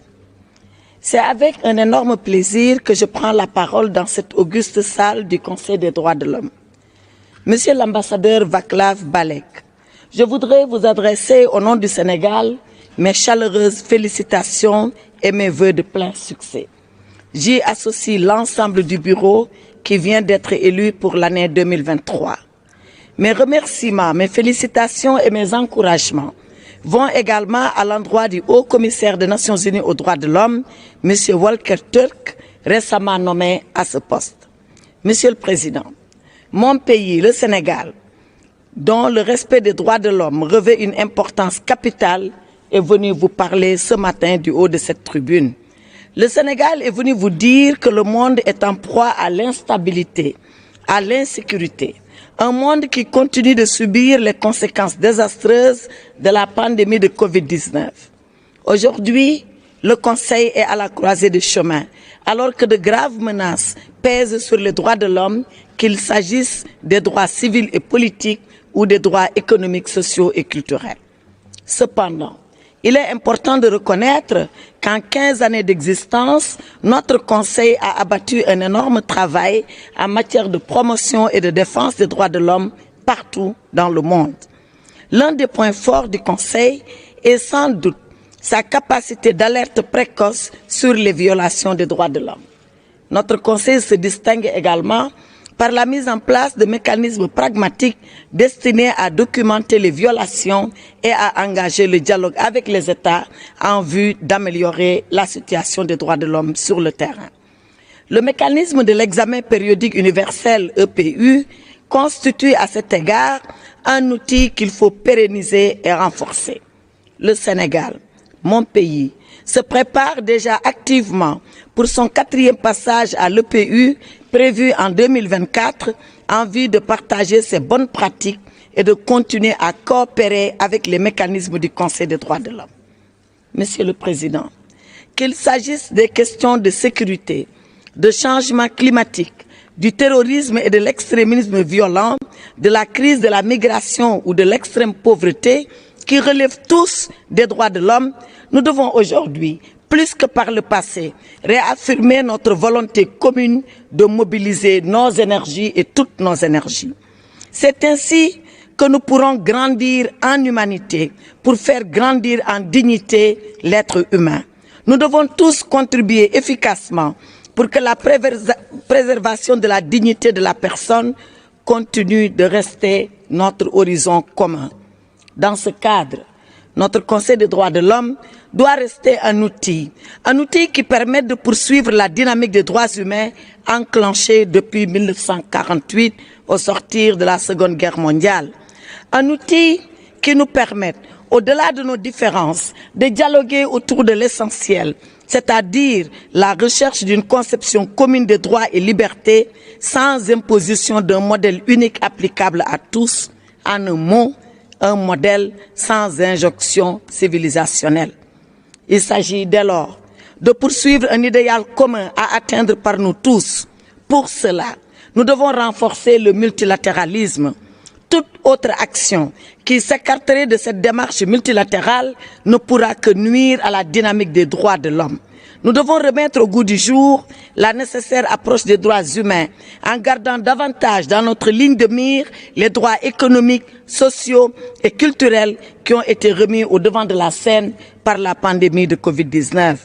Cette crise sanitaire majeure nous a rappelé notre interdépendance. Elle nous a rappelé notre vulnérabilité. Elle nous a surtout rappelé qu'il y a des droits, des besoins élémentaires qui doivent être accessibles pour chaque individu, notamment la nourriture, l'eau, les soins de santé primaires et les médicaments. Alors qu'on n'a pas fini de maîtriser cette pandémie qui a mis à genoux l'économie mondiale, voilà que s'est déclenchée la guerre en Ukraine, un conflit inattendu qui a mis en péril tous les efforts de redressement consentis par les pays en développement. Ce conflit en Ukraine a fini de mettre à nu nos vulnérabilités collectives, notamment en matière de souveraineté alimentaire et énergétique. Dans ce contexte, Son Excellence Macky Sall, président de la République du Sénégal, mais président à l'époque de l'Union africaine, n'a pas manqué une seule occasion pour plaider au nom de l'Afrique en faveur d'un multilatéralisme plus inclusif. Il a, tout au long de son mandat qui vient de s'achever, porté un plaidoyer fort en faveur d'une réallocation des droits de tirage spéciaux, d'une transition énergétique juste et équitable et d'une souveraineté pharmaceutique et alimentaire pour les pays à faible revenu. À tous ces enjeux cruciaux vient s'ajouter l'instabilité sur le continent africain qui nous dicte de poursuivre sans relâche notre action en faveur de la paix, en faveur de la stabilité et en faveur de la lutte contre le terrorisme. Monsieur le Président, si j'ai parlé de ces questions de paix, de sécurité et de développement économique et social, c'est bien parce qu'elles constituent les piliers des nations au même titre que les droits de l'homme.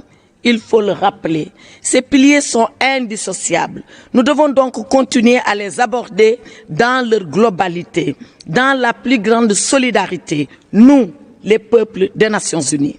Sous ce rapport, nous sommes rassurés à la lecture de l'ordre du jour de cette 52e session qui va se pencher sur des questions aussi capitales que le rapport du Haut-Commissaire sur l'accès aux vaccins de Covid-19, le droit à l'alimentation, le droit au logement, les questions relatives aux minorités, au racisme et à la discrimination et aux droits de l'enfant. Autant de questions, Monsieur le Président. Autant de questions que nous devons examiner en gardant à l'esprit que les droits de l'homme ont besoin de cadres de dialogue comme celui-ci. Un espace de discussion où les États peuvent aboutir à des compromis pour trouver un dénominateur commun nécessaire au respect de la dignité humaine partout dans le monde. Ces cadres communs doivent privilégier la concertation, le contact permanent, la persuasion et le dialogue. Un dialogue auquel la société civile et les organisations non gouvernementales, avec leur engagement militant et leur énergie constructive, doivent continuer à participer, bien évidemment, dans le respect des règles édictées par le Conseil. Monsieur le Président, depuis plus de 5 ans que le Sénégal siège sur 2 mandats consécutifs, mon pays est resté engagé. Il est resté engagé aux côtés de toutes les parties prenantes de cette auguste instance pour le respect de tous les droits de l'homme partout dans le monde. En effet, le Sénégal, connu pour sa tradition bien ancrée en matière de promotion et de respect des droits de l'homme, n'a jamais cessé de travailler à l'amélioration des droits humains et de tous les droits humains. Et cela dans toutes ses dimensions, particulièrement en faveur des femmes et des filles, des jeunes et des personnes âgées, mais également au profit de personnes vivant avec le handicap. Monsieur le Président, ce que le Sénégal veut et souhaite, ce que le Sénégal dit ici, à cette tribune, c'est que les droits de l'homme, c'est la Déclaration universelle, bien sûr, mais également, c'est toutes les actions, toutes les idées qui peuvent inspirer ce Conseil pour nous permettre de poursuivre deux buts concrets. Le premier, éviter les atrocités et la loi du plus fort. Et le second, favoriser un monde sans terreur, un monde sans misère. Nous devons tous agir pour y contribuer parce que nous appartenons à la même famille, la famille de l'humanité. Pour cela, nous devons continuer à promouvoir le multiculturel, sans oublier l'interculturel qui nous permettra de partager nos visions différentes dans une dynamique dialogante en vue de trouver les dénominateurs communs. Le Conseil des droits de l'homme, avec ses principes directeurs d'universalité, d'impartialité, d'objectivité, de non-sélectivité et de dialogue, offre à la communauté internationale une plateforme idéale pour nous rassembler et pour que tout le monde se rassemble. Il joue un rôle important dans la synergie entre les trois piliers des Nations Unies. Nous devons continuer à en faire un bon usage. Nous devons continuer à travailler en étroite collaboration pour que la dignité de la personne reste et demeure notre horizon commun. Je vous remercie de votre attention, Monsieur le Président.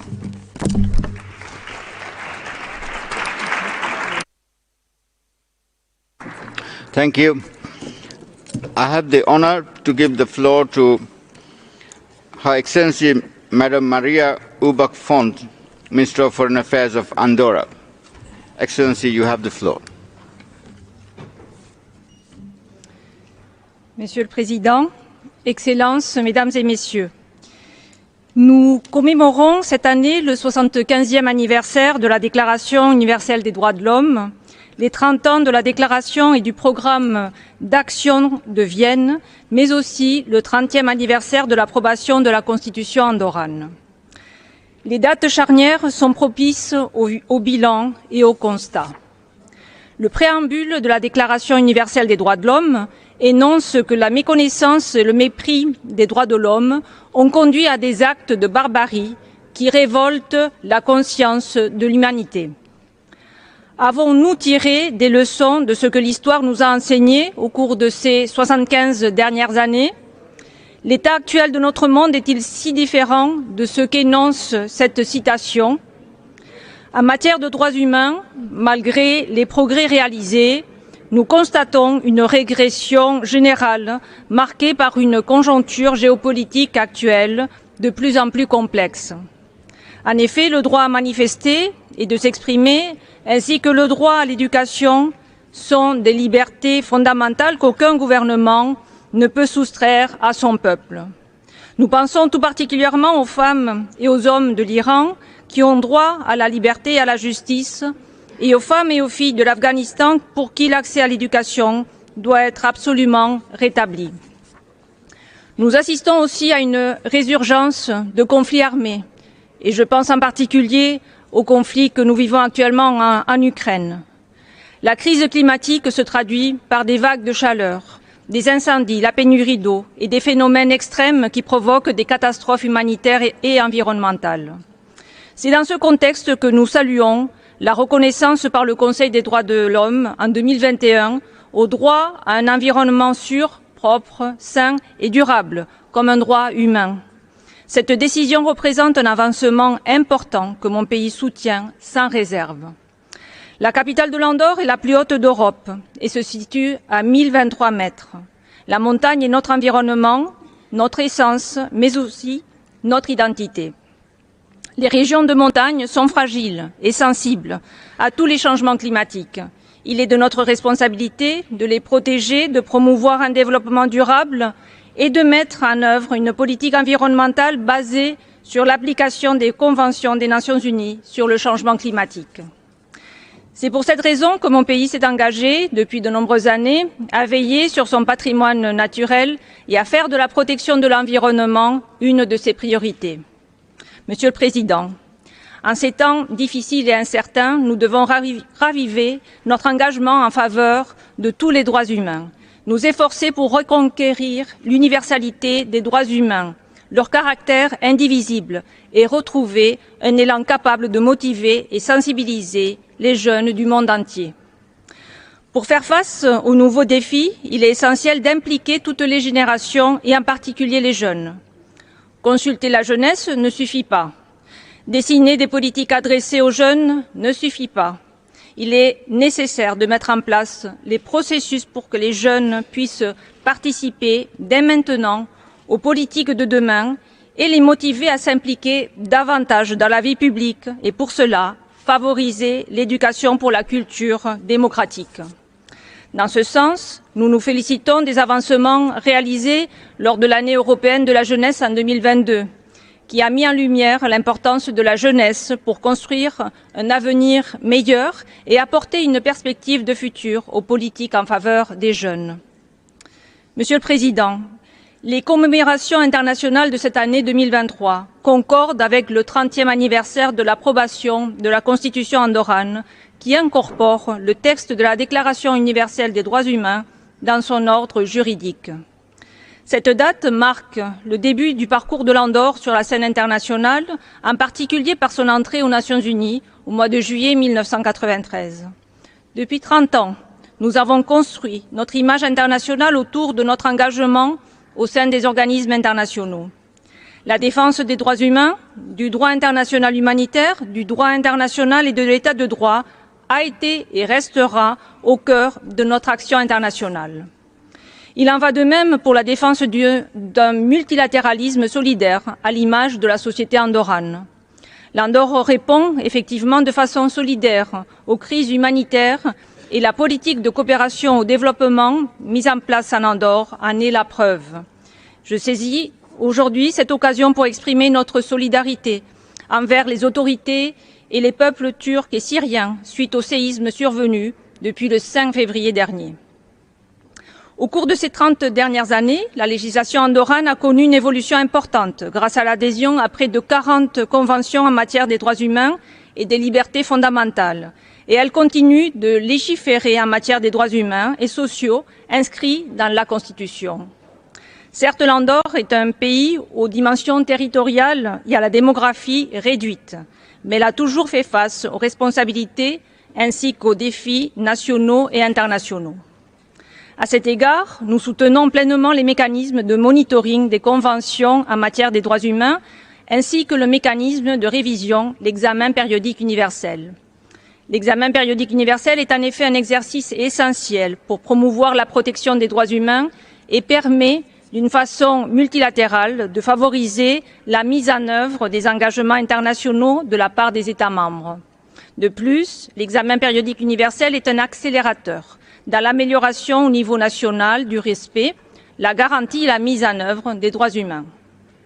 Pour conclure, Monsieur le Président, je souhaite renouveler l'engagement de mon pays en faveur d'un multilatéralisme inclusif qui n'exclut aucun partenaire et qui nous permet d'œuvrer ensemble pour garantir la paix et la prospérité aux futures générations. Je vous remercie.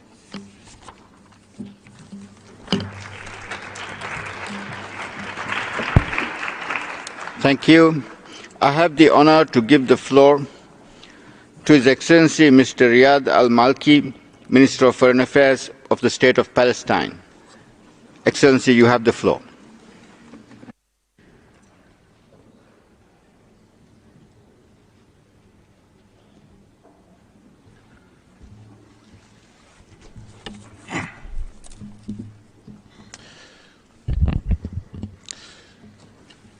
Thank you, Mr. President. Allow me to begin by reaffirming the Palestinian people's sincere condolences to the Syrian and Turkish peoples who have endured a natural disaster of overwhelming proportions. We stand with Turkey and Syria as they recover from the horrific aftermath of the earthquakes and endeavour to provide recovery and humanitarian assistance to the millions affected. When disaster struck Syria and Turkey, people and governments sprang to action because rhetorical statements of solidarity and sympathy were of no use to the victims. In fact, had solidarity stopped at statements rather than translate into assistance, no matter how humble, they would have only added insult to injury. Despite the limitations, survivors who remember that their humanity was the focus of efforts by thousands of rescuers, not their nationality, their religion, or the color of their skin. It was their humanity. Mr. President, today I will not spend your time describing the brutal components of the Palestinian people's reality under Israel's illegal colonial occupation and apartheid regime. I have made this decision because the reality is known to all. Every detail of Palestinian suffering, every dimension of the injustice, every feature of the brutality, they are all thoroughly documented by UN bodies and international Israeli and Palestinian human rights organizations. The crisis in Palestine is not due to a lack of information. Every country here knows full well what is happening. You have read the reports and analyses. You have seen the horrific pictures of a full onslaught by Israeli settlers against defenseless Palestinian communities in Hawara, Burin, and other villages and refugee camps last night. You know that these terrorist settlers' attacks that cost Palestinian lives and livelihoods are done under the armed protection of Israeli occupation forces. You also know that this is not the first terror campaign and it will not be the last. And you know that Palestinians need protection but refuse to offer it.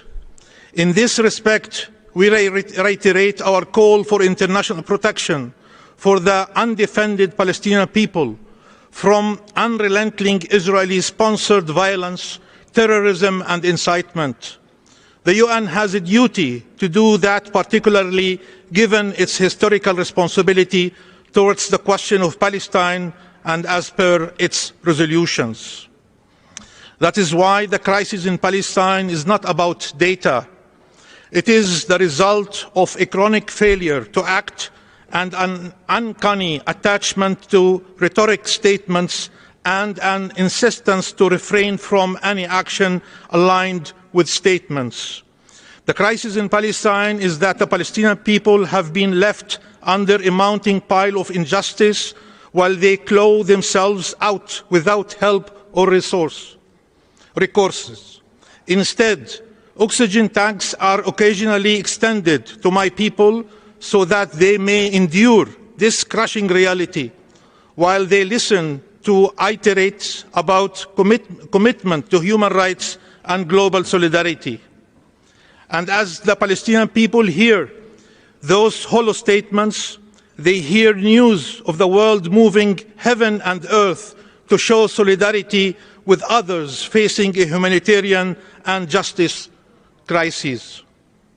The truth is, our entire international system that is predicated on universal respect for human rights and international law, including international human rights law and humanitarian law, is crumbling before our very eyes because of hypocrisy and double standards. Accountability is sought for political expediency and fought against with as much fervor when the culprit is politically favored. That is the textbook definition of hypocrisy. Mr. President, Israel, the occupying power, is granted an indefensible status of exceptional treatment that allows it to continue committing crimes with complete and abject impunity. Meanwhile, the Palestinian people are asked to act restrained, to have patience that is humanly unfathomable. And worst of all, they are expected to refrain from seeking a way out. This past year, Israel killed more Palestinians in the occupied West Bank than it has in 16 years, demolished more homes and dispossessed more Palestinians than it has done in years. Since this year began, Israeli occupation forces have killed and maimed hundreds of Palestinians, demolished dozens of homes, laid siege to cities and refugee camps, punished dozens of innocent families, and deprived Palestinian prisoners and detainees of basic rights, including proper access to water and food, all while expanding illegal colonial settlements across the occupied West Bank, including Jerusalem, and adopting a plethora of policies and practices that further entrench colonization and apartheid. In other words, Israel has spared no effort to commit crimes with impunity. And how did the international community respond to these textbook grave violations of international humanitarian law? Did it really or rally to take action to hold Israel accountable? Did it sanction the occupying power for committing international crimes? Did it assist the Palestinian people in seeking redress at the International Court of Justice? No, it did not. Instead, many international actors used their political clout to shield Israel from accountability and to bully the Palestinians out of seeking justice. In fact, some went as far as nominating Israel a prolific violator of human rights and the country that stands accused of committing the crime of apartheid, among others, to sit on the UN committee that is charged with reviewing the United Nations Charter.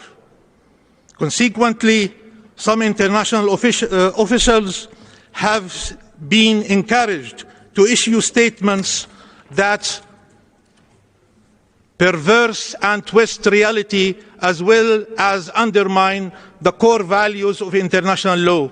This is not just unacceptable, it is an outrageous assault on the international system. And if such willful dereliction of international obligations was not enough, some members of this esteemed body have the audacity to lecture Palestinians on bias and to work diligently to undercut discussions under Item 7. It is an insult, not just to the Palestinian people whose suffering is prolonged and amplified by such duplicity, but to the very principles of international law this body is entrusted to uphold. Mr. President, what other than double standards and exceptionalism can explain such an upside-down reality? The answer is quite simple: nothing. But it's not enough to know this painful answer. This body has an obligation to right this egregious wrong and to stop sufficing with rhetoric correctness.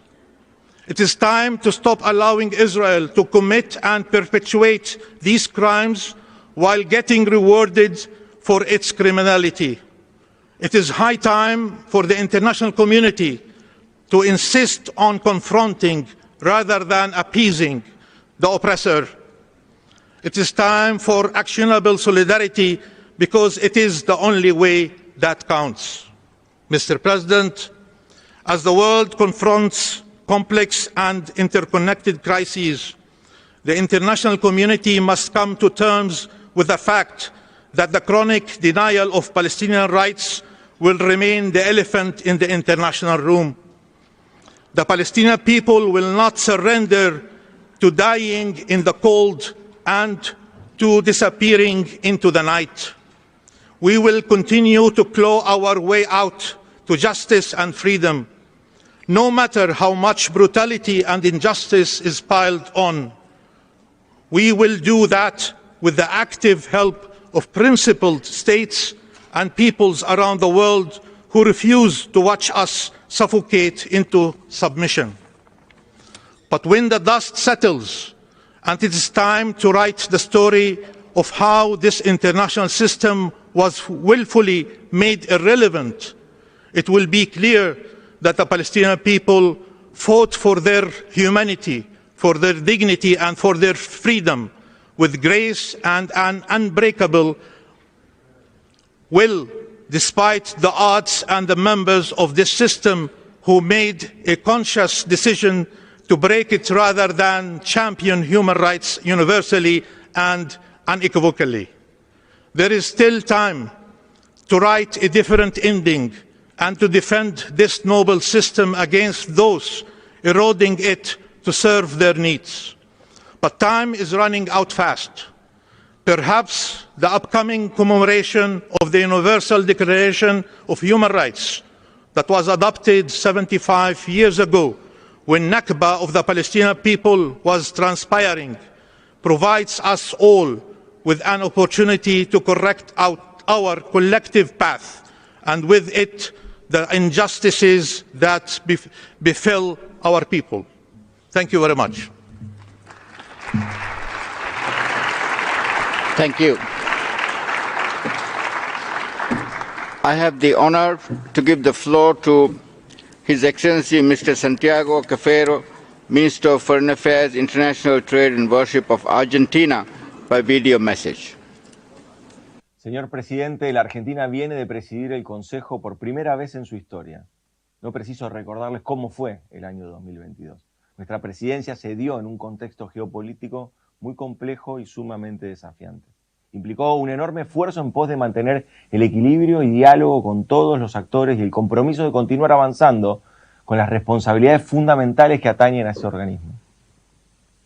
Represento un país que aprendió de su dolorosa historia y que este año se encuentra celebrando el 40 aniversario de la recuperación de la democracia. Aprendimos de nuestro pasado a decir nunca más a las graves violaciones a los derechos humanos, y lo hicimos con la justicia civil, el respeto al debido proceso y descartando todo espíritu de venganza. El accionar internacional de la Argentina en materia de derechos humanos tiene justamente como piedra fundacional nuestro propio proceso de memoria, verdad y justicia. Proceso que, no exento de grandes desafíos, permitió erradicar, bajo el liderazgo excepcional de madres y abuelas de Plaza de Mayo como cabeza del movimiento de derechos humanos, la impunidad de las graves violaciones a los derechos humanos cometidas durante la última dictadura cívico-militar. Este proceso de juzgamiento continúa en la actualidad. Los juicios siguen día a día a lo largo y a lo ancho de mi país. La búsqueda de los nietos y las nietas continúa. A fin de este año, del año pasado, tuvimos dos grandes alegrías con la recuperación de la identidad de dos nuevos nietos. Pero aún hay muchas personas que siguen viviendo en la oscuridad de una identidad impuesta. Vengo de un país que sabe del horror y el sufrimiento que implican 30.000 desaparecidos. Y es por eso que aprovecho la oportunidad para reiterar el llamado a todos los países que aún no lo han hecho a adherir a la Convención Internacional para la Protección de todas las personas contra la desaparición forzada. Necesitamos más estados comprometidos para que este crimen sea completamente erradicado. Señor presidente, hace pocos días se cumplió un año de la invasión a Ucrania. En esta cuestión, el Consejo ocupó un rol fundamental desde el primer momento. Decidió abrir el debate de inmediato y aprobó el establecimiento de una comisión de investigación de las violaciones de derechos humanos y del derecho internacional humanitario cometidas en el contexto del conflicto bélico. Era nuestra obligación moral y ética. El mundo no puede acostumbrarse a la indiferencia frente a la pérdida de vidas y al sufrimiento de millones de personas. Reiteramos una vez más el llamado a la Federación Rusa para que ponga fin a la agresión. Reiteramos el llamado al respeto integral de todos los principios de la Carta de Naciones Unidas y convocamos una vez más a dejar de lado la lógica de la escalada y elegir la de la paz. Las escaladas jamás solucionaron nada y a la paz se llega siempre, más tarde o más temprano. Pero no es lo mismo el momento. Más tarde son más muertos, más temprano significa preservación de vidas y cuidado de la estabilidad, no solo a nivel de la zona de conflicto, sino en términos globales. Por desgracia, no solo en Ucrania observamos graves violaciones a los derechos humanos. Lo vemos alrededor del mundo y en nuestra región.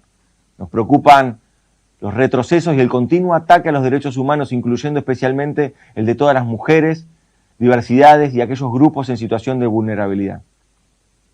Sin prejuicio de los enormes desafíos pendientes y no exento de dificultades, el 2022 fue también testigo de acciones y decisiones que merecen ser celebradas por cuanto son pasos certeros hacia sociedades más justas, equitativas y diversas. Me refiero, por ejemplo, a la resolución que renovó el mandato del experto independiente sobre la protección contra la violación y discriminación por motivos de orientación sexual e identidad de género. La resolución 50/10, presentada por la Argentina junto a otros países de América Latina, exhorta a los estados a que modifiquen o deroguen las leyes y políticas que discriminan a las personas por su orientación sexual o su identidad de género. Este llamado, en una resolución de carácter intergubernamental, constituye un hito en la agenda LGTBIQ+, en el ámbito de las Naciones Unidas. El mensaje es claro: la violencia y la discriminación no son asuntos privados. La violencia y la discriminación contra cualquier persona o grupo de personas son asuntos públicos que amenazan a la sociedad en su conjunto. De la misma manera, debemos profundizar el trabajo en relación a los derechos de las mujeres. En todos nuestros países debemos redoblar los esfuerzos en favor de una distribución equitativa del trabajo de cuidados, lo cual es esencial para la autonomía económica y la realización personal de todas las mujeres. Señor presidente, por experiencia y convicción, la Argentina defiende con firmeza el sistema universal de derechos humanos. Para mi país, la cooperación con los procedimientos especiales y los órganos de tratados del Consejo de Derechos Humanos es esencial, manteniendo una invitación abierta y permanente para que visiten nuestro país. De la misma manera, vemos en el examen periódico universal una herramienta fundamental para mejorar la situación de los derechos humanos en todos y cada uno de los países, a partir de un diálogo abierto y franco entre pares. En tal sentido, la Argentina reafirmó nuevamente su compromiso con la promoción y la protección de los derechos humanos al participar el pasado 23 de enero del examen periódico universal por cuarta vez, informe que preparamos en diálogo con la sociedad civil, la que creemos que debe recuperar los espacios de participación en este Consejo. El EPU nos permitió poner en relieve los avances nacionales en materia de políticas públicas llevadas adelante, en especial a partir de la asunción del presidente Alberto Fernández en diciembre del 2019. Por su parte, reiteramos la necesidad de abordar con estrategias eficaces el flaquero de los discursos de odio que dañan la democracia y la convivencia pacífica. Hace pocos meses, en mi país, la vicepresidenta de la Nación, Cristina Fernández de Kirchner, fue víctima de un atentado a su vida, el cual fue alimentado por este tipo de discursos. Se trata de un fenómeno que crece exponencialmente día a día y no está limitado a un país o región.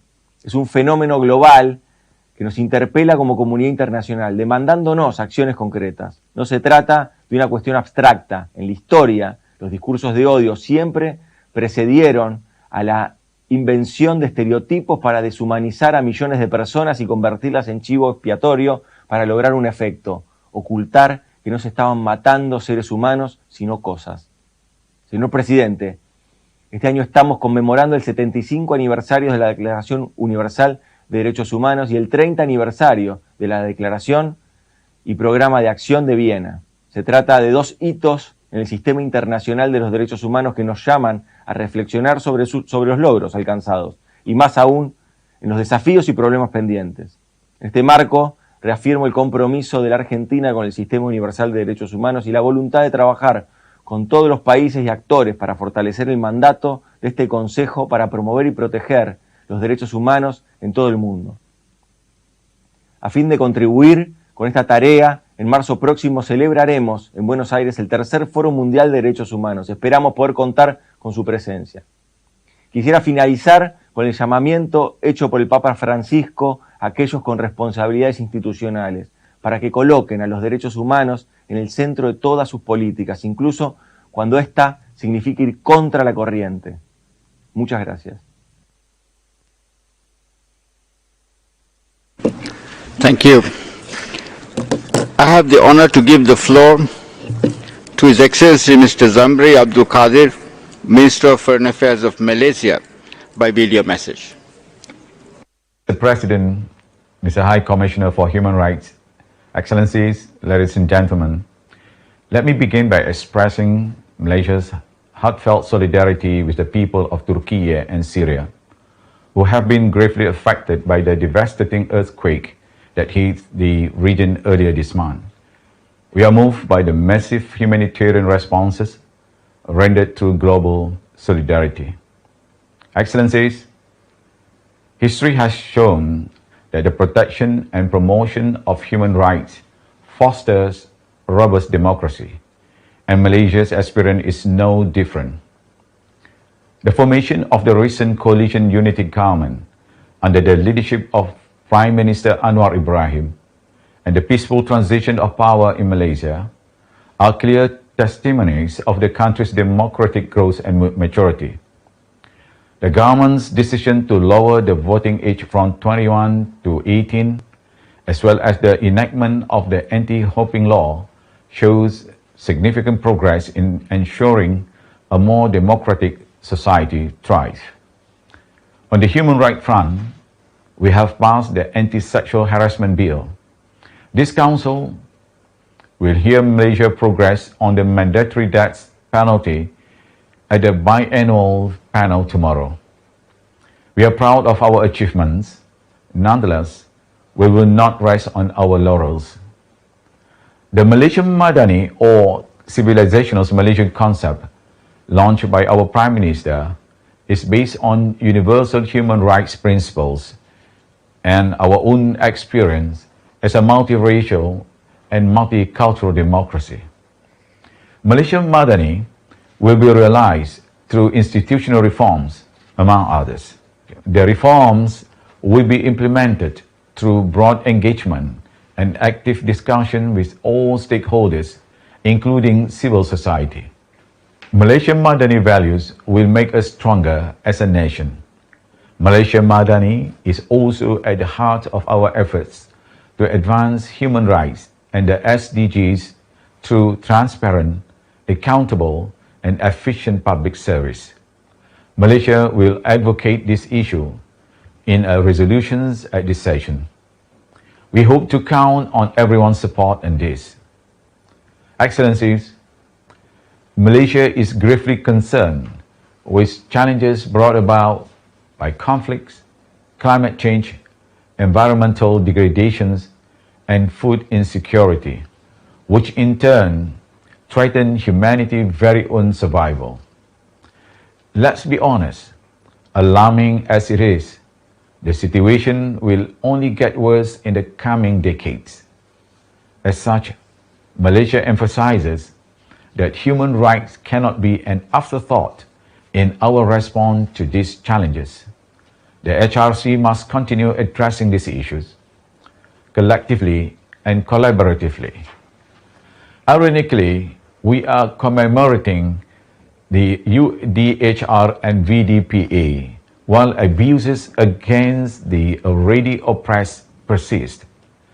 It is completely incomprehensible when one continues to preach for human rights, yet turns a blind eye to those ongoing atrocities. The repeated insults on Islam and burning of the Holy Quran are unspeakable affronts to all of us. These acts are done with malicious intent to sabotage our efforts for communities of different faiths to live peacefully with one another. Malaysia stresses that freedom of speech and expressions must be exercised with democratic accountability. It should never be carelessly abused to disseminate and protect hate speech. It goes without saying, impunity breeds bigotry and fuels extremism. Malaysia, therefore, urges all parties to take stronger steps to prevent similar incidents from occurring. Defamation of any religion must be punishable by law. This Council and the OHCHR must heed the UNSG's call to effectively address the prevailing attitudes and conditions that propagate Islamophobia. Excellencies, Malaysia is appalled by Israel's illegal occupations of the Palestinian territory.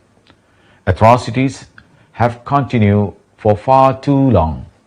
The rights of Palestinians are constantly being denied as they continue to live under Israel apartheid policies. There must be accountability for the countless crimes committed. While we hope the world too demands for accountability, we do not know how this can be achieved. Nevertheless, we do know that this Council has a legal and moral responsibility to ensure justice for the Palestinians. Closer to home, Malaysia is deeply concerned with the human rights, humanitarian and political crisis in Myanmar. We urge the authority in Myanmar to fully cooperate with international mechanisms, including the special envoys of the UNSG and ASEAN Chair, as well as those established by this Council. On our part, we will continue to support efforts made to implement the ASEAN 5-point consensus. We sincerely hope meaningful progress can be made in this regard. As host to more than 200,000 Rohingyas, Malaysia will continue to support efforts to create conducive conditions that facilitate their repatriation to Rakhine. Addressing the root causes of the Rohingyas crisis, which include ensuring justice to victims, must remain a priority for the international community. Excellencies, Malaysia values the important work of this Council and reiterates its support to the President and the 2023 bureaus. On this, we will continue collaborating with the OHCHR to bring human rights closer to all Malaysians. In closing, I reaffirm Malaysia's commitment to a human right-based approach in accordance with its national law, international human rights obligations, and the SDGs in advancing human rights for all. Terima kasih. Salam hormat. Peace be upon everyone. Thank you. I have the honor to give the floor to His Excellency Mr. James Cleverly, MP, Secretary of State for Foreign Commonwealth and Development Affairs of the United Kingdom of Great Britain and Northern Ireland by video message. Mr. President, 75 years ago, Eleanor Roosevelt dubbed our newly adopted Universal Declaration of Human Rights an international Magna Carta. She was referring, of course, to that great charter's role in laying the first of many foundation stones on which the concept of human rights have been built. In 1215, it established that sovereign power is limited by legal constraint, that states are answerable to their citizens, and that justice requires due process. Inspired by Magna Carta, generations of lawyers and statesmen in the United Kingdom and around the world created what we now call the rule of law. But for centuries, the rule of law stopped at national borders. Until 1948, our predecessors took a gigantic step forward for humankind and made the rule of law universal.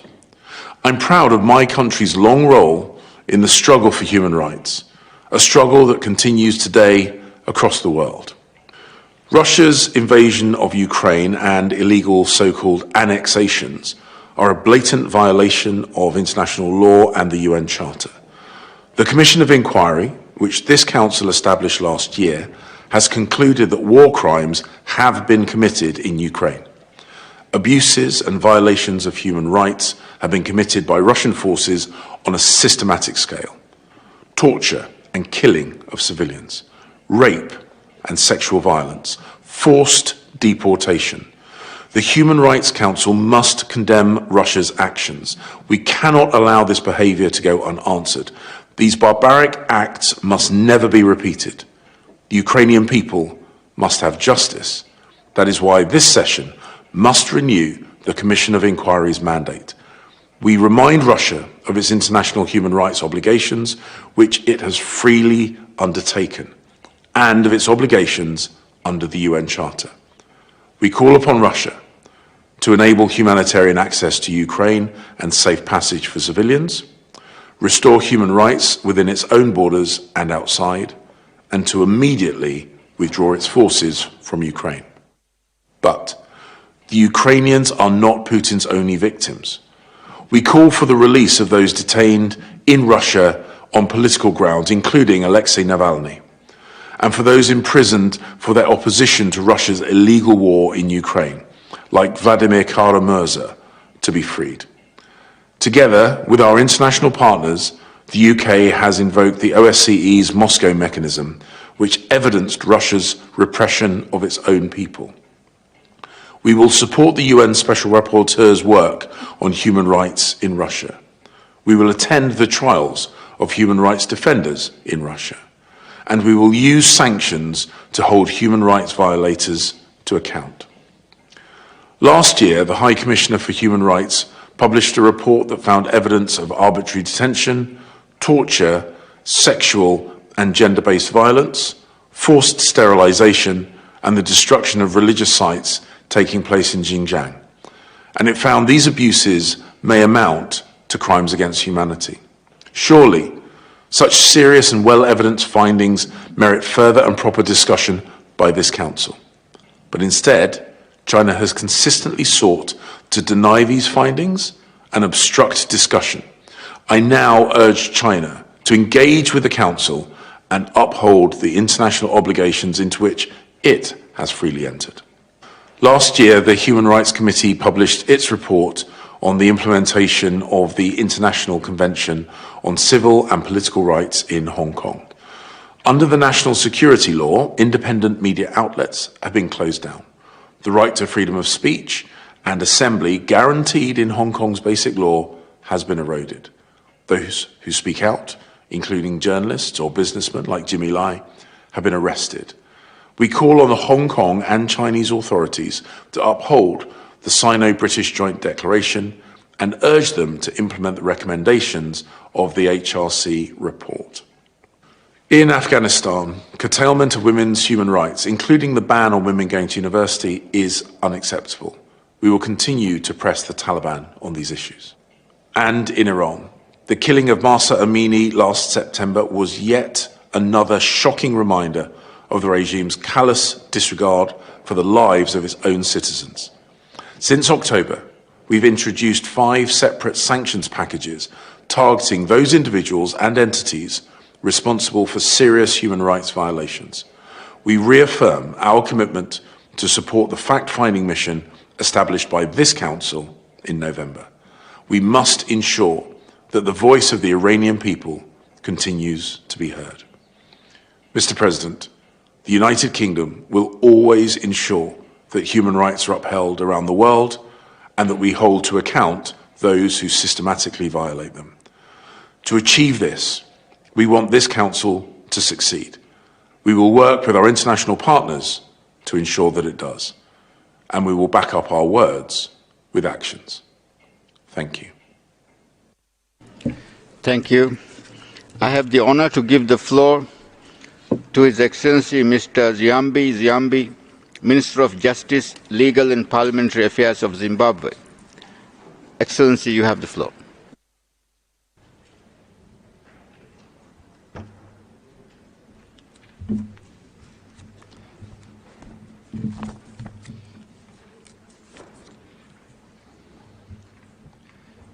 Your Excellency, the President of the Human Rights Council, the High Commissioner for Human Rights, Excellencies, heads of delegation to the high-level segment, distinguished delegates. Allow me at the outset to congratulate you, Mr. President, on your election as President of the Human Rights Council. We take this opportunity to express our utmost confidence in your leadership, particularly in steering the business of this high-level segment of the 52nd session of the Human Rights Council. Mr. President, this year marks the 75th anniversary of the Universal Declaration of Human Rights, a declaration which recognizes the human rights form the very foundation of freedom, justice and peace. As we mark this milestone, my government renews its commitment to equality for all, to the sanctity of human life and dignity, and to the protection of all fundamental human rights. Mr. President, as we convene today, our hearts go out to the people of Syria and Turkey, whose lives and livelihoods have been devastated by the catastrophic earthquakes which have claimed more than 40,000 lives and have left millions homeless. Our thoughts and prayers are with all those affected by these traumatic events. Mr. President, my government remains committed to cooperating with key human rights mechanisms, both regional and international, and to compliance with the international human rights obligations arising from the various treaties to which we are party. In addition to presenting its third cycle UPR report in 2022, my government also submitted a combined 5th to 11th periodic report of the International Convention on the Elimination of Racial Discrimination. Prior to that, in 2021, we submitted our report to the Committee on the Convention on Economic, Social and Cultural Rights, as well as our initial report to the Committee on the Convention on the Rights of Persons with Disabilities. At regional level, we have completed multi-stakeholder consultations on the 16th periodic report on the African Charter on Human and People's Rights, with civic society organizations and the general public in all the 10 provinces of our country. The report will be submitted to the African Commission on Human and People's Rights during the course of the year. At the domestic level, Mr. President, substantial progress has been made in advancing the rights and welfare of our people, particularly the most vulnerable of our society. My government is committed to the implementation of key constitutional provisions which safeguard and promote human rights. In this vein, we are continuing the process of aligning the country's legislation with the Constitution. Mr. President, under this reform process, a raft of legislation has been lined up to strengthen the realization of human rights. These include the promulgation of the New Marriages Act and the Guardianship of Minors Amendment Act, whose provisions entrench rights such as the equality of spouses before the law, protection of property rights among married couples, and crucially, the outlawing of child marriages.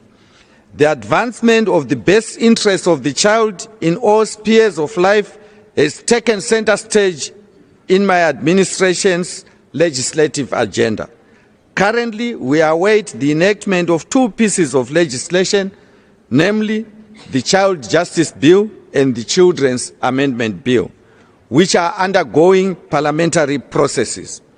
When enacted into law, these will ensure the welfare and protection of all children by creating a separate juvenile justice system, as well as domesticating international best practices to do with children. Further, my government has enacted the Independent Complaints Commission Act, establishing an independent commission responsible for receiving and investigating complaints from members of the public on the conduct of members of the security services and for remedying any harm caused by such conduct. Mr. President, with regard to reform of the justice sector, as of 1 May 2022, my government introduced an integrated electronic case management system, providing for virtual court hearings, and the e-filing of court processes. Key advantages of this reform include introducing a justice-serving mechanism that ensures the effective and efficient delivery of justice. To date, the Constitutional Court, Supreme Court, and Labour Courts in all provinces have fully adopted the e-filing system. My government has also now established a commercial court whose core function is the expeditious resolution of commercial disputes, in line with criteria set by the World Bank, and further improving the ease of doing business to contribute towards the attraction of both local and foreign investment. Mr. President, sir, we are fully aware that progress in the promotion and protection of human rights requires collaboration between government and civic society organizations. We warmly welcome the collaborative efforts of CSOs that are driven by a genuine desire to advance the cause of the enjoyment of universally recognized human rights by all our people in a fully transparent and accountable manner. Amendments to the Private Voluntary Organizations Act are therefore part of a host of measures which Zimbabwe has taken since the issuance of the 2016 Financial Action Task Force Mutual Evaluation Report. At that time, Zimbabwe was rated as compliant or partially compliant with only 20 of the FATF's 40 recommendations, and we were subsequently grey-listed. Since that time, my government has recorded substantial progress through legal and institutional reforms and has now been rated compliant or legally compliant in 37 out of the 40 recommendations. Recommendation 8, however, which specifies action needed to address identified legislative and regulatory weaknesses with regard to preventing money laundering and combating financial terrorism and proliferation, has remained outstanding. The PVO Amendment Bill, which currently awaits presidential assent, seeks to address those weaknesses. It is our considered view that the bill compares very favorably with similar legislation in the region and beyond. The bill's intention is simply to ensure that there is transparency and accountability in the use of public funds that are allocated towards charitable work. Mr. President, my government is preparing for general elections which are due to be held later this year. As in previous elections, my government has implemented the necessary electoral reforms to ensure a peaceful, free, fair and credible election. Mr. President, the world is recovering from the devastating effects of the COVID-19 pandemic. However, in the case of my country, recovery has been negatively impacted by the continued imposition by some countries of illegal, unilateral, coercive measures. These measures have hemorrhaged the economy, isolated my country from access to affordable financing, and negatively impacted on the realization of fundamental human rights by millions of ordinary Zimbabweans. In this regard, the report by the Special Rapporteur on the negative impact of unilateral coercive measures on human rights is insightful. In a report, the Special Rapporteur implored those countries which continue to impose sanctions against Zimbabwe to lift those measures which, she stressed, have neither moral nor legal basis in international law. Once again, we call for the immediate and unconditional lifting of these illegal and unilateral sanctions imposed on my country. In conclusion, Mr. President, allow me to reiterate our oft-stated position on the enjoyment of human rights by all. Zimbabwe is fully committed to the full implementation of all its obligations and commitments in pursuance of the fulfillment of the global human rights agenda. We stand together with all like-minded nations of the world. We are a friend to all and an enemy to none. I thank you, Mr. President. Thank you.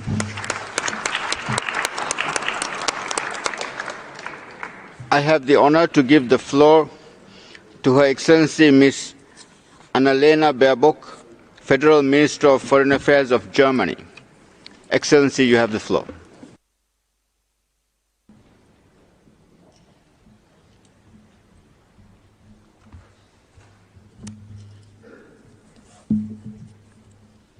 Ms. Vice President, Excellencies, colleagues and friends. I didn't have a chance to stop it. I couldn't hide the children. I couldn't take them anywhere else. That's what Volodymyr Shahaidak told reporters. He runs the children's home on the outskirts of Kherson. But on the 3rd of March last year, Russian troops entered his city. They took away 15 children. The youngest was 9 years old. These 15 are among countless Ukrainian children that Russia has reportedly abducted during its war of aggression against Ukraine. What could be more abhorrent than to take children out of their homes, away from their friends, their loved ones, children who need adults to take care of them, not to destroy their lives. We will not rest until every single child will be home, because children's rights are human rights, and human rights are universal. A life is a life, regardless of its origin, race, gender, sexual orientation, or belief. This is why we will speak out in this Council whenever human rights are violated, whether in the East or in the West, in the North or in the South. I didn't have a chance to stop it. These words of Volodymyr Shahaidak hurt. Because the bitter truth is, there's no quick and easy way to end or prevent these or other crimes. But that does not mean we should give in or give up. On the contrary, what we must do as international partners is to speak up for the victims. Each of them has a name, just like each of the 15 children from Kherson has a name and a life. We have to say their names and uphold their rights, and we have to call out the perpetrators. This is why it's crucial for this Council to prolong the mandate of the Commission of Inquiry and to empower it to investigate the cases, each and every single case of the children abducted from Ukraine. Because impunity prevents justice. It hurts to see that our power to protect the victims is limited. We also see these limits every clearly day with regard to the situation in Iran. But we have not folded our hands in resignation. In November, this Council here voted in favour of setting up a fact-finding mission to document the human rights violation in Iran, the brutal suppression of protesters, the death of hundreds of women, men and children. I met so many courageous human rights activists who told me after our vote, this gives us hope that the world has not forgotten us. I can assure you, in Iran, we will not forget you. We stand with you every single day. We call upon the authorities in Iran to finally grant the fact-finding mission access to the country, to stop the violent crackdown on the peaceful protests, and to refrain from imposing and carrying out the death penalty. No one in the 21st century should be able to trample on human rights without facing consequences.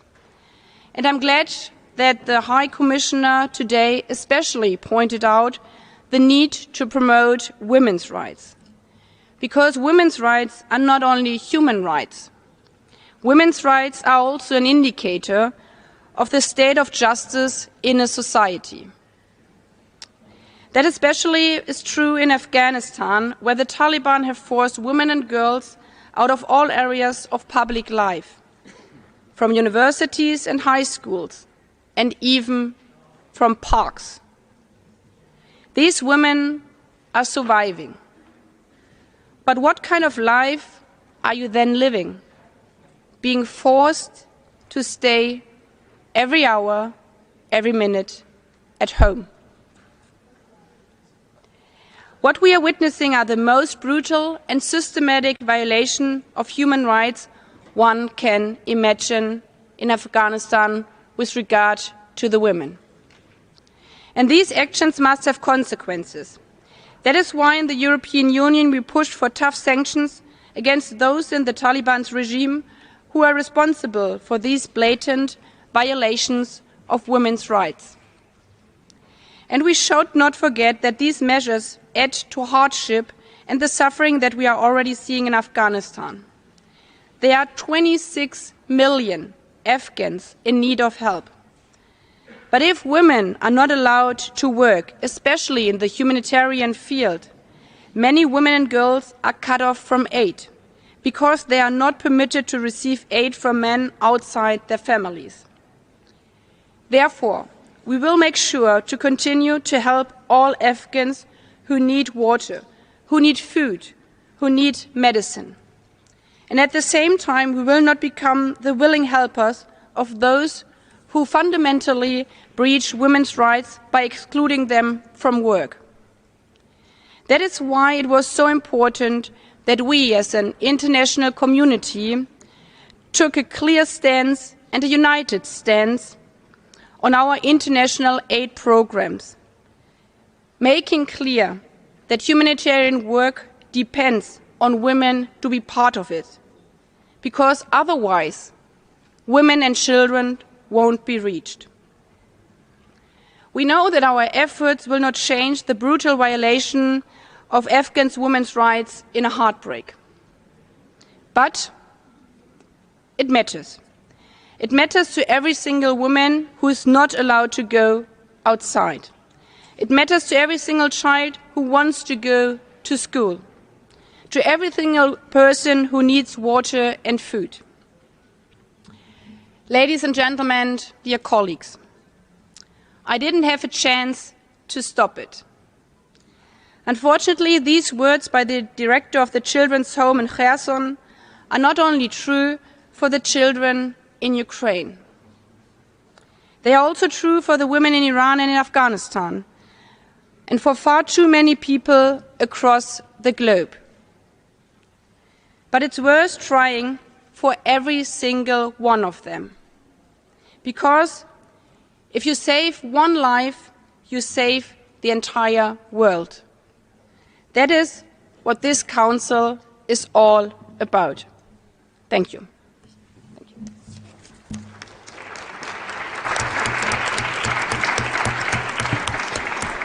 Thank you. I now have the honor to give the floor to Her Excellency Ms. Ana Cecilia Gervasi, Minister of Foreign Affairs of Peru. Excellency, you have the floor.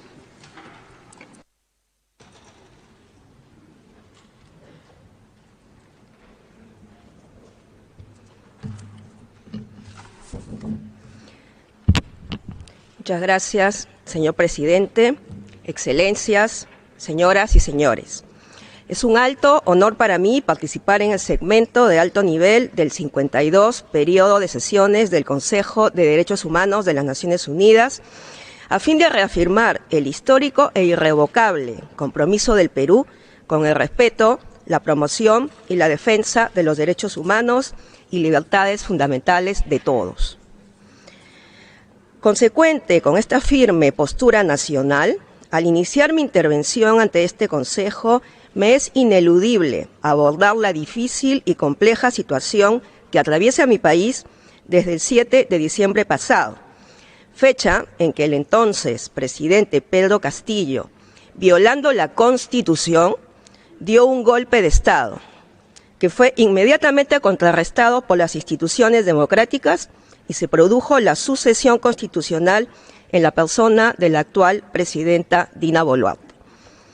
En los recientes episodios de manifestaciones sociales a nivel nacional, lamentablemente, hubieron actos de violencia y de vandalismo que empañaron la protesta pacífica.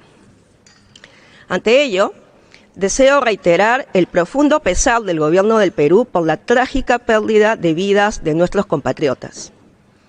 Con el firme compromiso de garantizar el derecho a la verdad, las autoridades competentes están realizando con imparcialidad, independencia y sin dilaciones las investigaciones correspondientes en el fuero civil.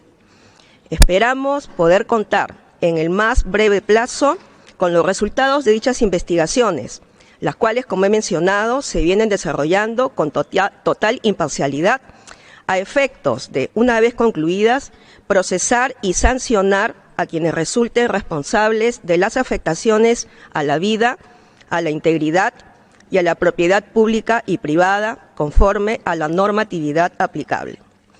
Asimismo, el Gobierno ha establecido una comisión multisectorial para atender a los deudos de las personas fallecidas y las personas que sufrieron lesiones de gravedad en las movilizaciones.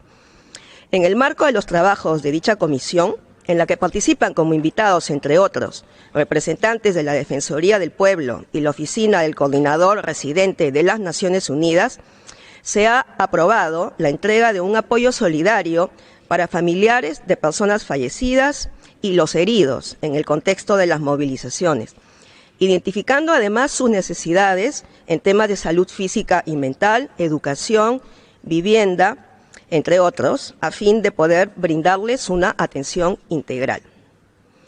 Es preciso destacar que la defensa pública del Ministerio de Justicia y Derechos Humanos garantiza el derecho a la defensa de las personas que participan en las movilizaciones sociales. En ese marco, ha brindado 115 atenciones a familiares de personas fallecidas y heridas en las movilizaciones en todo el país, así como atenciones legales a 432 personas detenidas. Y, en un trabajo conjunto con el Ministerio de Cultura, se ha contado con traductores en quechua, aymara y ashánica, bajo un enfoque plurilingüe. El gobierno de la presidenta Dina Boluarte está convencido de que la salida a esta difícil coyuntura es a través del diálogo social, amplio e inclusivo. Reconocemos el apoyo que pueden brindar organizaciones como las Naciones Unidas para complementar nuestros esfuerzos por tender puentes entre los peruanos. Reconocemos además la importancia de escuchar las demandas sociales legítimas. Por ello, la presidenta Boluarte ha planteado al Congreso de la República el adelanto de las elecciones generales. En este contexto, y en el año en que celebramos el 75 aniversario de la Declaración Universal de Derechos Humanos de Naciones Unidas, destaco que el Perú mantiene un irrenunciable compromiso con el multilateralismo y los valores fundamentales que inspiran el sistema internacional basado en normas, la cooperación, la solidaridad y el diálogo para enfrentar retos colectivos. Es en base a esta convicción que el Perú ha encarado los recientes sucesos con total apertura y transparencia ante los sistemas internacionales y regionales de derechos humanos. A invitación del gobierno peruano se produjeron visitas de la Comisión Interamericana de Derechos Humanos, así como un enviado especial del Alto Comisionado de las Naciones Unidas para los Derechos Humanos, a fin de conocer de primera mano la situación y las acciones adoptadas por el gobierno. Para la realización de dichas visitas, el Estado peruano brindó todas las facilidades, a fin de que puedan entrevistarse con autoridades, representantes de la sociedad civil y personas afectadas por los lamentables sucesos. En el marco de la invitación abierta a los distintos mecanismos del Consejo, Para el presente año se tiene previsto recibir la visita del Relator Especial para el Racismo, la discriminación racial, xenofobia y otras formas de intolerancia. Asimismo, atendiendo a la actual coyuntura, se ha solicitado al Relator Especial sobre ejecuciones extrajudiciales, sumarias o arbitrarias adelantar su visita del 2024 al 2023. Y hemos extendido, además, una invitación al Relator Especial sobre los derechos a libertad de reunión pacífica y de asociación. Esperamos que ambas puedan concretarse en el más breve plazo. Estamos convencidos de que el acompañamiento de mecanismos de esta naturaleza contribuye a la creación de condiciones de confianza y de diálogo que redundan positivamente en la gobernabilidad democrática y el respeto de los derechos humanos en nuestro país. En esa línea, me es grato anunciar que el Perú suscribirá con la Oficina del Alto Comisionado un memorándum de entendimiento que establece un plan de trabajo con el objetivo de fortalecer las capacidades del Estado en derechos humanos a través de la cooperación y asistencia técnica con diferentes sectores nacionales en áreas prioritarias como la igualdad de género, los derechos de los pueblos indígenas y la lucha contra la discriminación racial, entre otros. Como activo y comprometido partícipe del Sistema Universal de Promoción y Protección de los Derechos Humanos, el 25 de enero pasado, el Perú culminó exitosamente su revisión de cuarto ciclo del examen periódico universal del Consejo de Derechos Humanos, con una delegación que fue encabezada por el viceministro de Derechos Humanos. En las próximas semanas también nos presentaremos ante el Comité de Derechos Humanos y el Comité de Derechos de las Personas con Discapacidad para sustentar nuestros informes periódicos correspondientes. En reconocimiento al papel fundamental de este foro como el principal espacio de cooperación y diálogo en materia de derechos humanos del sistema de las Naciones Unidas, el Perú aspira a volver a ser miembro del Consejo de Derechos Humanos para el periodo 2024-2026. De lograrlo, como hemos hecho en oportunidades anteriores y con gran sentido de responsabilidad y compromiso, el Perú contribuirá activamente al cumplimiento del mandato del Consejo de promover el respeto universal por la protección de todos los derechos humanos y libertades fundamentales de todas las personas, sin distinción de ningún tipo. Trabajaremos para promover el desarrollo progresivo del derecho internacional de los derechos humanos. Impulsaremos el avance en áreas de especial interés para el Perú, como la erradicación de la extrema pobreza, los derechos de los pueblos indígenas, de las personas afrodescendientes, la igualdad de género, entre otros. Promoveremos sinergias y mayor diálogo para asegurar que las negociaciones para un futuro acuerdo internacional para la erradicación de la contaminación plástica, cuyas negociaciones actualmente lidera el Perú, contenga un enfoque de derechos humanos y de igualdad. Actuaremos, asimismo, desde la convicción de que todos los derechos humanos son universales e indivisibles, están relacionados entre sí, son interdependientes y se refuerzan mutuamente, y que deben tratarse de manera justa y equitativa en pie de igualdad.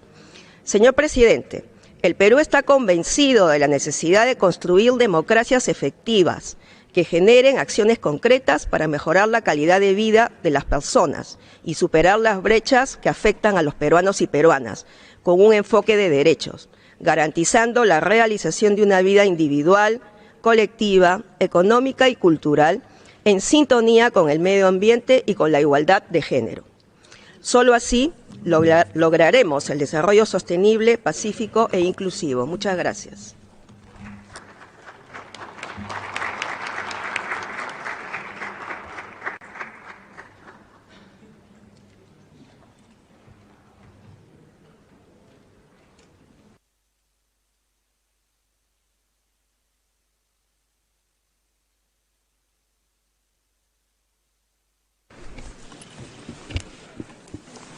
Thank you so much.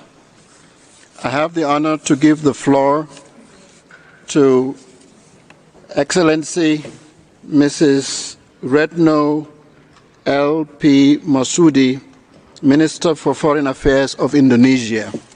You have the floor, ma'am.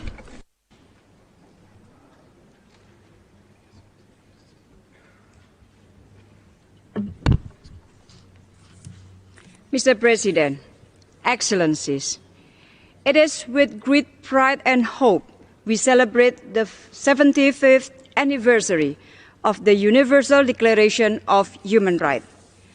I said pride because it continues to inspire transformation toward a more just, equal, and inclusive world.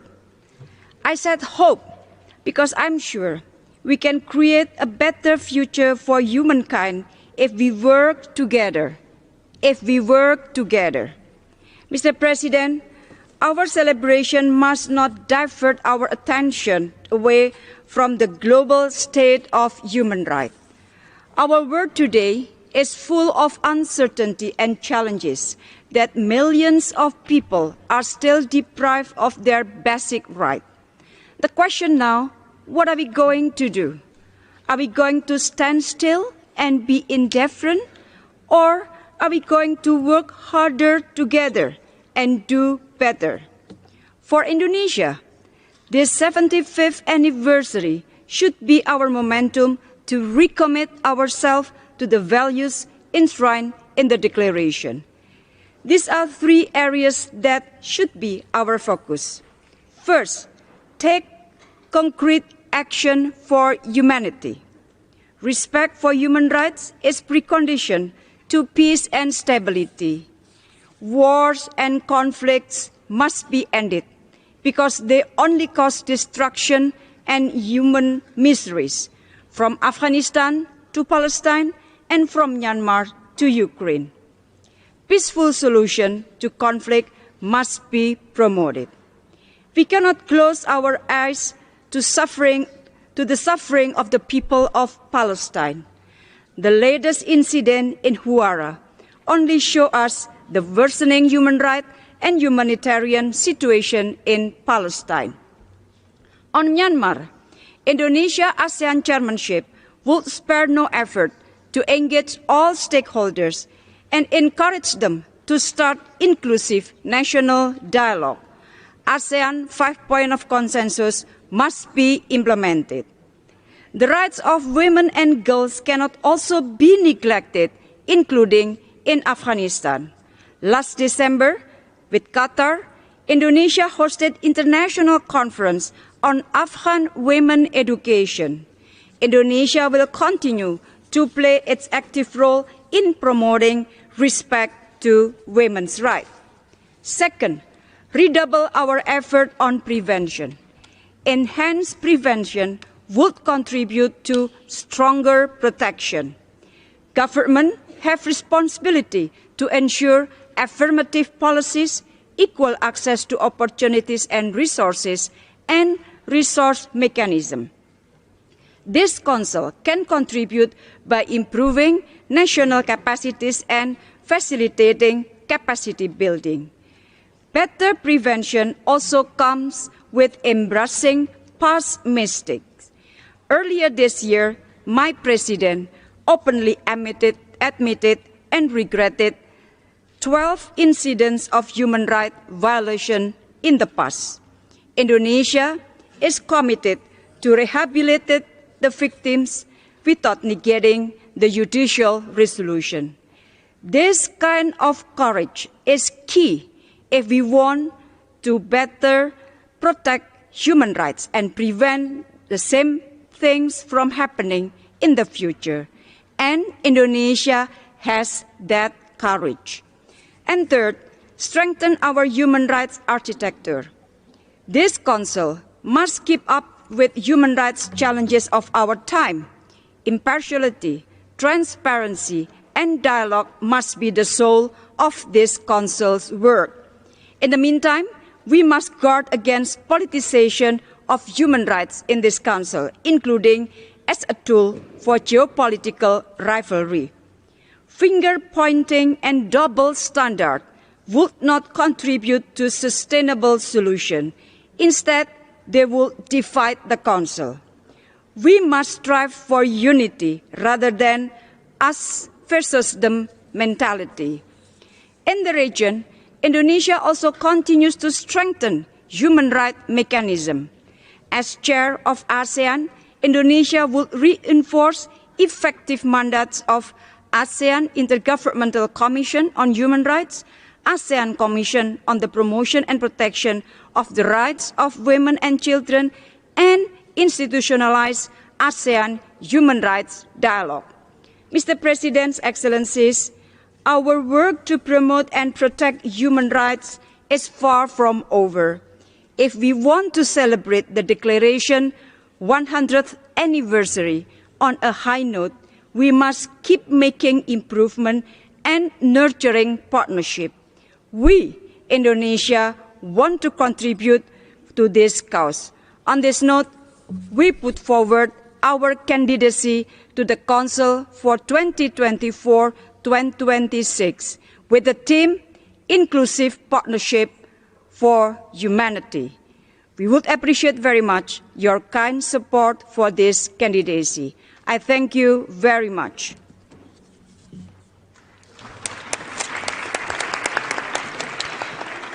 Thank you.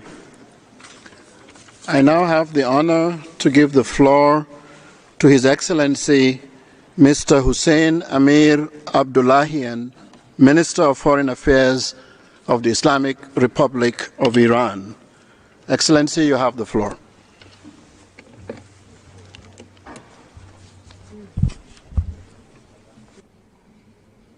Bismillah ar-Rahman ar-Rahim. Good afternoon, ladies and gentlemen. Mr. Vice President, I am pleased to address the Human Rights Council and share on behalf of the Islamic Republic of Iran our thoughts and views concerning human rights and the mechanisms established for its sake. Protection and promotion of human rights is a shared sentiment for all nations.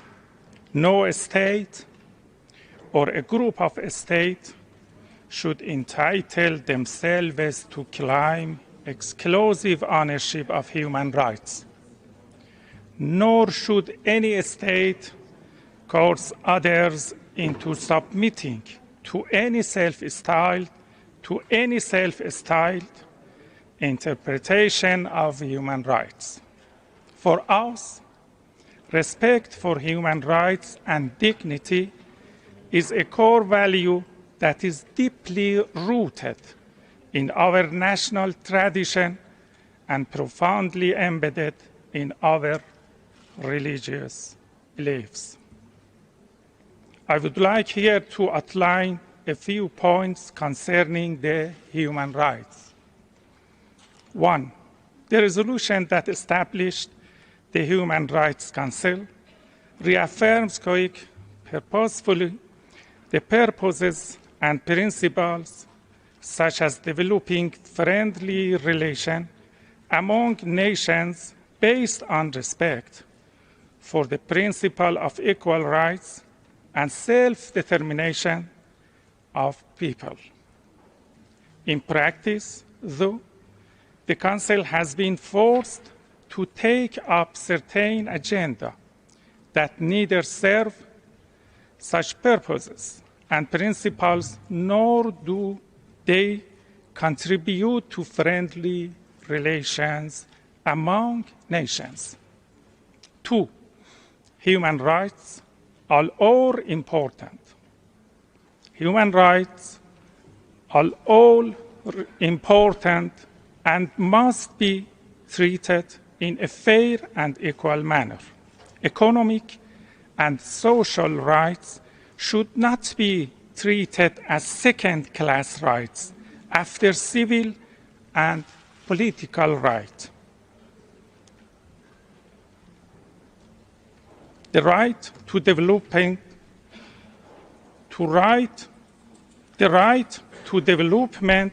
with all its components should be seen in this perspective. 3. Unilateral coercive measures, as inhuman as they are systematically, violate fundamental human rights of the targeted populations. That's a sheer hypocrisy to advocate for the human rights of the Iranians while depriving the same people of their basic rights to health, to education, and to life. 4, no country can claim to be perfect in its human rights performance. 5, the UN human rights mechanisms could and should contribute to the promotion and protection of human rights through genuine dialogue, constructive interaction, and respectful capacity building cooperation. The UPR mechanism is one such venue for inclusive and interactive exchanges among member states. Mr. Vice President, ladies and gentlemen, the peaceful assemblies that took place in my country following the sad death of Mahsa Amini manifested the Iranian spirit of solidarity for a fellow young Iranian woman. However, those peaceful assemblies turned violent following the malign interference by some terrorist elements. In this respect, a number of Persian language TV channels based in the United States and the UK acted as propagators of violence. No responsible state could let the public security and order be compromised by violent and lawless behavior.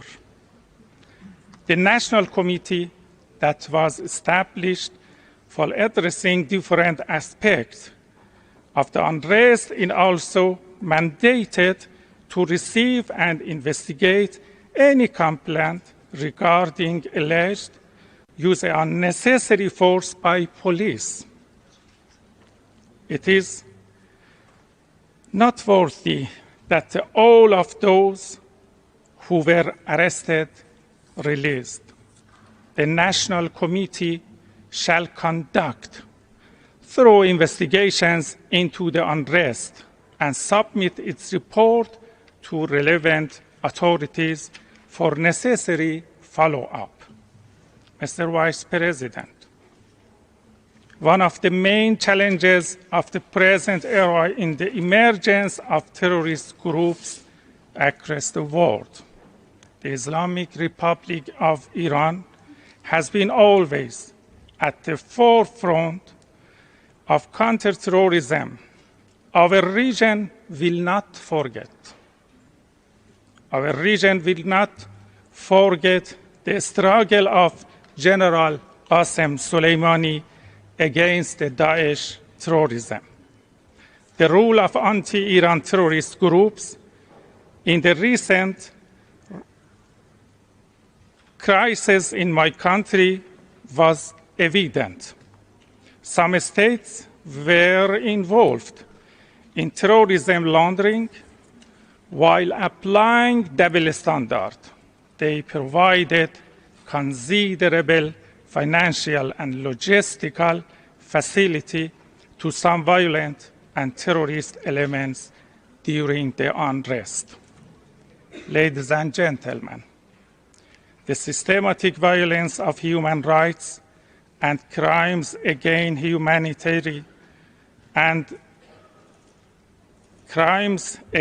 humanity by the Zionist regime should immediately stop. The Islamic Republic of Iran is resolute in its commitment to protect and promote human rights and strongly defends the rights of the great Iranian nation. I thank you for your attention. Thank you. To give the floor to His Excellency, or Her Excellency, Mrs. Anniken Huitfeldt, Minister for Foreign Affairs of Norway. Ma'am, you have the floor.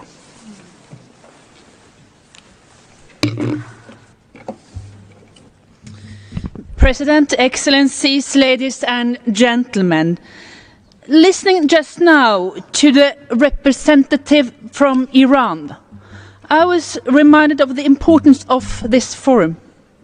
Reminded that this forum should not be abused to go against our collective efforts. Reminded of the importance of holding each other to account.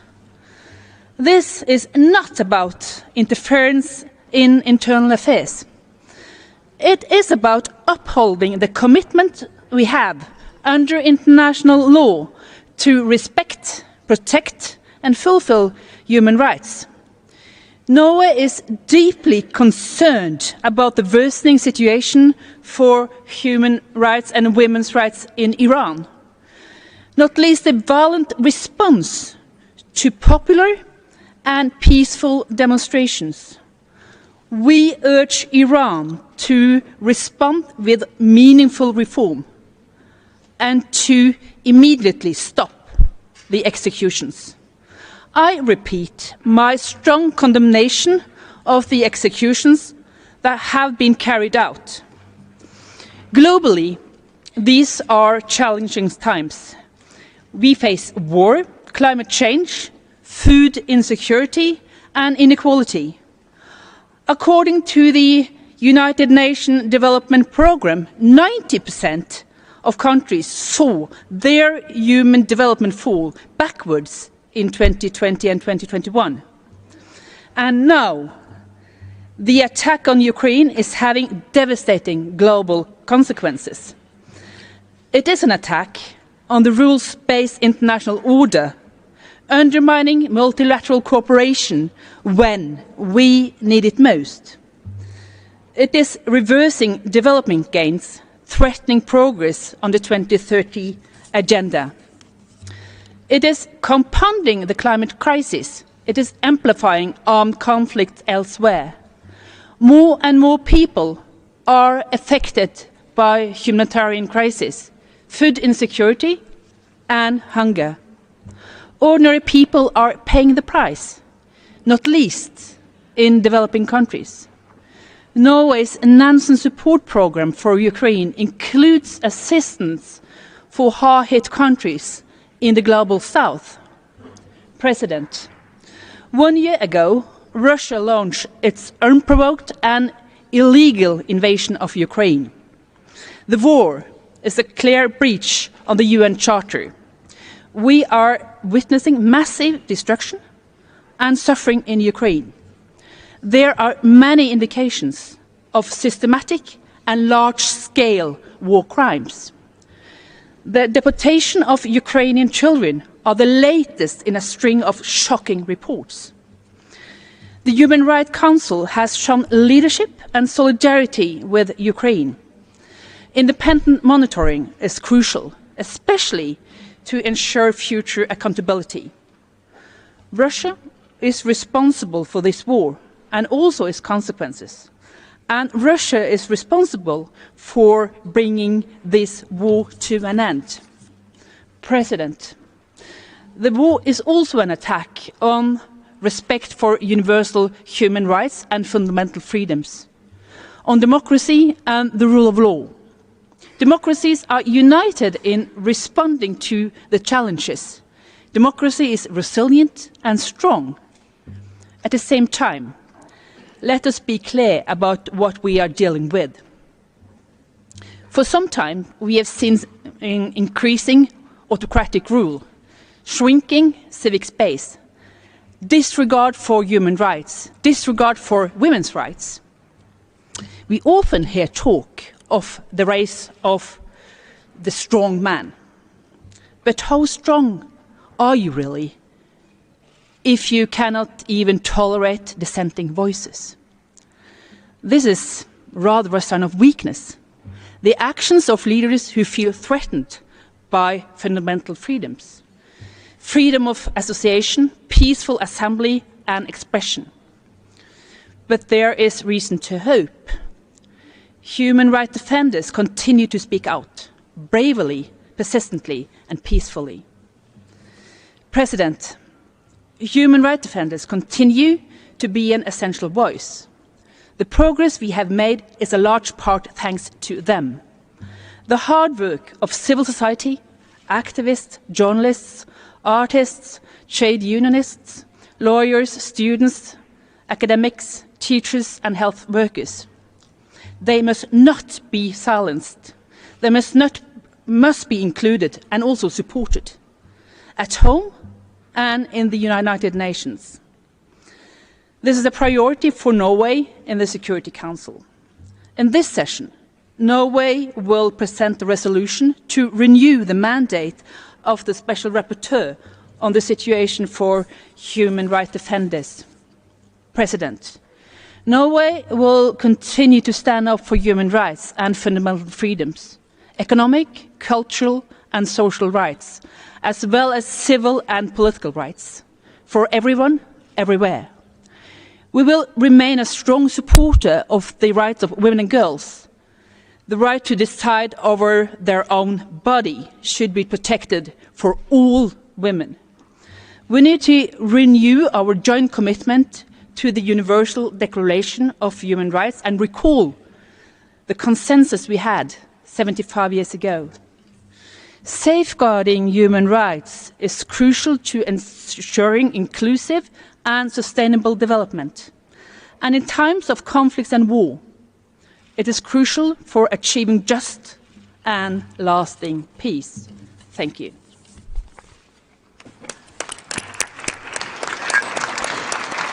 Thank you. I have the honor to give the floor to Her Excellency Mrs. Haja Labib, Minister of Foreign Affairs, European Affairs and Foreign Trade and the Federal Cultural Institutions of Belgium. Ma'am, you have the floor.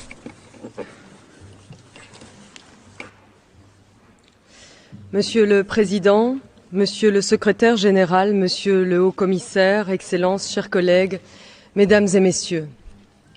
C'est un privilège pour moi de prendre la parole aujourd'hui, au début du nouveau mandat de la Belgique, en tant que membre du Conseil des droits de l'homme. Et je tiens tout d'abord à commencer par exprimer mes condoléances et ma solidarité envers toutes les victimes touchées par les séismes meurtriers en Turquie et en Syrie. Comme l'ont souligné le secrétaire général et le haut-commissaire, nous célébrons cette année le 75e anniversaire de la Déclaration universelle des droits de l'homme, à laquelle ont souscrit tous les membres des Nations unies. Elle garantit que tous les êtres humains naissent libres et égaux en dignité et en droit. Chacun peut se prévaloir de ses droits sans aucune distinction, en tout lieu et en tout temps. Cette garantie d'universalité des droits humains est le fondement de l'ordre international moderne, l'obligation essentielle de tous les États. Elle est dès lors un principe cardinal qui guide l'action de la Belgique tant dans sa politique interne que dans sa politique extérieure. Hélas, cette universalité est aujourd'hui trop souvent mise à mal, en parole comme en acte. Plus que jamais, nous devons réaffirmer que les droits humains ne sont pas une faveur accordée par les États. Ils sont une obligation à l'égard de tous et en toutes circonstances. Plus que jamais, nous devons rappeler que la Déclaration universelle des droits de l'homme est issue directement de la pire catastrophe humaine de l'histoire, la Seconde Guerre mondiale. Monsieur le Président, chers collègues, la commémoration d'une année d'agression russe contre l'Ukraine, avec ses conséquences dévastatrices, démontre à quel point l'histoire, malgré les enseignements qu'elle nous livre, peut malgré tout se répéter. Le respect des droits humains est un impératif en toutes circonstances. C'est encore davantage le cas dans les zones en proie à la guerre, comme actuellement en Ukraine, suite aux actions de la Russie. La Belgique plaide donc sans relâche pour le respect du droit international humanitaire. Nous saluons le travail réalisé par la commission d'enquête indépendante et attendons avec impatience de pouvoir lire ses derniers constats. En outre, nous devons avant tout adopter les perspectives des victimes. Cela signifie lutter contre l'impunité. Ce sera une de nos priorités lors de notre mandat au sein du Conseil. Réaffirmer la Déclaration universelle des droits de l'homme implique le soutien à tous les outils complémentaires. Je pense d'abord aux conventions internationales relatives aux droits humains. Je voudrais particulièrement attirer votre attention sur la Convention sur l'élimination de toutes les formes de discrimination à l'égard des femmes. Presque 25 ans après l'adoption de cette convention, les droits des femmes et des filles sont loin d'être respectés dans de très nombreux endroits du monde et par endroits leur recul est pour le moins inquiétant. Une triste illustration est la quasi-exclusion des femmes et des filles afghanes de toutes les sphères de la vie publique. C'est aussi le cas en Iran, avec la discrimination persistante dont sont victimes les femmes et les filles. La mort de Mahsa Amini et le mouvement de protestation que cela a entraîné à travers l'Iran sont un indicateur, tant du besoin de liberté et d'expression que du sentiment d'injustice ressenti par la population. Nous condamnons les emprisonnements, les peines capitales prononcées et exécutées contre les manifestants. Globalement, malgré les progrès réalisés dans la suppression des barrières qui limitent la participation des femmes à la vie politique, il nous reste encore du chemin à parcourir. C'est pourquoi, à l'occasion de la Journée internationale de la femme, j'organiserai à Bruxelles un débat sur la participation politique des femmes avec pour objectif de dégager des actions concrètes à mener. Outre les organes des traités, les procédures spéciales continuent à avoir pour mon pays une importance primordiale. Il est impératif que des experts indépendants des droits de l'homme puissent se rendre sur place et de garantir leur indépendance, leur crédibilité et leur efficacité. Comme de nombreux autres pays, la Belgique leur a adressé une invitation ouverte. J'encourage vivement les pays qui ne l'ont pas fait encore à le faire de même. Monsieur le Président, chers collègues, cette année, nous fêtons également le 25e anniversaire de la Déclaration sur les défenseurs des droits de l'homme. Dans ce cadre, je tiens à souligner le rôle essentiel de la société civile dans la protection et la promotion des droits humains. Leurs constats sont cruciaux pour alerter et permettre à ce Conseil d'assumer pleinement son mandat. Or, en de nombreux endroits dans le monde, ce rôle est aujourd'hui sous pression. On voit l'espace d'expression critique se rétrécir. On voit le nombre d'agressions directes ciblées contre les défenseurs des droits humains augmenter. Leur permettre d'exercer librement et en toute sécurité est essentiel. La Belgique, avec ses partenaires de l'Union européenne, s'engage plus que jamais pour leur défense. Pour conclure, je tiens à souligner que le Conseil des droits de l'homme lui-même reste pour la Belgique le forum de dialogue par excellence. Une agora au sein de laquelle les États membres des Nations Unies peuvent dialoguer à égalité et dans l'intérêt de chacun de la promotion et la promotion des droits de l'homme. Nous espérons pouvoir contribuer de manière substantielle à son action dynamique, notamment par le partage d'expériences et la coopération. Nous remercions les nombreux États qui ont soutenu notre candidature au sein du Conseil des droits de l'homme. C'est un honneur que nous apprécions à sa juste valeur et nous mettrons tout en œuvre pour nous montrer dignes de cette confiance. Je vous remercie. Thank you. I have the honor to give the floor to Son Excellence, Madame Arlene Dembet Damas, Ministre de la Justice en charge des droits de l'homme de Gabon. Madame, you have the floor.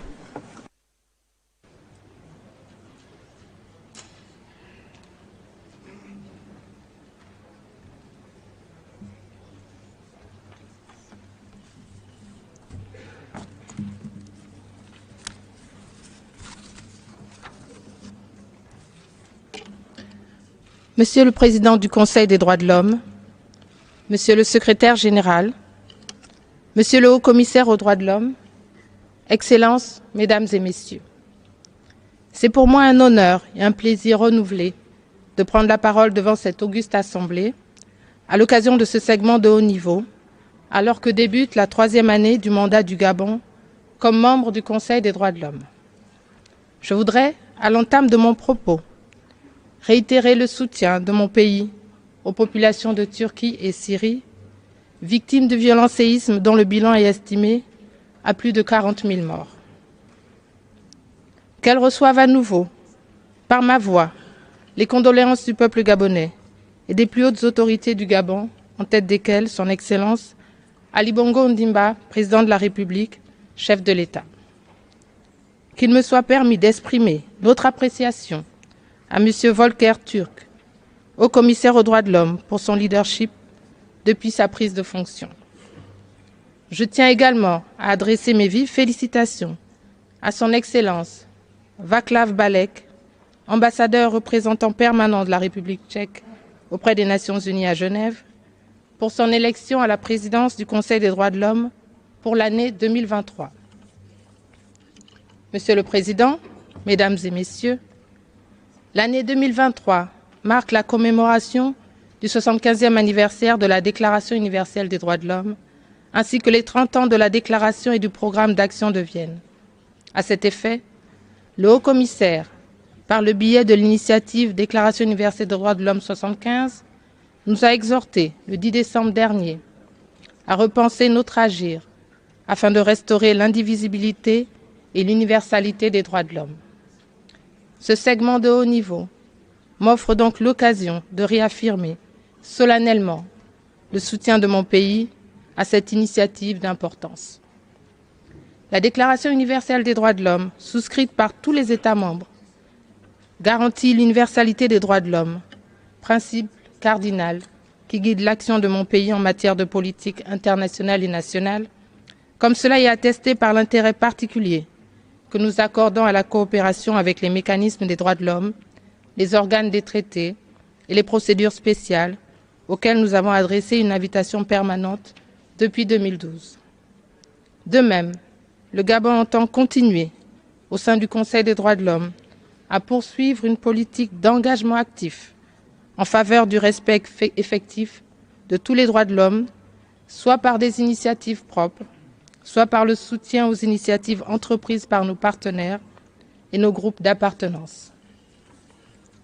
Nous demeurons particulièrement attentifs au fonctionnement efficace du mécanisme de l'examen périodique universel, qui est, de notre point de vue, un instrument essentiel à l'amélioration des droits de l'homme dans le monde. Monsieur le Président, Mesdames et Messieurs, me référant particulièrement aux 30 ans de la Déclaration et du Programme d'action de Vienne, qui ont contribué à la création du Haut Commissariat aux droits de l'homme, je voudrais saluer ici le chemin parcouru par cet organe et surtout la détermination avec laquelle celui-ci conduit la mission qui lui a été confiée par la communauté des États. C'est notamment grâce à son soutien et à son appui constant que mon pays a connu, au cours des dernières années, une évolution significative dans la promotion et la protection des droits de l'homme. À cet égard, je voudrais réitérer l'engagement du gouvernement de la République gabonaise à œuvrer davantage pour la garantie effective de tous les droits de l'homme, conformément aux recommandations formulées par les mécanismes y relatifs. Cette détermination s'est traduite dernièrement par l'adoption d'un ensemble de mesures sur des questions prioritaires, telles que le processus électoral de l'année 2023, la préservation de l'environnement et le développement durable, la protection des groupes vulnérables, notamment les femmes et les personnes vivant avec un handicap. S'agissant du processus électoral de l'année 2023, l'organisation d'activités de sensibilisation des acteurs politiques, administratifs et de la société civile, le renouvellement du bureau du Centre gabonais des élections dans un cadre consensuel et l'organisation, à la demande du président de la République, chef de l'État, d'une concertation de tous les acteurs politiques de la majorité au pouvoir et de l'opposition, traduisent notre volonté de parvenir à des élections libres, transparentes et donc apaisées. Sur la préservation de l'environnement et le développement durable, l'organisation au Gabon, les 1er et 2 mars prochains, du One Forest Summit, en présence des chefs d'État et de gouvernement, des dirigeants d'organisations internationales, des institutions financières, des représentants du secteur privé, des ONG internationales et des centres de recherche, des organisations de populations autochtones et de la société civile, traduit l'adhésion totale de mon pays à notre ambition collective en matière de préservation et de gestion durable des forêts tropicales au service de notre lutte contre le changement climatique et la perte de biodiversité. Sur les autres aspects relatifs à la promotion et au respect des droits de l'homme, comme vous le savez, mon pays a été évalué au cours du mois de janvier dernier dans le cadre de l'examen périodique universel. Lors de ce dialogue interactif, nous avons présenté à l'ensemble des États membres du Conseil non seulement les importantes avancées que nous avons connues au cours de ces dernières années, grâce aux nombreuses initiatives des plus hautes autorités, mais également les défis et les objectifs que nous comptons atteindre pour une amélioration des droits de tous les Gabonais et de toutes les personnes vivant sur notre territoire. Ces avancées et ces défis concernent, entre autres, la garantie des droits de l'homme dans les lieux de privation de liberté, par des politiques publiques portant sur la gestion des détentions et des peines, ainsi que sur l'insertion et la réinsertion post-carcérale. La limitation des placements en détention par l'introduction dans notre corpus juridique pénal de peines alternatives à l'emprisonnement, telles que la réparation, la privation ou les restrictions de certains droits, et le travail d'intérêt général, ainsi que l'instauration de la procédure de composition pénale. L'amélioration des conditions de vie des détenus et la réduction de la surpopulation carcérale, par la mise en place d'un vaste programme de réhabilitation et de construction de lieux de détention sur la période 2019-2024, avec un accent particulier sur les conditions de détention des mineurs et des femmes en conflit avec la loi. Le renforcement des capacités sur les droits de l'homme au profit des responsables de l'application des lois, en vue de prévenir les mauvais traitements lors des interpellations, des gardes à vue, des rétentions administratives et des détentions. La mise en œuvre de 33 mesures intégrées dans le cadre de la stratégie dite Gabon Égalité pour promouvoir les droits de la femme, prévenir et lutter contre les discriminations et les violences en tout genre dont elles peuvent être victimes, ainsi que les personnes vulnérables en milieu familial comme en milieu professionnel. Le développement d'un ensemble d'actions en vue d'assurer aux personnes vivant avec un handicap la pleine garantie de leurs droits dans les domaines de la santé, de l'éducation, de la formation et de l'accès à l'emploi. Monsieur le Président, Mesdames et Messieurs, pour finir, je voudrais, au nom du gouvernement de la République, réaffirmer notre ferme détermination à œuvrer en faveur de l'amélioration constante et continue de la promotion et de la protection des droits de l'homme à travers le monde. Avec le concours des autres États et l'appui constant des mécanismes des droits de l'homme, nous travaillerons toujours à la consolidation de la solidarité internationale dans un contexte où les défis auxquels nous faisons face ont une dimension de plus en plus mondiale, où nos destins sont désormais inextricablement liés, pour que notre monde soit plus prospère, plus juste et plus équitable. Je vous remercie de votre aimable attention.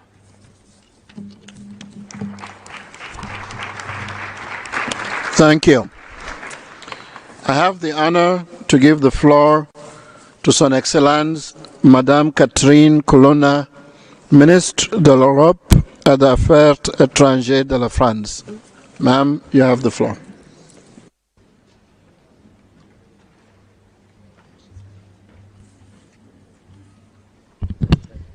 Monsieur le Président, Madame la Haute Commissaire adjointe, Mesdames et Messieurs les ministres, Mesdames et Messieurs les délégués, ça fait un peu plus d'un an que la Russie a déclenché et mène sa guerre d'agression illégale, injustifiée et injustifiable contre l'Ukraine. La Russie viole la Charte des Nations Unies, la souveraineté et l'intégrité territoriale de l'Ukraine, de manière éhontée. Elle viole systématiquement le droit international humanitaire et les droits de l'homme. Elle inflige d'indicibles souffrances au peuple ukrainien. Exactions massives et généralisées contre des civils, tueries, viols de masse, attaques délibérées contre des hôpitaux, des écoles, des maternités, déplacements forcés de population, déportation d'enfants. Les responsables de ces crimes de guerre et crimes contre l'humanité devront rendre des comptes. Nous n'avons de cesse de le répéter, il n'y a pas de paix durable sans justice. Cette justice, nous la devons aux Ukrainiennes et aux Ukrainiens, et nous la devons aussi à nous-mêmes, parce qu'il n'y a pas d'humanité sans respect des droits de l'homme. Nous soutenons donc la Cour pénale internationale, les juridictions ukrainiennes compétentes et la commission d'enquête mise en place par ce Conseil. Nous le déplorons, des exactions russes sont également commises ailleurs dans le monde. C'est le cas au Mali, où les mercenaires de Wagner s'en prennent aux civils, comme la MINUSMA et bien d'autres ont pu l'établir. Cela fait bientôt 75 ans qu'a été signée à Paris la Déclaration universelle des droits de l'homme pour que les atrocités de la Seconde Guerre mondiale ne se répètent jamais. La commémorer, c'est répéter sans fléchir un appel à respecter partout la dignité humaine. Nous ne pouvons pas nous résigner, nous ne pouvons pas nous censurer. Il faut agir, avec en mémoire les crimes du passé. Les droits de l'homme sont universels et indivisibles parce qu'ils sont le fondement même de notre humanité. Ils sont le socle de l'égale dignité de la personne humaine. Et les États se sont engagés à respecter et à faire respecter ces droits. Or, les régimes autoritaires ne s'y résolvent pas, ils les bafouent, ils oppriment les libertés et méprisent l'égalité. C'est le cas en Iran, où la répression contre les défenseurs de la liberté, qui frappe particulièrement les femmes, doit cesser. Les Iraniennes et les Iraniens ont le droit à la liberté et à la justice. Je souhaite rendre hommage à leur bravoure. Je pense à Mahsa Amini et à toutes les femmes iraniennes qui défendent la liberté. Avec mes collègues européens, nous avons adopté déjà 5 trains de sanctions contre les responsables de ces crimes. Et ce Conseil ne peut pas non plus accepter la politique d'otage d'État pratiquée par l'Iran. Les autorités iraniennes doivent libérer sans plus de délai tous les ressortissants étrangers et mettre fin à ces honteux chantages. Le non-respect des droits universels, c'est aussi ce qui se passe en Afghanistan, où les talibans pratiquent une politique de ségrégation contre les femmes et les filles. Elles sont progressivement chassées de la vie et des espaces publics, hors de l'école, hors des universités, hors de l'économie, hors même des actions humanitaires qui bénéficient pourtant à la population afghane. Ces violations systématiques vont au-delà de la très grande privation de liberté, au-delà du contrôle social. Les femmes et les filles afghanes sont, par obscurantisme, confinées à l'obscurité. Monsieur le Président, l'intolérable prend racine dans l'intolérance. C'est pour cela que la France ne transigera jamais dans sa défense de l'égalité et des libertés. Nous tous, au Conseil et au-delà, devons agir résolument. Cette action, nous souhaitons continuer de la porter au Conseil des droits de l'homme, auquel la France est candidate pour le mandat 2024-2026. Candidate pour agir et avec un solide bilan à défendre. Pour le prochain mandat, nous proposerons à nos partenaires de poursuivre ensemble une ambition, celle de sociétés plus justes, plus libres et plus équitables. Nous sommes à l'œuvre pour défendre sans concession l'égalité et les libertés. L'égalité entre les femmes et les hommes et la liberté des femmes d'abord. Les femmes doivent faire valoir partout leur droit, celui d'être traitées sur un pied d'égalité avec les hommes, d'avoir accès aux processus de décision publics et privés, celui de vivre, travailler, se mouvoir à l'abri des violences sexuelles et sexistes, celui de pleinement et librement disposer de leur corps et donc d'accéder à la santé et aux droits sexuels et reproductifs. Nous continuons de mener campagne pour l'universalisation de la Convention d'Istanbul et je veux ici rendre hommage aux femmes qui risquent leur vie pour la liberté. Je réunirai plusieurs d'entre elles à Paris à l'occasion du 8 mars. Notre défense de l'égalité, c'est aussi celle des droits des personnes LGBT+. Je lance un appel à la dépénalisation immédiate et complète de l'homosexualité. Nous continuerons bien sûr notre combat pour l'abolition universelle de la peine de mort, en tout lieu et en toutes circonstances. Les droits que nous défendons, c'est aussi le droit à une information libre et de qualité. Vous connaissez le rôle joué par la France pour la protection des journalistes, pour la liberté de la presse et pour une information plurielle et fiable. Avec 50 États, nous avons lancé le partenariat pour l'information et la démocratie.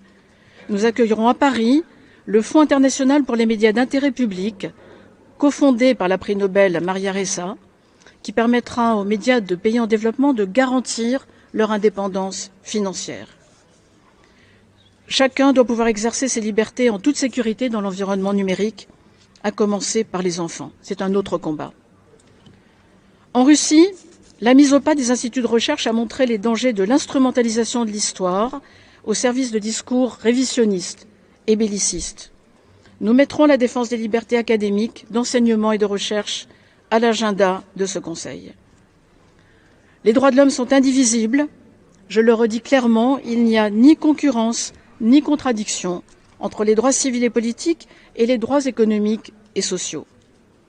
À ce titre, la France appelle la Chine à ratifier le pacte international relatif aux droits civils et politiques, comme elle l'a fait pour le pacte relatif aux droits économiques, sociaux et culturels. Depuis 2015 et notre agenda partagé pour le développement durable, l'agenda 2030 nous engage. Respect de l'état de droit et développement. Partout dans le monde, une personne doit avoir le droit de dire ce qu'elle pense, aussi bien que le droit de vivre dans un environnement sain. La France est engagée pour la solidarité et cela continuera de faire partie de son action, y compris au sein de ce Conseil. Enfin, la France restera engagée contre l'impunité. L'injustice fait obstacle à la paix, à la réconciliation et donc à la fin des cycles de violence. Ce travail de réconciliation, je l'ai vu engagé en Éthiopie quand je m'y suis rendue avec ma collègue allemande, Annalena Baerbock. C'est un travail essentiel. Monsieur le Président, personne ne doit se résoudre à constater sans rien faire les violations si nombreuses des droits de l'homme. Vous pouvez compter sur la France pour continuer de défendre le progrès vers des sociétés qui rendent justice, font œuvre de mémoire, protègent les droits, les libertés et l'égalité. Je vous remercie. Thank you. I have the honor to give the floor to His Excellency Mr. Silvio Luis de Almeida, Minister of Human Rights and Citizenship of Brazil. Sir, you have the floor.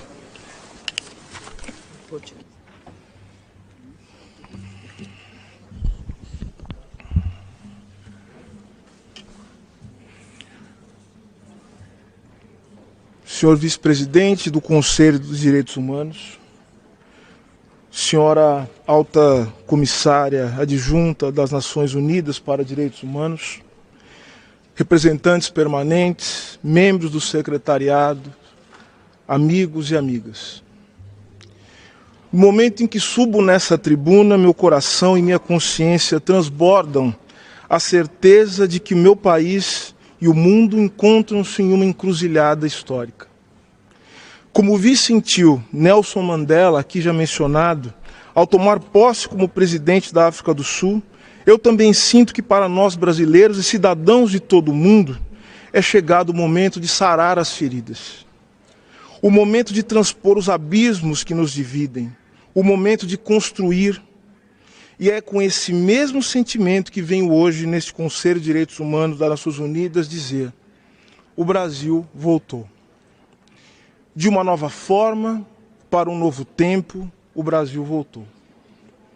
Isso porque temos plena consciência que muitos dos nossos problemas são problemas da humanidade, que nós somos porque o mundo é e que nossos destinos estão entrelaçados.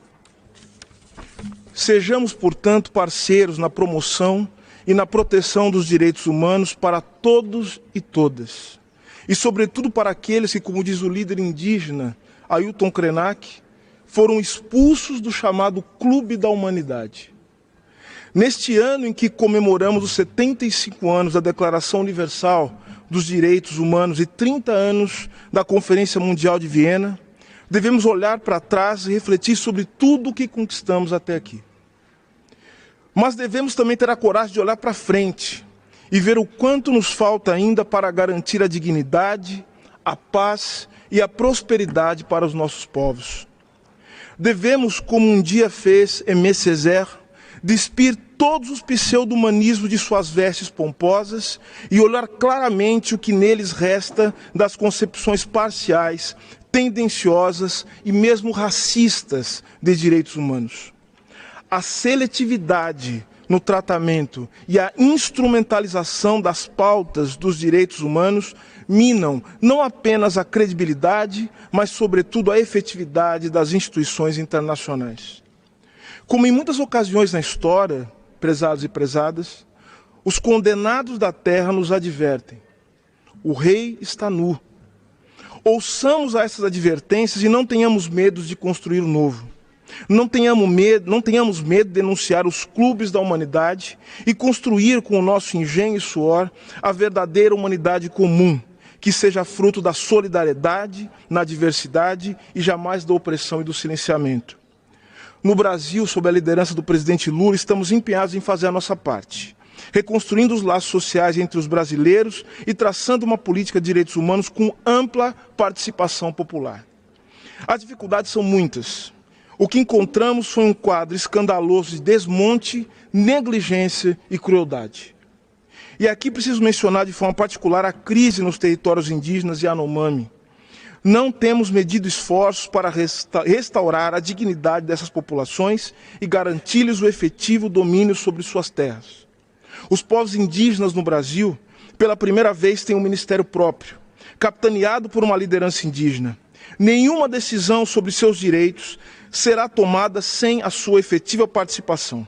No mesmo sentido, foram recriados o Ministério da Igualdade Racial e o Ministério da Mulher. No Ministério de Direitos Humanos e da Cidadania, o qual tenho a enorme honra e responsabilidade de chefiar, elaboraremos em conjunto com a sociedade civil um Plano Nacional de Proteção aos defensores e defensoras dos direitos humanos, comunicadores e ambientalistas. E instituiremos um marco legal para o programa de proteção. Impulsionaremos nesse sentido a ratificação do Acordo de Escazú. Lutaremos para que o brutal assassinato de uma promissora política brasileira, mulher negra e corajosa, defensora dos direitos humanos, Marielle Franco, não fique impune e grave na memória e no espírito da sociedade brasileira a dignidade da luta por justiça. Isso também vale para o covarde assassinato de Bruno Pereira e Dom Phillips e de tantos outros defensores de direitos humanos. Jamais serão esquecidos. Também não esqueceremos os brasileiros e brasileiras que, em decorrência de suas posições políticas ou atividades acadêmicas, tiveram sua integridade física ameaçada e viram-se obrigados a deixar o país no último período. A estes expresso minha solidariedade e meu compromisso, na condição de ministro de Estado dos Direitos Humanos e da Cidadania, pela construção de um ambiente político livre do ódio e da perseguição. Senhoras e senhores, no combate ao trabalho escravo, que ainda é um desafio em pleno século XXI, daremos renovada atenção aos recortes de gênero e raça, ao trabalho escravo doméstico, à reinserção das vítimas, à relação com o tráfico de pessoas e ao envolvimento de empresas em sua perpetuação. Aliás, o tema empresa e direitos humanos tem se tornado central diante da atuação transnacional das corporações e as assimetrias regulatórias entre países. Atuaremos de maneira decisiva nesse tema nos contextos doméstico e internacional. Nos comprometemos a lutar também contra a violência, sobretudo a violência estatal, massivamente voltada contra a juventude pobre e negra do Brasil, sob a forma de execuções sumárias, tortura e toda sorte de desigualdades. Pela primeira vez em nosso país, temos uma secretária nacional dos direitos das pessoas LGBTQIA+, liderada pela companheira Simila Ra, que compõe nossa delegação. Criamos também uma diretoria para a promoção dos direitos da população em situação de rua, que terá como norte a recuperação da dignidade desse segmento. As mulheres terão seus direitos sexuais e reprodutivos restabelecidos no Brasil e o Sistema Único de Saúde voltará a acolher de maneira adequada e humana as mulheres vítimas de violência. Aliás, no campo do direito à saúde, tema que o Brasil lidera neste Conselho, voltaremos a ter como base a ciência e daremos novo fôlego à luta antimanicomial, ao enfrentamento ao HIV e à AIDS e à defesa do acesso equânime a medicamentos e vacinas, particularmente no contexto de pandemias como a que nós vivemos hoje. Nessa mesma interface, estamos agora dando prioridade a uma política de acolhimento de crianças e adolescentes órfãos da Covid-19. tensionamos ratificar o mais breve possível a Convenção Interamericana sobre a Proteção dos Direitos Humanos dos Idosos e retomar a plena implementação da Convenção sobre os Direitos das Pessoas com Deficiência. No campo da memória, verdade e justiça, tão vilipendiado nos últimos anos no Brasil, revisamos a composição da Comissão de Anistia e restabeleceremos a Comissão Especial sobre Mortos Desaparecidos. A memória nacional relacionada à herança maldita da escravidão finalmente ganhará a tão necessária atenção que merece. Como disse anteriormente, no entanto, temos a plena consciência de que, mesmo trabalhando com todas as nossas capacidades, precisamos do mundo. Proponho a este Conselho 4 alianças necessárias que aqui queremos construir. A primeira delas é a Aliança pela Sobrevivência, um chamado de Davi Copenaua Yanomami, do coração da floresta amazônica, nos adverte que estamos diante da queda do céu. Saibamos ouvir esse chamado e redobrar nossos esforços por modos de vida que nos permitam viver em paz com o nosso planeta, senhoras e senhores. A segunda é a Aliança pela Vida Decente. Precisamos não só erradicar a pobreza, mas também promover a dignidade do trabalho e do lazer. Mesmo aqueles que se acham privilegiados vivem hoje inseguros e adoecidos por um modo de produzir e distribuir riquezas que não deixa vencedores. A terceira aliança é a Aliança pelo Direito ao Desenvolvimento. Os povos americanos, como dizia a intelectual brasileira Lélia Gonzalez, e de todo o sul global, precisam reinventar o direito ao desenvolvimento, para que este penetre definitivamente na gramática das lutas populares da periferia do capitalismo. A quarta e última aliança é a Aliança contra o Ódio. Nossos países assistem perplexos à rápida propagação de discursos de ódio baseados no racismo, na xenofobia, no sexismo, na LGBTfobia. A extrema-direita e o fascismo crescem e articulam-se por meio de redes que não conhecem fronteiras. É nossa missão fazer com que o amor, a solidariedade e a paz também não conheçam fronteiras. Acreditamos na força da cooperação e do diálogo para fazer valer as promessas da Carta das Nações Unidas. Nesse sentido, reiteramos nosso profundo compromisso com o mecanismo de revisão periódica universal, que trata de maneira equânime a situação de direitos humanos em todo o mundo, assim como com os procedimentos especiais com os órgãos de tratado. Aproveito a ocasião para anunciar que o novo governo brasileiro reavaliou as 306 recomendações do último ciclo da revisão periódica universal, a fim de que a nova política nacional de direitos humanos esteja refletida em nossas posturas no plano internacional. Estamos, nesse momento, em cooperação com o Paraguai, iniciando a implantação de mecanismos de monitoramento destas e de outras recomendações. Por fim, gostaria, senhoras e senhores, de relembrar e de recordar a candidatura do Brasil à vaga neste Conselho de Direitos Humanos para o mandato de 2024-2026. Para tanto, peço o apoio dos países aqui presentes para que possamos contribuir de maneira renovada com a promoção dos direitos humanos em todos os lugares e para todos os povos. Muito obrigado.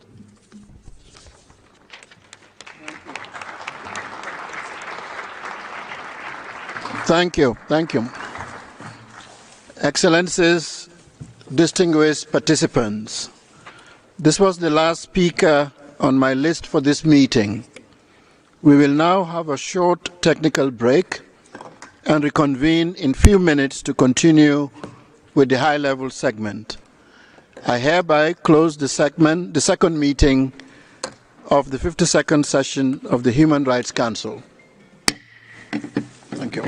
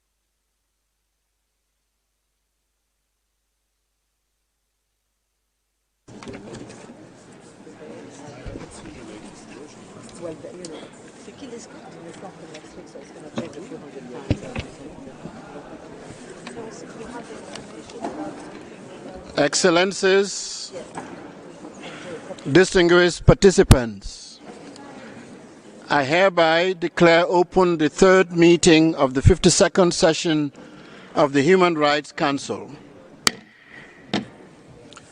Before we begin, I would like to inform everyone that the high-level segment will continue this afternoon until 5 p.m. We will then begin the annual high-level panel discussion on human rights mainstreaming at 5 p.m. and it will continue until 7 p.m. I wish to thank the conference services for their flexibility. We will now continue with the high-level segment. I have the honor to give the floor to Her Excellency Mrs. Tanja Fajon, Deputy Prime Minister and Minister of Foreign and European Affairs of Slovenia. Ma'am, you have the floor.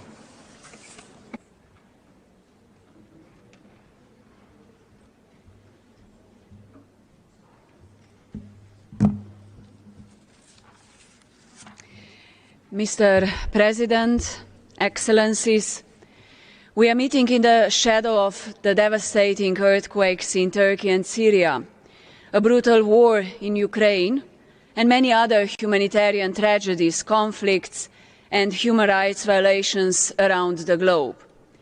This is the time to recommit to the UN Charter and the international law, to join forces to protect human lives and dignity, and to stand together in solidarity.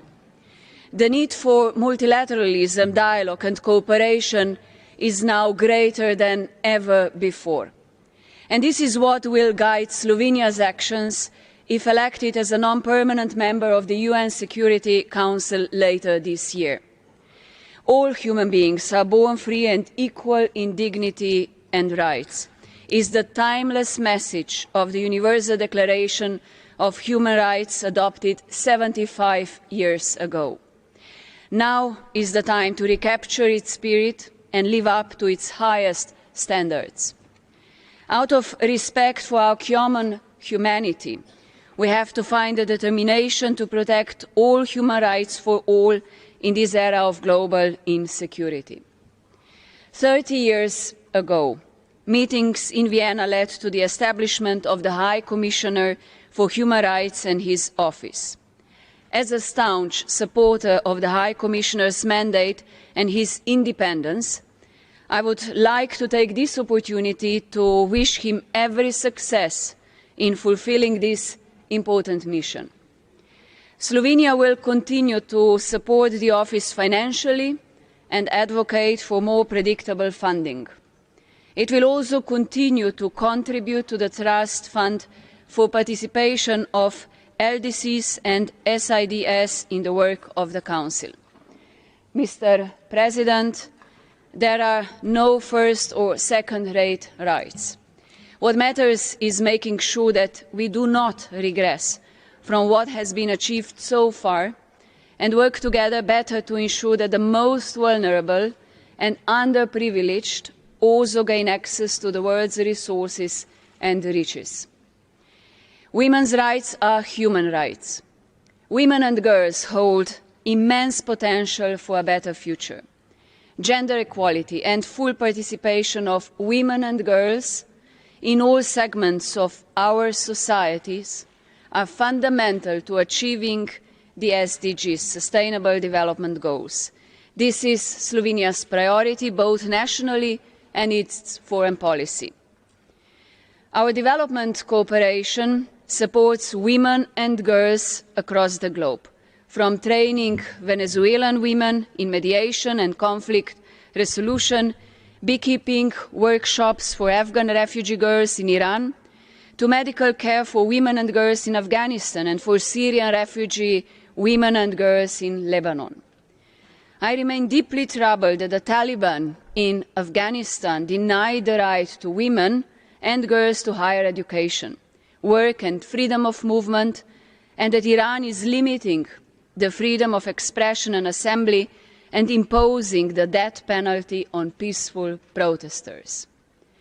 Slovenia stands in solidarity with the women, men and children whose lives are affected by the unjustified Russia's aggression against Ukraine. We are voicing grave concerns over the reports of growing numbers of civilian casualties and alarming testimonies of sexual and gender-based violence and forced deportations of children. Indiscriminate attacks against civilians and deliberate destruction of critical infrastructure constitute the most serious crimes. All those responsible must be held to account. Slovenia supports the efforts to achieve a comprehensive, just and lasting peace in Ukraine, consistent with the UN Charter and international law. Mr. President, we have to act now to address the challenges of the future, such as planetary crisis and demographics. Slovenia is proud to be in the core groups of countries promoting two groundbreaking initiatives. Firstly, the Human Rights Council and the UN General Assembly recognize the human right to a clean, healthy and sustainable environment. Our engagement is an expression of Slovenia's broader commitment to climate and water agenda. The next step is making sure that this right is implemented. And secondly, for over a decade, Slovenia has engaged in addressing the human rights of older persons on the international level. The High Commissioner made it clear in his report to this Council, with a rapidly ageing global population and the fragmented system of international protection of older persons, the time is ripe to take a step towards a legally binding instrument. My country stands ready to contribute to this process. Ladies and gentlemen, we cannot have prosperity and peace without respect for human rights, and the protection of the most vulnerable groups is essential. The protection of minorities and ensuring full implementation of their rights in keeping with international legal obligations remains at the top of Slovenia's human rights agenda and a vital element of cooperation with our neighbours. The solutions we need must be global. Overcoming the traditional silos approach and working in synergy is the only way to address the human rights challenges of today and tomorrow. And in these efforts, political will and constructive dialogue are of paramount importance. Thank you. Thank you.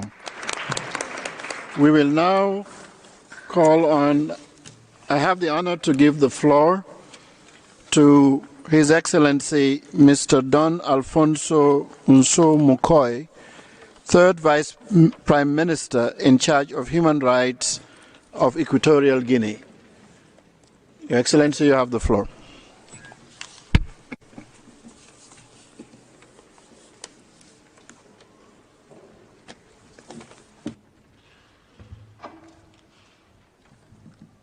Señor Presidente, señor Alto Comisionado, distinguidos delegados, señoras y señores. En nombre de la República de Guinea Ecuatorial, de su gobierno y de su presidente, Su Excelencia Obiang Nguema Mbasogo, les expresamos un saludo de paz, de sosiego y de solidaridad. Nos sumamos a las felicitaciones de los oradores precedentes al señor presidente del Consejo y el Alto Comisionado para los Derechos Humanos en un contexto de homenaje que vos merecéis en la responsabilidad de dirigir este 52 periodo de sesiones del Consejo de Derechos Humanos. Auguramos un gran éxito en el desarrollo de los trabajos. Señor Presidente y distinguidos delegados, me cabe el alto honor de presentarme de nuevo ante vuestras excelencias para informar sobre la situación de los derechos humanos en la República de Guinea Ecuatorial, así como los esfuerzos que están llevando a cabo nuestras instituciones democráticas que tienen su fundamento en la promoción, protección y garantías de los derechos humanos. Señor presidente, Guinea Ecuatorial ha redoblado esfuerzos para consolidar un Estado comprometido en la garantía y protección de los derechos humanos y poner en práctica las obligaciones y acciones que derivan de los tratados internacionales que es parte. Reiteramos el compromiso de Guinea Ecuatorial con los sistemas internacionales de derechos humanos y expresamos nuestra predisposición de mantener una estrecha cooperación con el Consejo de Derechos Humanos y con la Oficina del Alto Comisionado en materia de derechos humanos. En los últimos años hemos implementado acciones positivas y conseguido importantes logros como la lucha contra la trata de personas, la lucha contra la corrupción, las inspecciones periódicas en todos los retenes policiales y en todas las cárceles públicas para verificar posibles detenciones arbitrarias o arrestos ilegales, el reforzamiento de las capacidades a policías y gendarmes para una mejor aplicación de la Ley número 6/2006, de fecha 2 de noviembre, sobre la prevención y sanción de la tortura. Con la asistencia de UNICEF, se ha puesto en marcha el proyecto de modernización del sistema del registro civil de nacimientos de niños y se ha elaborado un anteproyecto de ley de registro civil en Guinea Ecuatorial.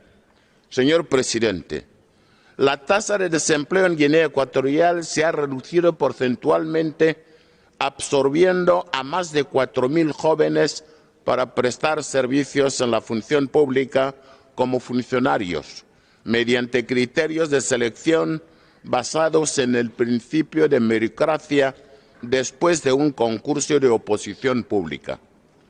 En el marco de la implementación de las recomendaciones de nuestro último examen periódico universal, Guinea Ecuatorial ha sancionado la Ley número 4/2022 de fecha 17 de agosto, el Código Penal, cuyo artículo 26 dice: en la aplicación de las penas queda totalmente abolida la pena de muerte en la República de Guinea Ecuatorial. Este Código Penal es un instrumento propio y adaptado a las exigencias legales de la sociedad ecuatoguineana y recoge varias modificaciones acordes a los estándares de garantías de derechos humanos. Señor presidente, Guinea Ecuatorial ha asumido el compromiso de forjar una democracia firme en la que sostenemos la independencia del Poder Judicial y una garantía jurídica en sus relaciones internacionales dentro del respeto escrupuloso de su Constitución. Se ha concertado acuerdos sobre la promoción de los derechos humanos con el PNUD, la UNICEF y el Centro de Derechos Humanos y Democracia de las Naciones Unidas para África Central. Actualmente Guinea Ecuatorial está trabajando en el reforzamiento de las capacidades para una institución nacional de derechos humanos independiente y que funcione mediante los principios de París. Señor presidente, distinguidos delegados, quiero hacer constar que en el año 2017 Guinea Ecuatorial sufrió un intento de desestabilización, una tentativa de invasión mercenaria organizada por los enemigos detractores de la paz que goza nuestro pueblo. Todos los implicados en esta evasión mercenaria han sido enjuiciados con todas las garantías procesales y están cumpliendo sus respectivas condenas. Señor presidente, mi delegación hace partícipe a este Consejo de Derechos Humanos que la permanente actitud de España de perdurar de perturbar la política interna de Guinea Ecuatorial, ha inducido al Parlamento Europeo a dictar la resolución de fecha 16 de febrero 2023 sobre la violencia contra los activistas de la oposición de Guinea Ecuatorial, en particular el caso de Julio Obama Mifuman 2023-2552 RSP. La resolución del Parlamento Europeo se funda en especulaciones, puesto que no existe prueba alguna de que el juicio realizado contra los referidos se haya realizado sin garantías, ni la existencia de que Obama Mifuman haya fallecido como consecuencia de torturas. Contrariamente, consta que el señor Obama Mifuman padecía de varias patologías crónicas y falleció como consecuencia de las mismas, por tanto, de muerte natural, habiendo en todo momento contado con la asistencia médico-sanitaria en varios hospitales del país a cuenta del gobierno ecuatoguineano, así como la asistencia consular española. El pueblo de la República de Guinea Ecuatorial se siente profundamente indignado por el contenido de esta resolución, que por un lado, y sin examen previo, asume la tesis de España con respecto a Guinea Ecuatorial, y por otro, no entran en efectuar un examen objetivo de la realidad del país, adoptando posicionamientos unilaterales contra la República de Guinea Ecuatorial. Consideramos que el proceso de revisión del Consejo de Derechos Humanos nos debe llevar a consolidar una sana convivencia en términos de universalidad, objetividad e imparcialidad. Guinea Ecuatorial concede una mayor importancia a la consolidación del examen periódico universal como principal avance del Consejo de Derechos Humanos. Podemos decir que este mecanismo sienta las bases para la interacción entre los Estados. Las Naciones Unidas y sus mecanismos abrieron el espacio para que los Estados presentes logren sus logros y desafíos de manera abierta y transparente. Es por lo que pedimos que mantengan el respeto de nuestras instituciones y a la sociedad ecuatoguineana en su lucha para el cumplimiento de los compromisos asumidos como un Estado soberano, democrático y de derecho. Señor presidente, hace 2 semanas atrás que se declaró en la República de Guinea Ecuatorial una alerta sanitaria por un brote de la enfermedad del virus de Marburgo en algunas zonas de la parte continental del país, en las provincias de Quientem y Huelenzas. Para prevenir la extensión de este flujo, de dicho brote en todo el ámbito nacional, el Gobierno ha tomado ciertas medidas de control y lucha contra esta enfermedad en los siguientes términos. Se han activado 2 comités sanitarios, uno político y otro técnico, para coordinar la respuesta a la emergencia. Se ha constituido un comité de crisis con los expertos de la Organización Mundial de Salud y así elaborar un plan estratégico de contingencia y respuesta a la emergencia. Se ha limitado la movilidad de la población en las zonas afectadas y se han movilizado recursos económicos, más de 200 millones de francos CFA para materiales y protección de la población. Ratificamos nuestro compromiso, el compromiso de la República de Guinea Ecuatorial con los sistemas internacionales de derechos humanos y abrimos siempre el país al escrutinio de la cooperación internacional. El Gobierno de Guinea Ecuatorial expresa su voluntad de seguir mejorando esta cooperación, a la vez que espera y desea la asistencia técnica en varios segmentos de derechos humanos. Muchísimas gracias. Thank you. I have the honor to give the floor to His Excellency Mr. Johan Forssell, Minister for International Development, Cooperation and Foreign Trade of Sweden. You have the floor, Excellency.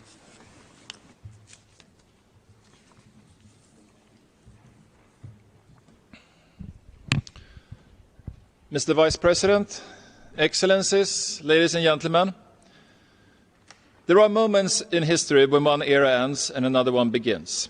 The 24th of February last year, almost exactly 1 year ago, was such a date. Russia's illegal full-scale invasion of Ukraine marked a clear turning point. I welcome the Human Rights Council's condemnation of Russia's aggression against Ukraine, which is not just an unprovoked attack on a sovereign state, but also a violation of international law, including the UN Charter. We salute the heroic efforts of the Ukrainian people, defending not only their country, but also the principles of freedom and sovereignty.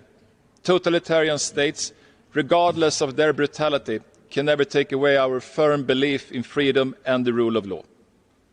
Sweden will continue to support full accountability for the crimes committed as part of Russia's aggression in Ukraine. The executions, the torture, the sexual violence and the illegal deportations, all crimes must be investigated. All those responsible must be brought to justice. It is imperative, as a matter of justice for the victims, as a deterrent against future human rights violations, but also to uphold respect for international law.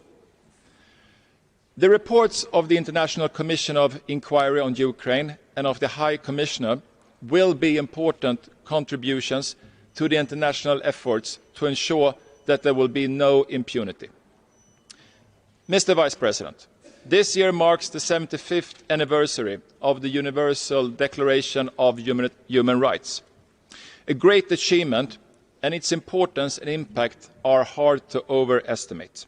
The Declaration and all the human rights treaties that followed have transformed our societies and our world in profound ways. The past 75 years have proven that human rights, democracy and the rule of law are not just words on a paper. If respected, they are a blueprint that can and have shown us to build societies that are more free and more just, with less hunger and less fear. That is our heritage, and that is what we now must build on, because the work is far from over. As we mark the 75th anniversary of the Universal Declaration of Human Rights, we recall not just the rights attained, but also the rights that are still denied. Mr. Vice President, unless we embrace freedom of expression online and offline, free media, and the rule of law, will we struggle to find lasting solutions to our challenges. Only an open society that can freely draw on the genius, the competing views and diverse voices of all its members will be innovative enough to deliver what we need, a decent and sustainable future for all. My government's determination to protect human rights, democracy and the rule of law remains unabated, and our support to civil society actors and those defending democracy and human rights is steadfast. In the same way, unless we embrace gender equality, we will never succeed in building peaceful or prosperous societies. The great advances in women's and girls' enjoyment of human rights, including sexual and reproductive rights in the post-war period, have gone hand in hand with an unparalleled democratic and economic development. And let me underline that human rights are and must be universal and should be fully enjoyed by all, irrespective of gender, religion, ethnic background, disability, sexual orientation or gender identity.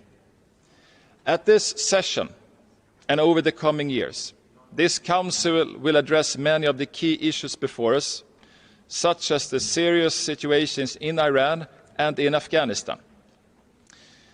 A lot is at stake.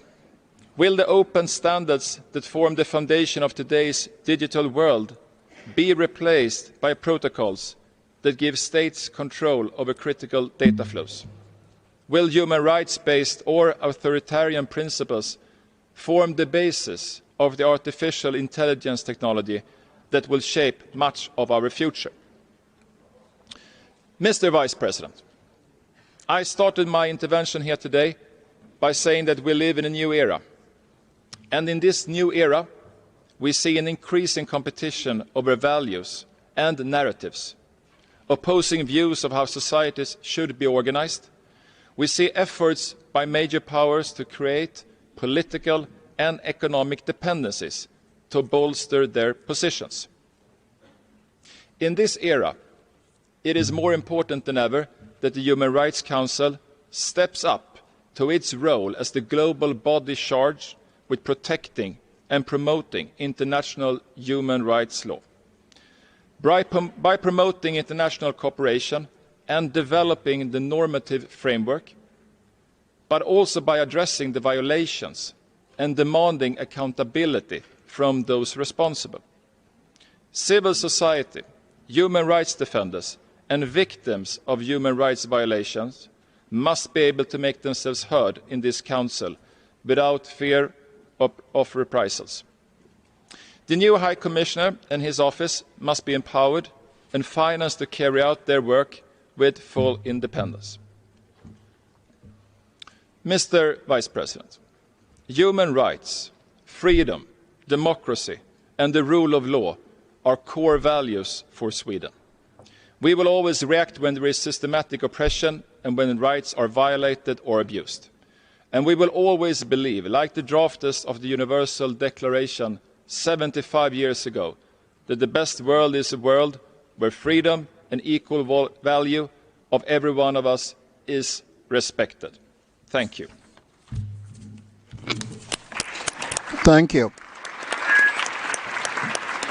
I have the honor to give the floor to His Excellency Hala Maziad Al Tuwai, President of the Saudi Human Rights Commission of Saudi Arabia. High Excellency.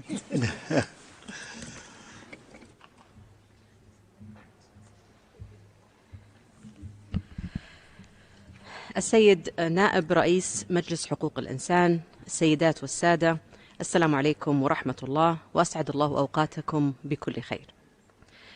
يسرني في البداية أن أهنئ سعادة السيد فاكلاف بالك على انتخابه رئيسا لمجلس حقوق الإنسان، وأهنئ السيد فولكر تيرك على تعيينه مفوضا ساميا لحقوق الإنسان، متمنين لهم جميعا التوفيق والنجاح لأعمال هذه الولاية التي ننظر إليها جميعا بأهمية بالغة.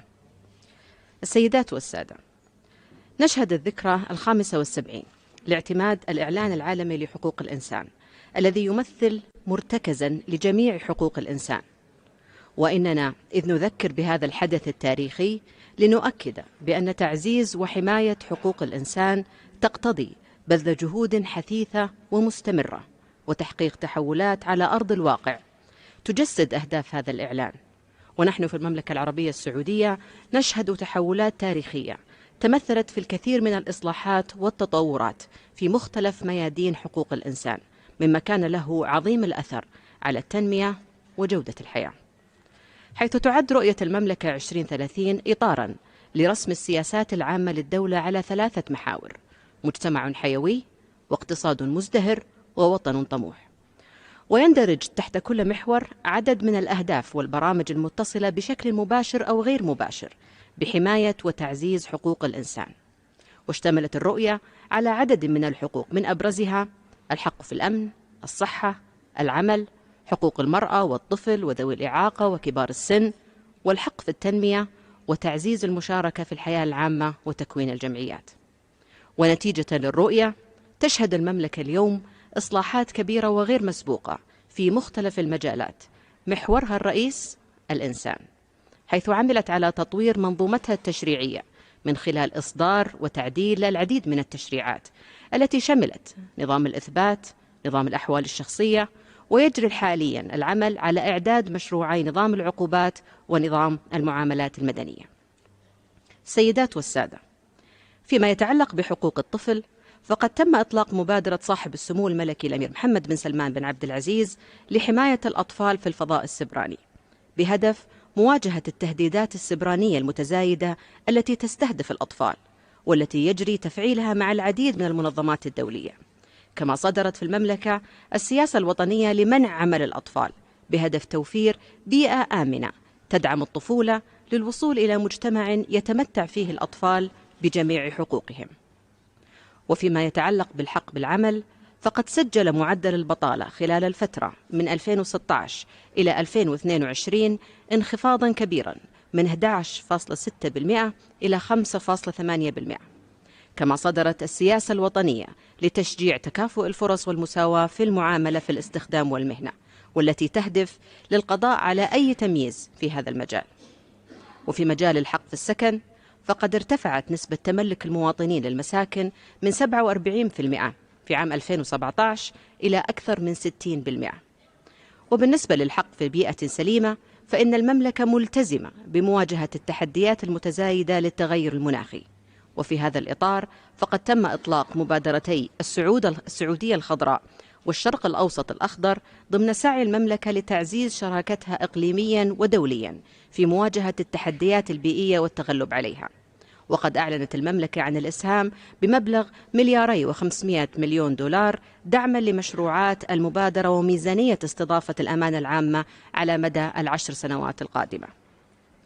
السيدات والسادة، حققت المملكة خلال السنوات الأخيرة تقدما كبيرا في مجال تمكين المرأة، حيث تم اعتماد هدف استراتيجي لرؤية المملكة 2030 لزيادة نسبة مشاركتها في سوق العمل. وقد تم إنشاء مركز تحقيق التوازن بين الجنسين عام 2021. ونتيجة لهذه الجهود ارتفعت حصة المرأة في سوق العمل خلال الفترة من 2017 حتى 2022 من 21.2% إلى 34.7%. وزاد معدل مشاركتها الاقتصادية خلال الفترة ذاتها من 17% إلى 37%. كما ارتفعت نسبة تمثيل المرأة في المناصب الإدارية العليا والمتوسطة خلال الفترة من 2017 إلى 2021 من 28.6% إلى 39%.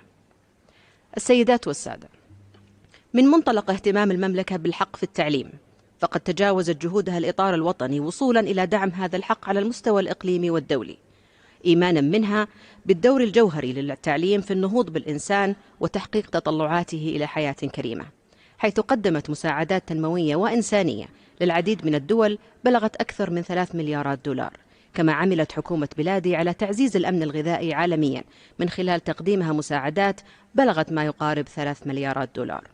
وانطلاقا من حرص حكومة بلادي على الوقوف إلى جانب المتضررين من أبناء الشعبين السوري والتركي والتخفيف من آثار الزلزال المدمر الذي تسبب في خسائر فادحة في الأرواح والممتلكات، فقد وجه خادم الحرمين الشريفين بتسيير جسر جوي لتقديم مساعدات صحية وإيوائية وغذائية ولوجستية وتنظيم حملة شعبية لمساعدة ضحايا الزلزال.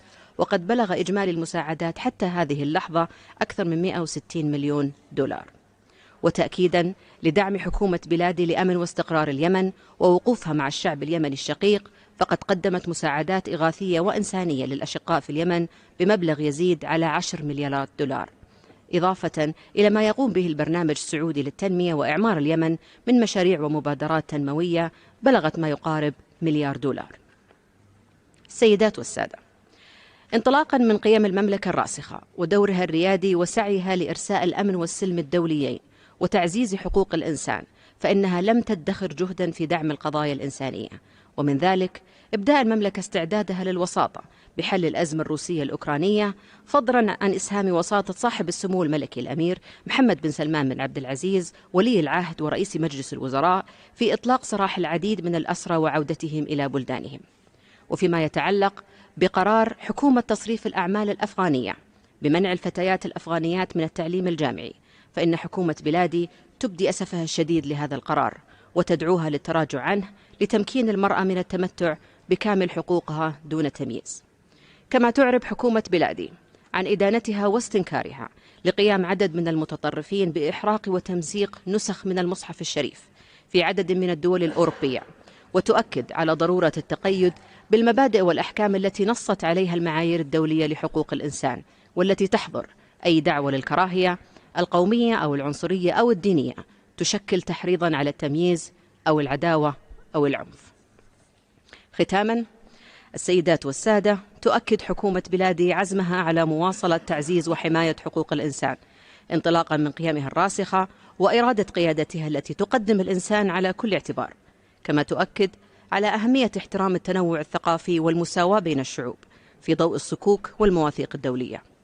وتدعو حكومة بلادي مجلس حقوق الإنسان إلى القيام بمسؤولياته تجاه تحسين أوضاع حقوق الإنسان في العالم في جو من الحوار البناء والالتزام بالشفافية والموضوعية وتعزيز ثقافة التسامح. كما تؤكد حكومة بلادي على ضرورة إعطاء جميع حقوق الإنسان القدر ذاته من الاهتمام، بحيث لا يتم التركيز على حقوق على حساب أخرى، إعمالا لمبدأ تكاملية حقوق الإنسان وعدم قابليتها للتجزئة. شكرا لكم على حسن استماعكم، والسلام عليكم ورحمة الله. Thank you, Your Excellency. Now I have the honor to receive via video His Excellency Mr. Qin Gang, Minister for Foreign Affairs of China. 习先生，各位同事，2022年10月，中国共产党第20次全国代表大会成功召开，擘画了以中国式现代化推进中华民族伟大复兴的宏伟蓝图。中国式现代化拓展了发展中国家走向现代化的路径选择，为人类对更好社会制度的探索提供了中国方案。实现中国式现代化的过程，也是不断推动人权事业发展的进程。习近平主席指出，我们将坚持走中国人权发展道路，积极参与全球人权治理，推动人权事业全面发展。中国人权事业取得历史性成就，关键在于我们走出了一条顺应时代潮流、适合本国国情的人权发展道路。中国将沿着这条道路坚定不移地走下去。我们把14亿人民的幸福生活作为最大的人权，把14亿人民的切身利益作为一切工作的出发点和落脚点，让14亿人民成为人权事业的最主要参与者、促进者和受益者，不断增强人民的获得感、幸福感、安全感。我们历史性地解决了绝对贫困问题，中华大地全面建成小康社会。我们建成世界上最大规模的教育体系、社会保障体系、医疗卫生体系。我们全面贯彻新发展理念，着力推进高质量发展，推动构建新发展格局，促进全体人民共同富裕。我们确立国家尊重和保障人权的宪法原则，全面推进依法治国，提升人权法治化保障水平，维护社会公平正义。我们不断发展全过程人民民主，中国人民享有更加广泛、更加充分、更加全面的民主权利。我们弘扬和平、发展、公平、正义、民主、自由的全人类共同价值，践行真正的多边主义，深入参与联合国人权事务，认真履行国际人权义务，积极提出中国主张倡议，同人权高专和各国开展建设性对话与合作，促进全球人权治理体系改革和建设。各位同事，75年前，世界人权宣言在二战废墟中诞生。宣言声明对基本人权的尊重和保护，成为国际人权事业的里程碑。30年前，维也纳宣言和行动纲领明确各类人权平等地位，发展促人权、合作促人权的理念日益深入人心。当前，新冠疫情阴霾未散，全球经济面临衰退风险，粮食和能源危机，产供量断裂，气候变化等全球性问题层出不穷，国际人权事业发展面临严峻挑战。面对新形势新任务，我们必须认真思考，如何更好促进和保护人权，如何加强和改进全球人权治理。中国主张坚持走符合各国实际国情的人权发展道路。人人得享人权是全人类共同追求，同同时，各国历史文化传统、具体国情、人民诉求千差万别，世界上不存在定于一尊的人权保障模式。各国自主选择人权发展道路的权利必须得到尊重。照搬照抄别国模式，只会水土不服，强加于人，更会贻害无穷。坚持全面促进和保障各类人权。人权是不可分割的，生存权和发展权是首要基本人权。公民权利和政治权利、经济社会文化权利必须同等重视，系统推进。人人生而平等，各国也都是国际社会平等一员。要更加重视发展中国家面临的人权挑战，更多关注发展中国家的人权诉求。单边强制措施违反国际法，侵害当事国人民基本人权，必须立即无条件取消。坚持国际公平正义，推进国际人权事业健康发展，需要的是团结而非分裂，是合作而非对抗。任何国家都没有资格当人权判官，人权不能成为干涉别国内政、遏制别国发展的借口。各国应恪守联合国宪章宗旨和原则，在平等和相互尊重的基础上开展人权交流与合作，共同反对有的国家将人权问题政治化、武器化、工具化，反对有的国家无视并无力解决本国国内存在的严重人权问题，却到处充当人权教师爷，对别国指手画脚。坚持对话合作，人权理事会应成为建设性对话与合作的大舞台，而不是政治操弄和阵营对抗的角斗场。人权理事会应坚持联合国会员国主导原则，人权条约机构和特别机制要恪守授权，同会员国架起沟通桥梁。只有秉持公正、客观、非选择性、非政治化原则，联合国人权系统才能良好运转，为国际人权事业发展持续注入正能量。各位同事，中国是一个统一的多民族国家，56个民族多元一体，交织交融，像16籽一样紧紧抱在一起，形成了守望相助的中华民族共同体。一些别有用心的势力不断炒作中国的新疆、西藏事务，企图借此攻击抹黑中国，打压遏制中国发展。我们对此坚决反对。我们欢迎不带偏见的各国人士到中国走一走、看一看，亲眼见证事实，了解真相。香港国安法实施以来，香港国际金融、航运、贸易中心地位进一步稳固，在全球法治、安全、营商环境等多项指数排名稳居前列。香港居民的各项合法权利和自由得到更好保障。香港正处于由乱到治，走向由治及兴的新阶段。我们将坚定不移、全面准确贯彻一国两制方针，坚决维护国家主权、安全、发展利益，保持香港繁荣稳定。香港的明天会更加美好。地球是人类赖以生存的唯一家园。日本政府决定向海洋排放福岛核事故污染水，关乎全球生态环境安全和各国人民健康权。目前，日本待排放的核污染水高达130多万吨，含有60多种放射性核素，有些核素目前还没有公认有效的技术进行净化处理。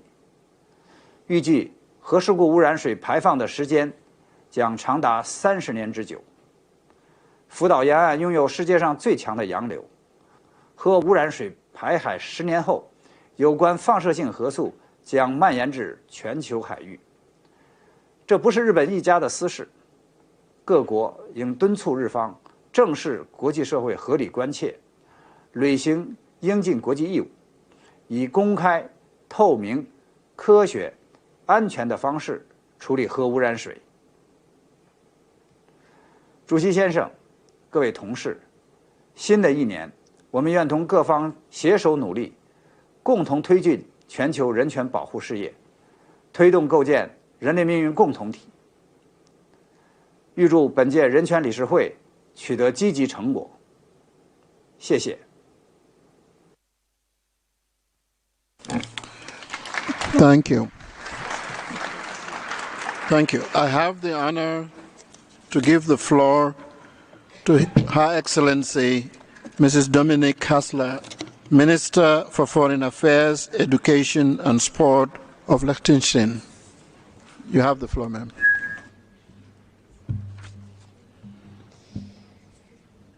Mr. Vice President, Excellencies, colleagues, dear ladies and gentlemen, let me start by expressing my sympathy towards the thousands of victims of the catastrophic earthquake in Turkey and Syria. Liechtenstein expressed its solidarity with the victims in both countries from the first minute and immediately decided to provide emergency relief. And we will consider further contributions in due course. Mr. President, 1 year ago we met at the Human Rights Council in complete shock about the tragedy that the Russian aggression against Ukraine has brought to the Ukrainian people. Now, 1 year into this unprecedented and unprovoked war of aggression, we are still in shock over the overwhelming evidence of crimes that have been committed, as well as the human rights and humanitarian crisis that has unfolded. It is important that the perpetrators of the most serious crimes in Ukraine, in the context of the ongoing Russian aggression, are held accountable. In this respect, Liechtenstein strongly supports the establishment of a special tribunal on crime of the aggression, as aggression is ultimately the origin of all other international crimes committed in Ukraine. Given that the crime of aggression is a leadership crime, it is also of crucial importance to ensure that there are no immunities, including for heads of states and other persons in political leadership positions. A special tribunal for the crime of aggression, created through an agreement between Ukraine and the United Nations on the recommendation of the UN General Assembly, would ensure such comprehensive accountability and help deter would-be aggressors in the future. Liechtenstein continues to stand in solidarity with the Ukrainian people and reaffirms its support for the sovereignty, independence and territorial integrity of Ukraine. In 2022, Liechtenstein provided approximately 2 million Swiss francs for humanitarian projects in Ukraine and its neighbouring countries. We have focused on emergency relief, support for displaced people in and from Ukraine, as well as on projects to ensure accountability for the most serious crimes. Liechtenstein will continue its humanitarian engagement in Ukraine and will also do its part when it comes to reconstruction. Mr. President, the international community celebrates this year many anniversaries of important human rights documents, including the 75th anniversary of the adoption of the Universal Declaration of Human Rights, the 30th anniversary of the Vienna Declaration and Programme of Action, as well as the 25th anniversary of the Rome Statute of the International Criminal Court. These anniversaries remind us that the international community came together decades ago to agree on key principles, to uphold human rights and fundamental freedoms, and to prevent and respond to violations thereof, as well as to international crimes. We should seize these anniversaries as an opportunity to recommit ourselves to the values and principles agreed upon in these milestone documents. Let me be clear. Upholding human rights and fundamental freedoms is a legal obligation and a prerequisite for sustainable development and peace. And whenever governments or de facto authorities decide not to uphold human rights, it has dire consequences for large parts of the populations. We see that, for instance, in Myanmar, where the military coup 2 years ago has led to a further deterioration of the already difficult human rights situation in the country, and in crimes against humanity committed by the Kathmandu regime. We also see it in Iran, where the peaceful protests in favour of the respect of rights, in particular for women and girls, have been responded to by a violent crackdown resulting in hundreds of deaths and thousands of arbitrarily arrested among protesters. We furthermore see such consequences in Russia, Belarus and Egypt, where individuals are imprisoned for exercising their rights to freedom of expression as well as to freedom of association and assembly. There are obviously also major human rights violations in Afghanistan, where the takeover by the Taliban has led to drastic deterioration of the living conditions for civilians, also particularly women and girls. Mr. President, unfortunately, these examples are only a few among many. It is important that the Human Rights Council addresses these situations and enables discussions on human rights situations which merit the attention of this Council. This is exactly why this Council has been established and all its members adhere to these principles. It is our common responsibility to use this Council as a forum to discuss some of the most pertinent human rights challenges of our time and to find common ground to address them adequately. This includes, among many others, the persistent discrimination of women, contemporary forms of racism, the impact of the environmental crisis and climate change on human rights, as well as challenges for the right to privacy stemming from new and emerging technologies. Liechtenstein will continue to actively promote and protect human rights at the domestic level, but also in foreign policy. We are looking forward to our fourth review under the UPR at the upcoming 43rd session of the UPR in May, and to a constructive engagement with all delegations. Last but not least, I would like to reiterate our strong support for the human rights system and urge all states to actively and constructively engage in order to resolve the human rights challenges we are facing. I thank you. Thank you so much. I have the honor to give the floor to Her Excellency Ms. Tordes Kulburon Rikifjord Gylfadóttir, Minister for Foreign Affairs of Iceland. Ma'am, you have the floor.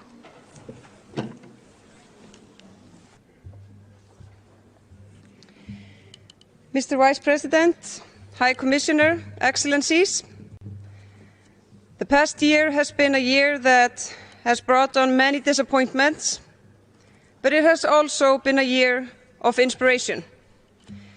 The last time I addressed this esteemed body, it was only 4 days after Russia launched its illegal and brutal invasion of Ukraine. When I last spoke here, there was almost a complete consensus that Ukraine's infrastructure and government would soon crumble under the overwhelming weight of the Russian assault. But a time-tested truth has once again been re-established. An overpowering force of arms does not always suffice to defeat an overwhelming strength of purpose.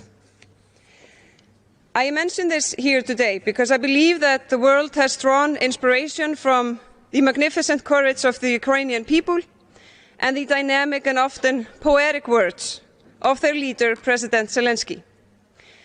As I said in my speech a year ago, Putin's war is waged against the advance of tolerance, against understanding, against peace. The worldview that the Russian president is offering to the world is based on repression, a stifling of free thought, violent nationalism, and fear of the other.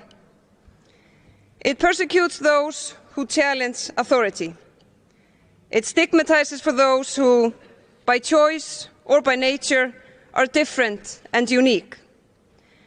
For these and many other reasons, Russia's war and Ukraine's defense are relevant to the entire world. The invasion strikes at the heart of the UN Charter and the international rule-based order and is intended to undermine the fundamental human rights that all member states of the United Nations have undertaken to defend. At this juncture, it is encouraging a great majority of all UN member states have stated their clear opposition of this grave assault on the system we have built since the end of World War II. Last week, 141 nations again voted in favour of a resolution demanding the immediate withdrawal of Russia's forces from within Ukraine's internationally recognised borders and emphasised the need to hold those accountable who have committed crimes against international law. Horrendous reports of atrocities, rape, stealing and deportation of children, and forced deportation of children, and other grave human rights violations and abuses have fueled the sense of urgency that we all feel of ending this war and securing a just peace for the people of Ukraine. Iceland remains unwavering in its support and solidarity with Ukraine, and we are committed to playing our part, including in our presidency of the Council of Europe. We also stand with the people of Belarus in their fight for a free and democratic society denied to them by authorities that have also been enabler of this war. The relentless struggle of Svetlana Tsikhanouskaya for the rights of her people is an inspiration to all of us who value human rights. Mr. President, Mr. Vice President, in the past year the world has also been inspired by those in Iran who have risked their all to fight for human rights and an end to the subjugation of women by the state itself. In November, this Council took a stand against the injustice, the blows and the bullets which the Islamic Republic of Iran used in trying to stamp out peaceful protests by establishing a fact-finding mission. I am proud that Iceland played a role in this process. Unfortunately, the people of Iran are still being subjected to brutal violence and arbitrary actions by the state. In Afghanistan, the Taliban are committing the gravest violations and abuses of human rights by excluding half of Afghanistan population from society and the right to education. We call on the Taliban to lift the vast restrictions on women. Mr. Vice President, human rights are a fundamental part of Iceland's foreign policy, and over the past few years, we have increasingly become active in the Council, both as a member in 2018 till 2019 and an observer. As part of our commitment to the Council's work, Iceland is running for a seat on the Human Rights Council for the term 2025 until 2027. Our candidature is supported by all the Nordic states. If elected, we will be resolute in our support for the Council's mandate and will encourage all Member States to live up their human rights obligations and commitments, including through cooperation with the High Commissioner and the Council's mechanism. Mr. Vice President, in too many countries, people are persecuted because of their faith, their political views, or their sexual orientation. Human rights defenders and journalists risk their lives and liberties every day for calling out these injustices, and for engaging in an open, democratic debate. We have a collective duty to promote and protect human rights and freedom of all. And let us not forget that the fundamental freedoms of individuals, including the freedom of assembly, expression, conscience and freedom of thought, are needed to fuel human creativity and innovation, which in turn are the foundation of economic and social progress. The critical importance of this Council has perhaps never been clearer. I wish you all peace and freedom. Thank you. Thank you, Excellency. Now I have the honor to receive by video His Excellency Mr. Nikolaos Georgios Dandias, Minister for Foreign Affairs of Greece. Mr. President, Excellencies, ladies and gentlemen, before I begin, allow me to convey our sincere condolences for the tragic loss of lives following the earthquakes in Turkey and Syria. Greece has expressed its solidarity right from the beginning. Now it is an honor to address the 52nd session of the Human Rights Council. I would like to congratulate Ambassador Balek on assuming the presidency of the Council. I also wish a warm welcome to the new United Nations High Commissioner for Human Rights, Mr. Turk. We're looking forward to working with him in the difficult task he has assumed. Mr. President, we're faced with a series of unprecedented crises.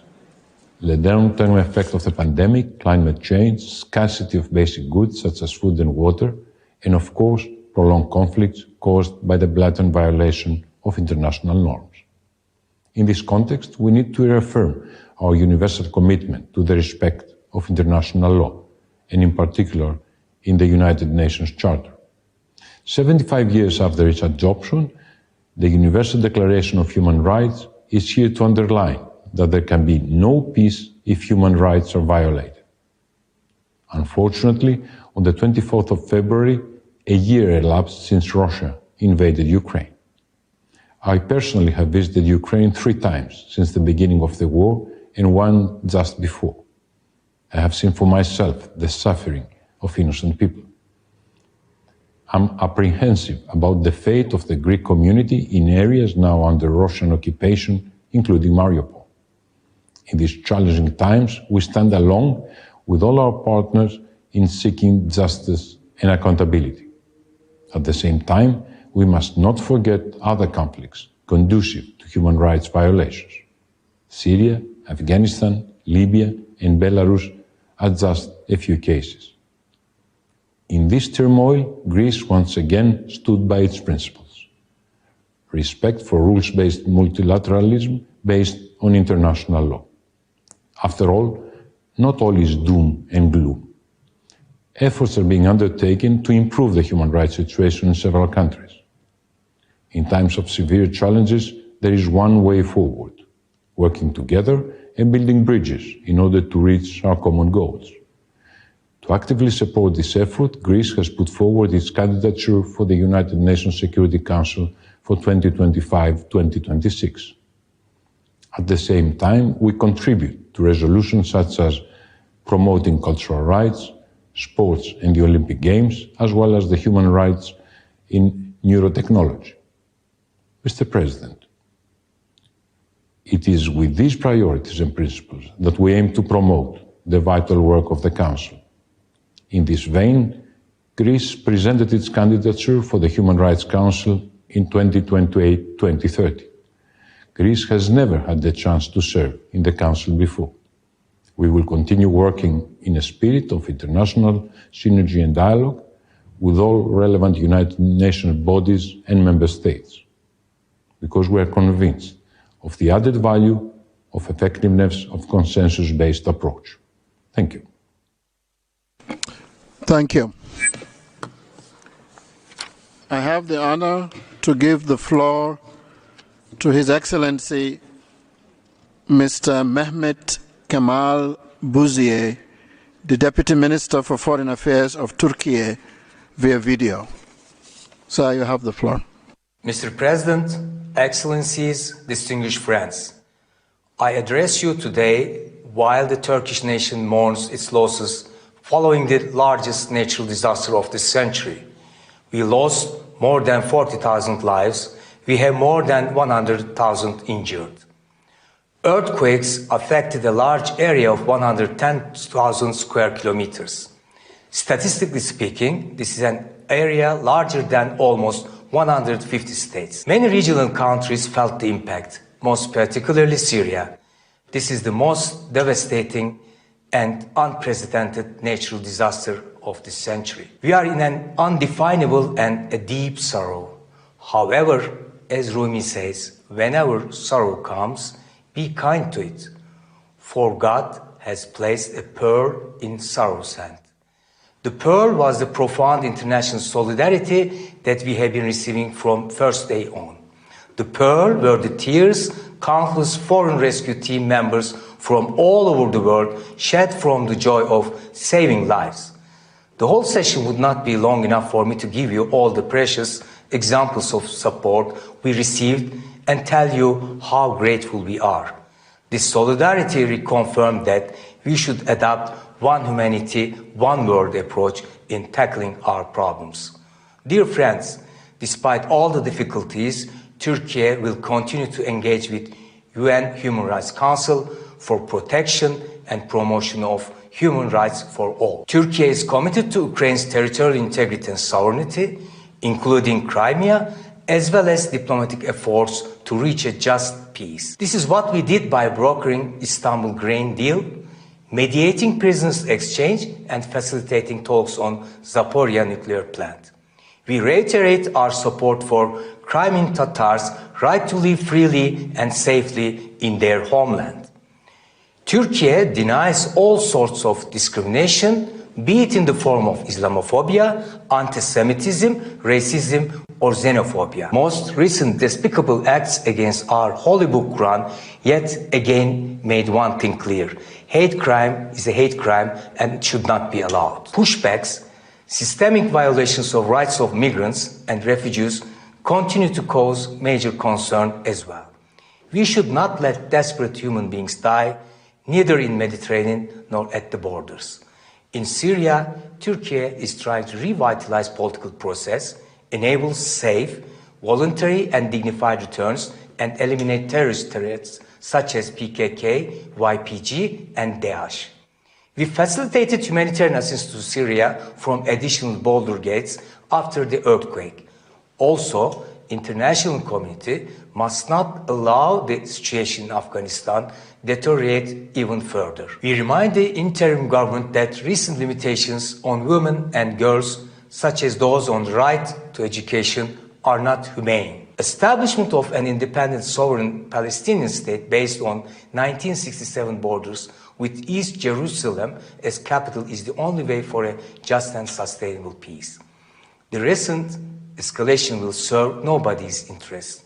In Libya, free, fair, and nationwide elections under the UN's guidance is key to stability and peace.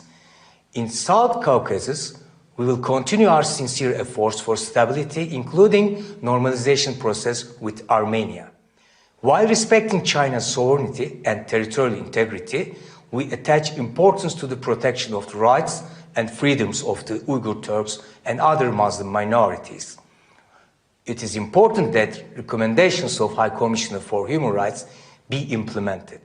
Turkey wishes a peaceful resolution of the situation in Jammu Kashmir on the basis of UN Security Council resolutions. We reiterate our call for restoration of democracy and improvement of the Rohingyas' living conditions. Finally, let me touch upon Turkish Cypriot people. They were deprived of their inherent rights, namely sovereign equality and equal international status, by force in 1963. They still cannot exercise their basic human rights due to unjust and inhumane embargoes.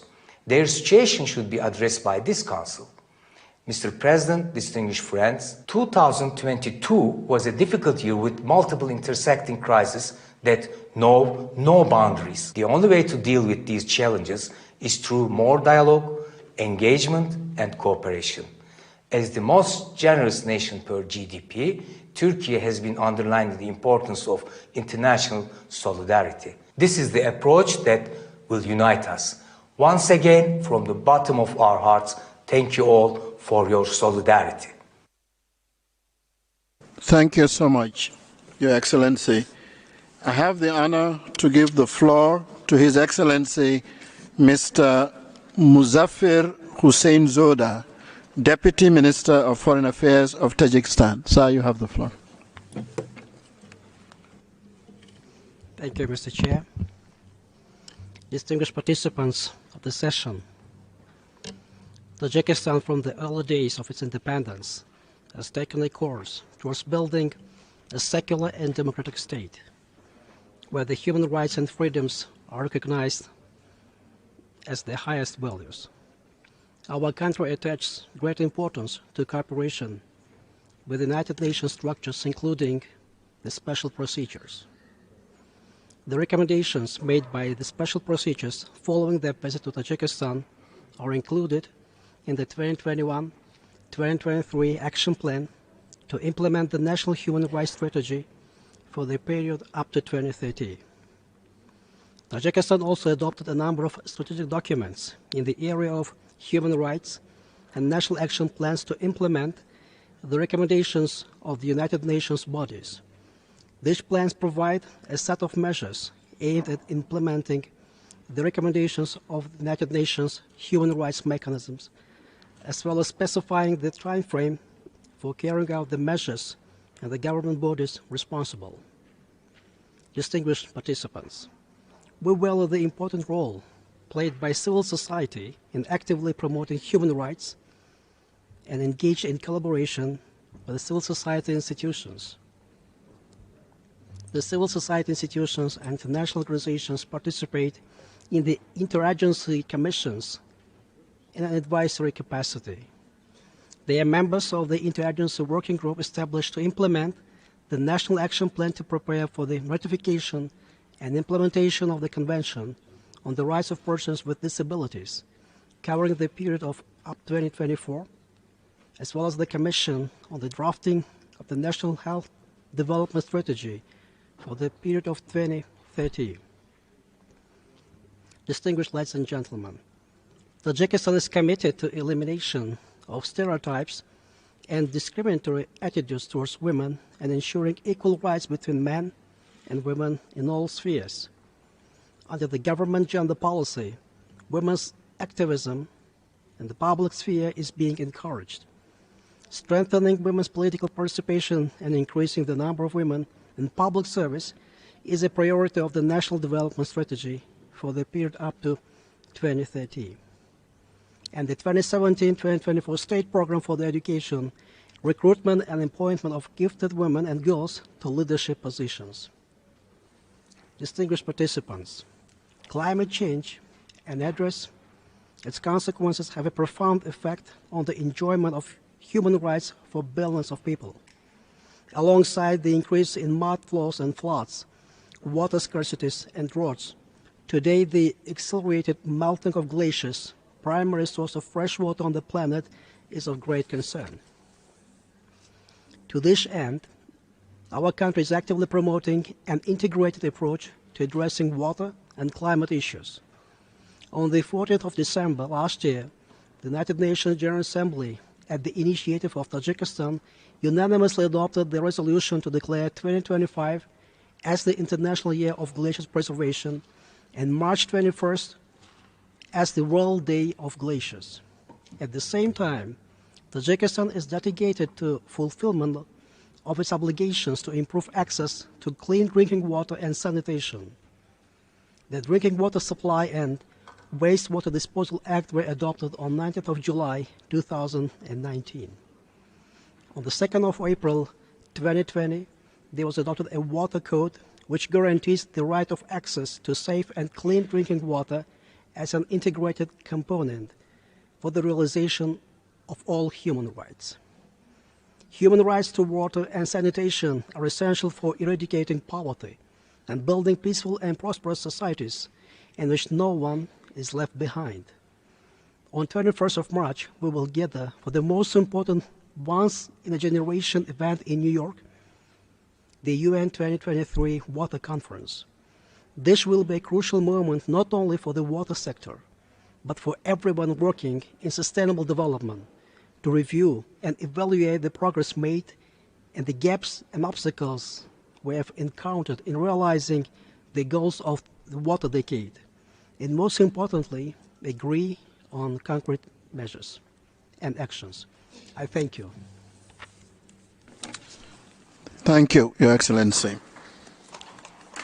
I have the honor to give the floor to Son Excellence Madame Louise Mushikiwabo, Secretary General de la Francophonie.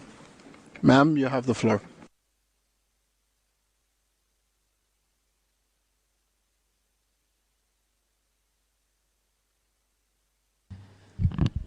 Merci beaucoup, Monsieur le Vice-président du Conseil des droits de l'homme, Excellences, Mesdames et Messieurs les ministres et autres représentants de vos États respectifs, Mesdames et Messieurs, c'est un honneur pour moi de prendre part de nouveau en ma qualité de secrétaire général de la francophonie aux travaux du Conseil des droits de l'homme des Nations Unies dans le cadre de ce segment de haut niveau de la 52e session.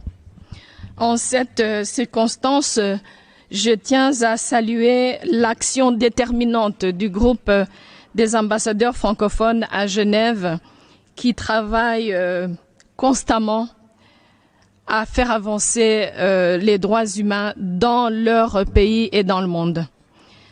Mesdames et Messieurs, c'est l'occasion pour moi de porter la voix de l'Organisation internationale de la francophonie qui regroupe 88 États et gouvernements sur les 5 continents, rassemblés par le partage de la langue française et de valeurs qui sont au cœur de la Déclaration universelle des droits de l'homme, dont nous commémorons cette année le 75e anniversaire. Ce texte fondamental constitue un bien commun de l'humanité. La francophonie lui a d'ailleurs donné un écho institutionnel dans son espace à travers l'adoption en 2000 de la déclaration de Bamako, texte normatif et de référence pour la promotion et la sauvegarde de la liberté, de la démocratie et des droits de l'homme. Ce 75e anniversaire est l'occasion d'évaluer le chemin parcouru dans la mise en œuvre de cette déclaration universelle, ainsi que de la déclaration et du programme d'action de Vienne. Malgré les difficultés encore réelles, l'espace francophone a engrangé des acquis depuis ces 20 dernières années.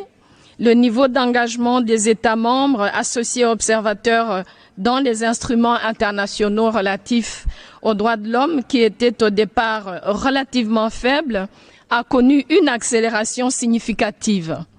Ainsi, 95,2% de nos États membres ont adhéré au pacte relatif aux droits civils et politiques, 95,2% à la Convention contre la torture et les autres peines et traitements humains cruels ou dégradants, 84,3% à la Convention sur les droits des réfugiés, 88% à la Convention sur les droits des enfants. Et parmi les acquis majeurs figure également l'abolition de la peine de mort dans près des 3/4 des États membres de la francophonie. Depuis 2009, 11 ont aboli la peine capitale, au nombre desquels la République centrafricaine et la Guinée équatoriale en 2022, l'année dernière. À ce jour, la quasi-totalité des États membres de notre organisation peuvent être considérés comme abolitionnistes de facto. S'agissant du pacte relatif aux droits économiques, sociaux et culturels, des progrès sont également à saluer. Toutefois, la mise en œuvre doit être davantage renforcée, notamment dans le domaine de la santé, comme la crise sanitaire récente nous l'a révélé. Il s'agit aussi d'accorder une attention plus soutenue aux droits à l'éducation ainsi qu'aux droits des femmes. L'ineffectivité des droits économiques et sociaux constitue un risque pour la démocratie et les droits de l'homme. Elle est aussi une source de crise et de conflits et un obstacle réel au développement de nos États. je tiens à saluer la coopération remarquable que nous entretenons avec le commissariat aux droits de l'homme dans l'accompagnement de nos États membres, le soutien que nous leur apportons dans le cadre de l'examen périodique universel constitue notamment un réel catalyseur.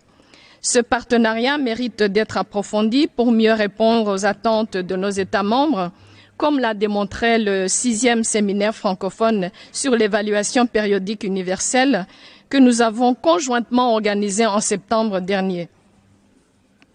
Notre coopération avec le Haut Commissariat s'est révélée par ailleurs fructueuse dans l'accompagnement et la mise en place et au renforcement des capacités des institutions nationales chargées des droits de l'homme.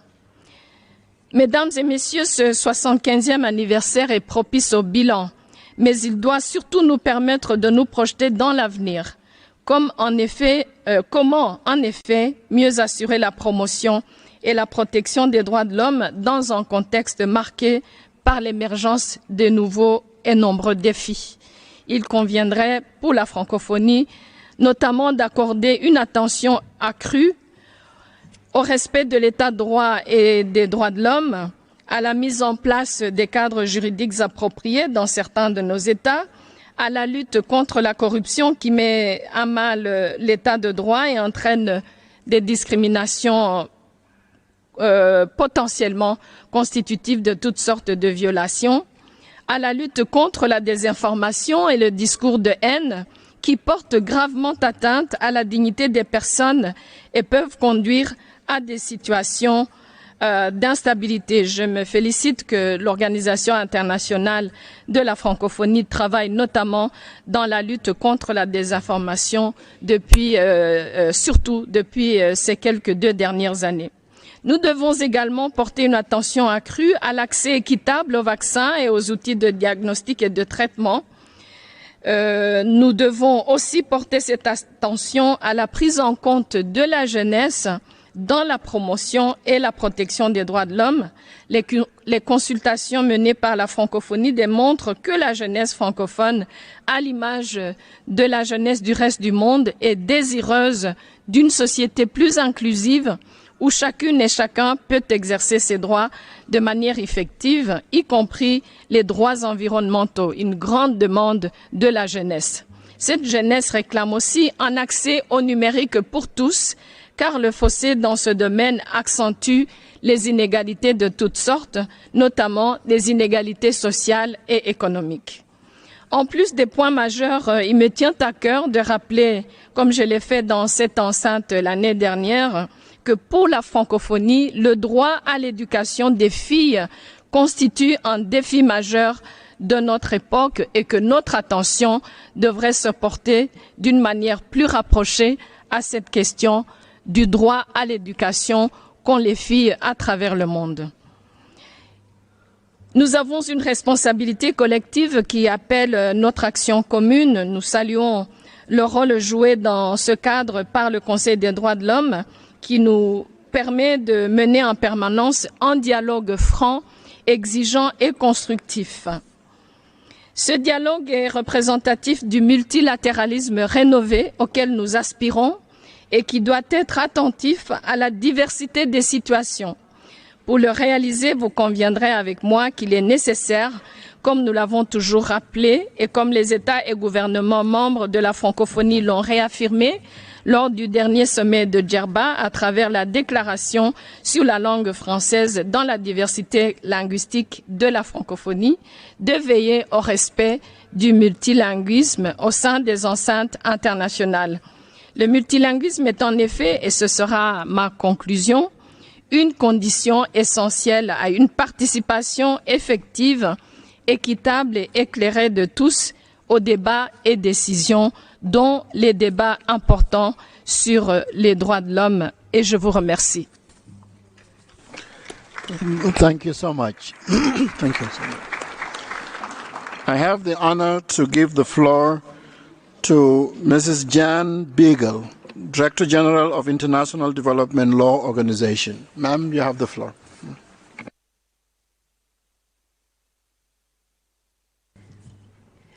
Mr. Vice President, Office of the High Commissioner, Excellencies, it is a pleasure to address the Council on behalf of the International Development Law Organization. As many before me have noted, human rights are under tremendous pressure from a combination of overlapping and linked challenges, from the lingering COVID-19 pandemic to increasing conflict and the effects of climate change. Through our work in some of the world's poorest and most fragile contexts, ILO knows all too well the threat that these challenges pose to peace, sustainable development, and human rights. 75 years ago, the drafters of the Universal Declaration were fully aware of the symbiotic relationship between human rights and the rule of law. Human rights give the rule of law its moral content, while the rule of law helps turn rights into reality. Strengthening this mutually reinforcing relationship is critical. The Declaration's call for human rights to be protected by the rule of law has rarely been more urgent or timely than at this time of intersecting global crises. Allow me to share 3 reasons why. First, the rule of law can help constrain the arbitrary and unchecked exercise of power at both national and international levels. Rising conflict and authoritarianism, closing space for dissent and debate, and attacks on the independence of the judiciary are all symptoms of this malaise. ILO takes a dual approach, working from the bottom up to empower individuals and communities to claim their rights and hold decision makers accountable. We also operate from the top down, partnering with justice systems to increase effectiveness, access, and accountability while ensuring greater respect for people's rights. Much of this work takes place in crisis contexts where our support is most needed. 1 year into the war in Ukraine, ILO is proud to support national partners, including the Office of the Prosecutor General, to strengthen access to justice and respect for international law.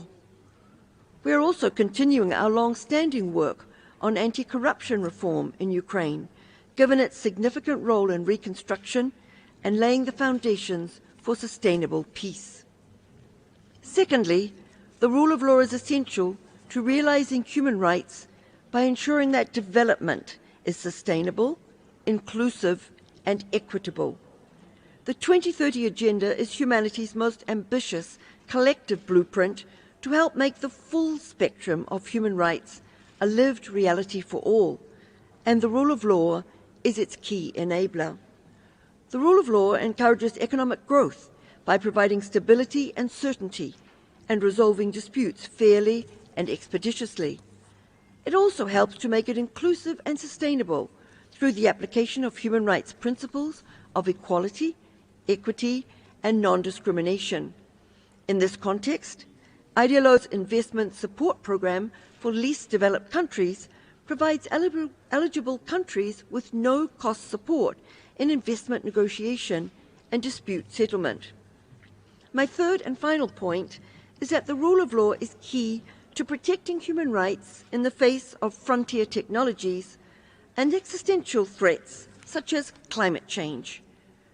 A rapidly changing world means that our conception of rights must also evolve. In 2021, for example, this Council recognized for the first time that a clean, healthy, and sustainable environment is a human right. A rule of law-based approach can help turn this right into reality. Applying a justice lens to climate action can empower the most vulnerable people to have a voice in setting climate and biodiversity-related policies. We know, for instance, that women and girls are the first and worst hit by the effects of climate change, but are often not included in climate decision-making. So ILO's approach places an emphasis on gender-responsive climate action. Last year, we launched comprehensive gender assessments of climate and environment-related legal and regulatory frameworks in several countries. We're also supporting women leaders to lead and influence decision-making processes on climate and environmental governance at the national level. In conclusion, I would submit that if we want to promote and protect human rights, we must invest in the rule of law. A genuine commitment to the rule of law and placing people at the centre through inclusive governance, accountability, and equality before the law will go a long way to resolving many of the factors that contribute to the current crises. Our biggest challenge and the true measure of our success will be reaching those whose rights are afforded the least protection, who live in conditions of the gravest injustice, and who are at the most risk of being left behind. Achieving this will not be easy. It will require time, effort, and collective action, guided by the principles of justice, equality, and solidarity enshrined in the Universal Declaration. The Human Rights Council and the Geneva-based multilateral community will have a key role to play. IDLO is committed to partnering with you through our headquarters in Rome and our offices in Geneva and around the world to promote our shared goals of promoting peace and sustainable development and building a culture of justice. Thank you. Thank you so much. I have the honor to receive via video His Excellency Mr. Ricardo Patano de Monticopo, Grand Chancellor and Minister for Foreign Affairs of the Sovereign Order of Malta. Mr. President, Mr. High Commissioner, Excellencies, distinguished delegates. It is my honor to address this session to the Human Rights Council in my capacity of Grand Chancellor and Minister of Foreign Affairs of the Sovereign Order of Malta. The Human Rights Council plays an essential role in promoting the respect for human rights and human dignity worldwide, especially for the most vulnerable. I wish to thank the High Commissioner and in this office for their commitment and action to protect human rights and address violations worldwide. Mr. President, the Order of Malta remains deeply concerned by the continuous and massive violation of human rights in times of conflicts, in particular in the context of the war in Ukraine. We deplore the enormous human suffering and call for immediate stop of hostilities. All parties must comply with their obligation under international humanitarian and human rights law and ensure humanitarian access. At the beginning of the war years ago, we immediately responded and continue to this day to assist civilians in Ukraine and across Europe. The Order of Malta International and the national entities and partners have to this date delivered more than 4,500 tons of humanitarian aids in Ukraine, distributed 500,000 hot meals to IDP, provided 19,000 beds in shelters, and trained 13,000 people in first aid. We are also present in Hungary, Romania, Poland, Slovenia, Slovakia, Latvia, Lithuania, assisting refugees through medical, social projects, psychological support, providing health care, food, and shelters. Mr. President, the Sovereign Order of Malta attach great importance to the fundamental rights of freedom of religion or belief and enshrined in Article 18 of the Universal Declaration of Human Rights. We are committed to upholding this right through our humanitarian action and diplomacy. The works of the Order of Malta in 120 countries are the glimmering example of our commitment to advance the observance of international humanitarian laws, protecting the disadvantaged and communities whose fundamental rights have been violated. This is also reflected in our active involvement in multilateral bodies such as the International Freedom of Religion or belief alliance. At the Munich Security Conference last week, in a side event we organized, the Order of Malta once again reiterated the special role faith actors play in promoting religious diplomacy when addressing conflict mediation and resolution.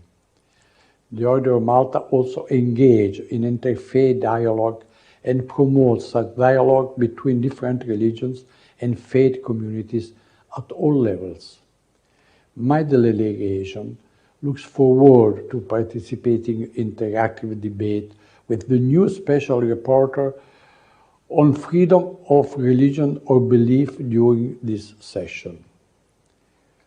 Mr. President, following the recent devastating earthquake in Turkey and Syria, the long-term impact on the human rights of the affected population will be dramatic, especially in terms of right to food and housing. The Order of Malta has instantly undertaken emergency humanitarian relief activities and continues to assist those in need. With regard to the right to health, we must note that the impact of the COVID-19 pandemic on human rights is still consequent and may last in the coming years. The health crisis might be over, however, the inequalities it has deepened or created persist. The Order of Malta fully supports the inclusion of the respect for human rights, supporting the World Health Organization negotiating body which is drafting a new international instrument on pandemic prevention, preparedness and response. Mr. President, my delegation will also participate and contribute the Order of Malta expertise for the topic of the rights of children in the interactive debate on the sale of children, violence against children, children in armed conflicts, as well as on the right to food. Finally, I wish and hope that this 52nd regular session of the Human Rights Council will prove fruitful and that it can substantially contribute to the promotion, protection, and implementation of human rights for all. Thank you. Thank you, Excellency. I have the honor to receive via video Mr. Hashem Steiner, Administrator of the United Nations Development Programme. Thank you. Of the Human Rights Council. Thus, Secretary General, Distinguished President of the United Nations Human Rights Council, High Commissioner, dear Volker, Excellencies, ladies and gentlemen. It is a privilege to address this high-level segment of the Human Rights Council. Thus, I would first like to take this opportunity to congratulate His Excellency Ambassador Václav Balek on his election as President of the Human Rights Council. On behalf of the United Nations Development Programme, let me also say how deeply saddened we are by the loss of life and suffering following the devastating earthquakes in Syria and Turkey. As part of the United Nations family, UNDP will support affected communities in the coming days, weeks and months as they recover from this tragedy. As we mark the 75th anniversary of the Universal Declaration of Human Rights this year, it is a moment to reflect on the progress that our global community has made. It has propelled freedom and development. It has also helped to dismantle structures that perpetuated racial and gender discrimination. Most recently, the global community has come together and recognized the right to a clean, healthy, and sustainable environment. Yet, human rights are coming under enormous pressure in this era of polycrisis. That includes shrinking civic spaces and human rights backsliding in many parts of the world. Human rights defenders, including journalists and civil society leaders, are also under increasing threat. Indeed, UNDP's latest Human Development Report shows how trust is breaking down, which may then beget more instability. Some of the worst human rights violations occur during violent conflicts, now at the highest level since 1945, whether from Ukraine to Yemen to Syria and beyond. That includes also gender-based violence against women and girls. Indeed, there is a need for more concerted efforts to tackle intersectional forms of discrimination and violence, including against girls with disabilities. A new UN interagency statement, just endorsed also by UNDP, outlines a clear set of recommendations for the full realization of their right to live free from violence and discrimination, from legislation to finance. In 2023, the right to development remains a defining issue. As dire as some economic forecasts continue to be, the issue is not that we do not have enough finance. Global wealth has been estimated today at over $463 trillion. The real issue is where money is spent and by whom, and who benefits or not. In short, there is a pressing need for financing and debt relief to respond to the development needs of communities now without shortchanging the future. We must also address gaps in technical cooperation. Last year, I referenced the need to export the findings of human rights mechanisms more consistently into development practices and policies. That is now happening, including through supporting countries to fully leverage the Universal Periodic Review Process, or UPR.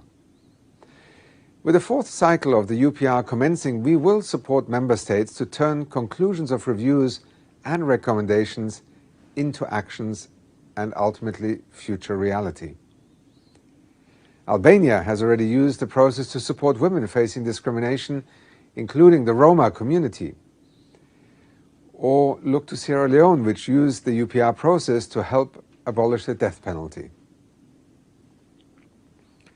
UNDP, in partnership with the UN Human Rights Office, is strengthening our practical support to countries. That includes our partnership with GANRI to support national human rights institutions, a cornerstone of human rights systems across the globe. This support, enabled by a tripartite partnership, will be scaled up in 2023 in all regions with the support of Norway. To take just one example of this engagement, consider the Asia-Pacific region, where we support these institutions to protect the rights of the LGBTI community. We will also assist these vital institutions to put the right to a clean, healthy and sustainable environment into practice worldwide. UNDP is also working with partners to ensure that the business sector fulfills its human rights obligations. With support from Japan, Sweden and the European Union, UNDP is today working to equip companies in 28 countries across 5 continents with new tools to advance human rights in business. In the last 12 months alone, some 2,000 companies have participated in business and human rights academies from Mexico to Ghana to Indonesia. Distinguished President of the UN Human Rights Council, High Commissioner, as part of the UN family, UNDP will continue to answer the UN Secretary General's call to action for human rights. That involves using human rights as one of the most powerful problem-solving tools for development choices and decisions, and ultimately to advance the global goals. Indeed, the entire UN family and our partners are torchbearers for the Universal Declaration of Human Rights across the world. We have a responsibility to rekindle its powerful message and keep its fire burning, helping to ensure that all people can gain freedom, equality, and dignity. Thank you for this opportunity to address you today. Thank you so much.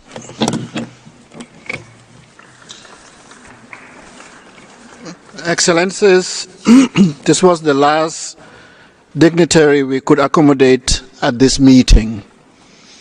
We will suspend the meeting for a few minutes before the annual high-level panel discussion on human rights mainstreaming. Thank you so much.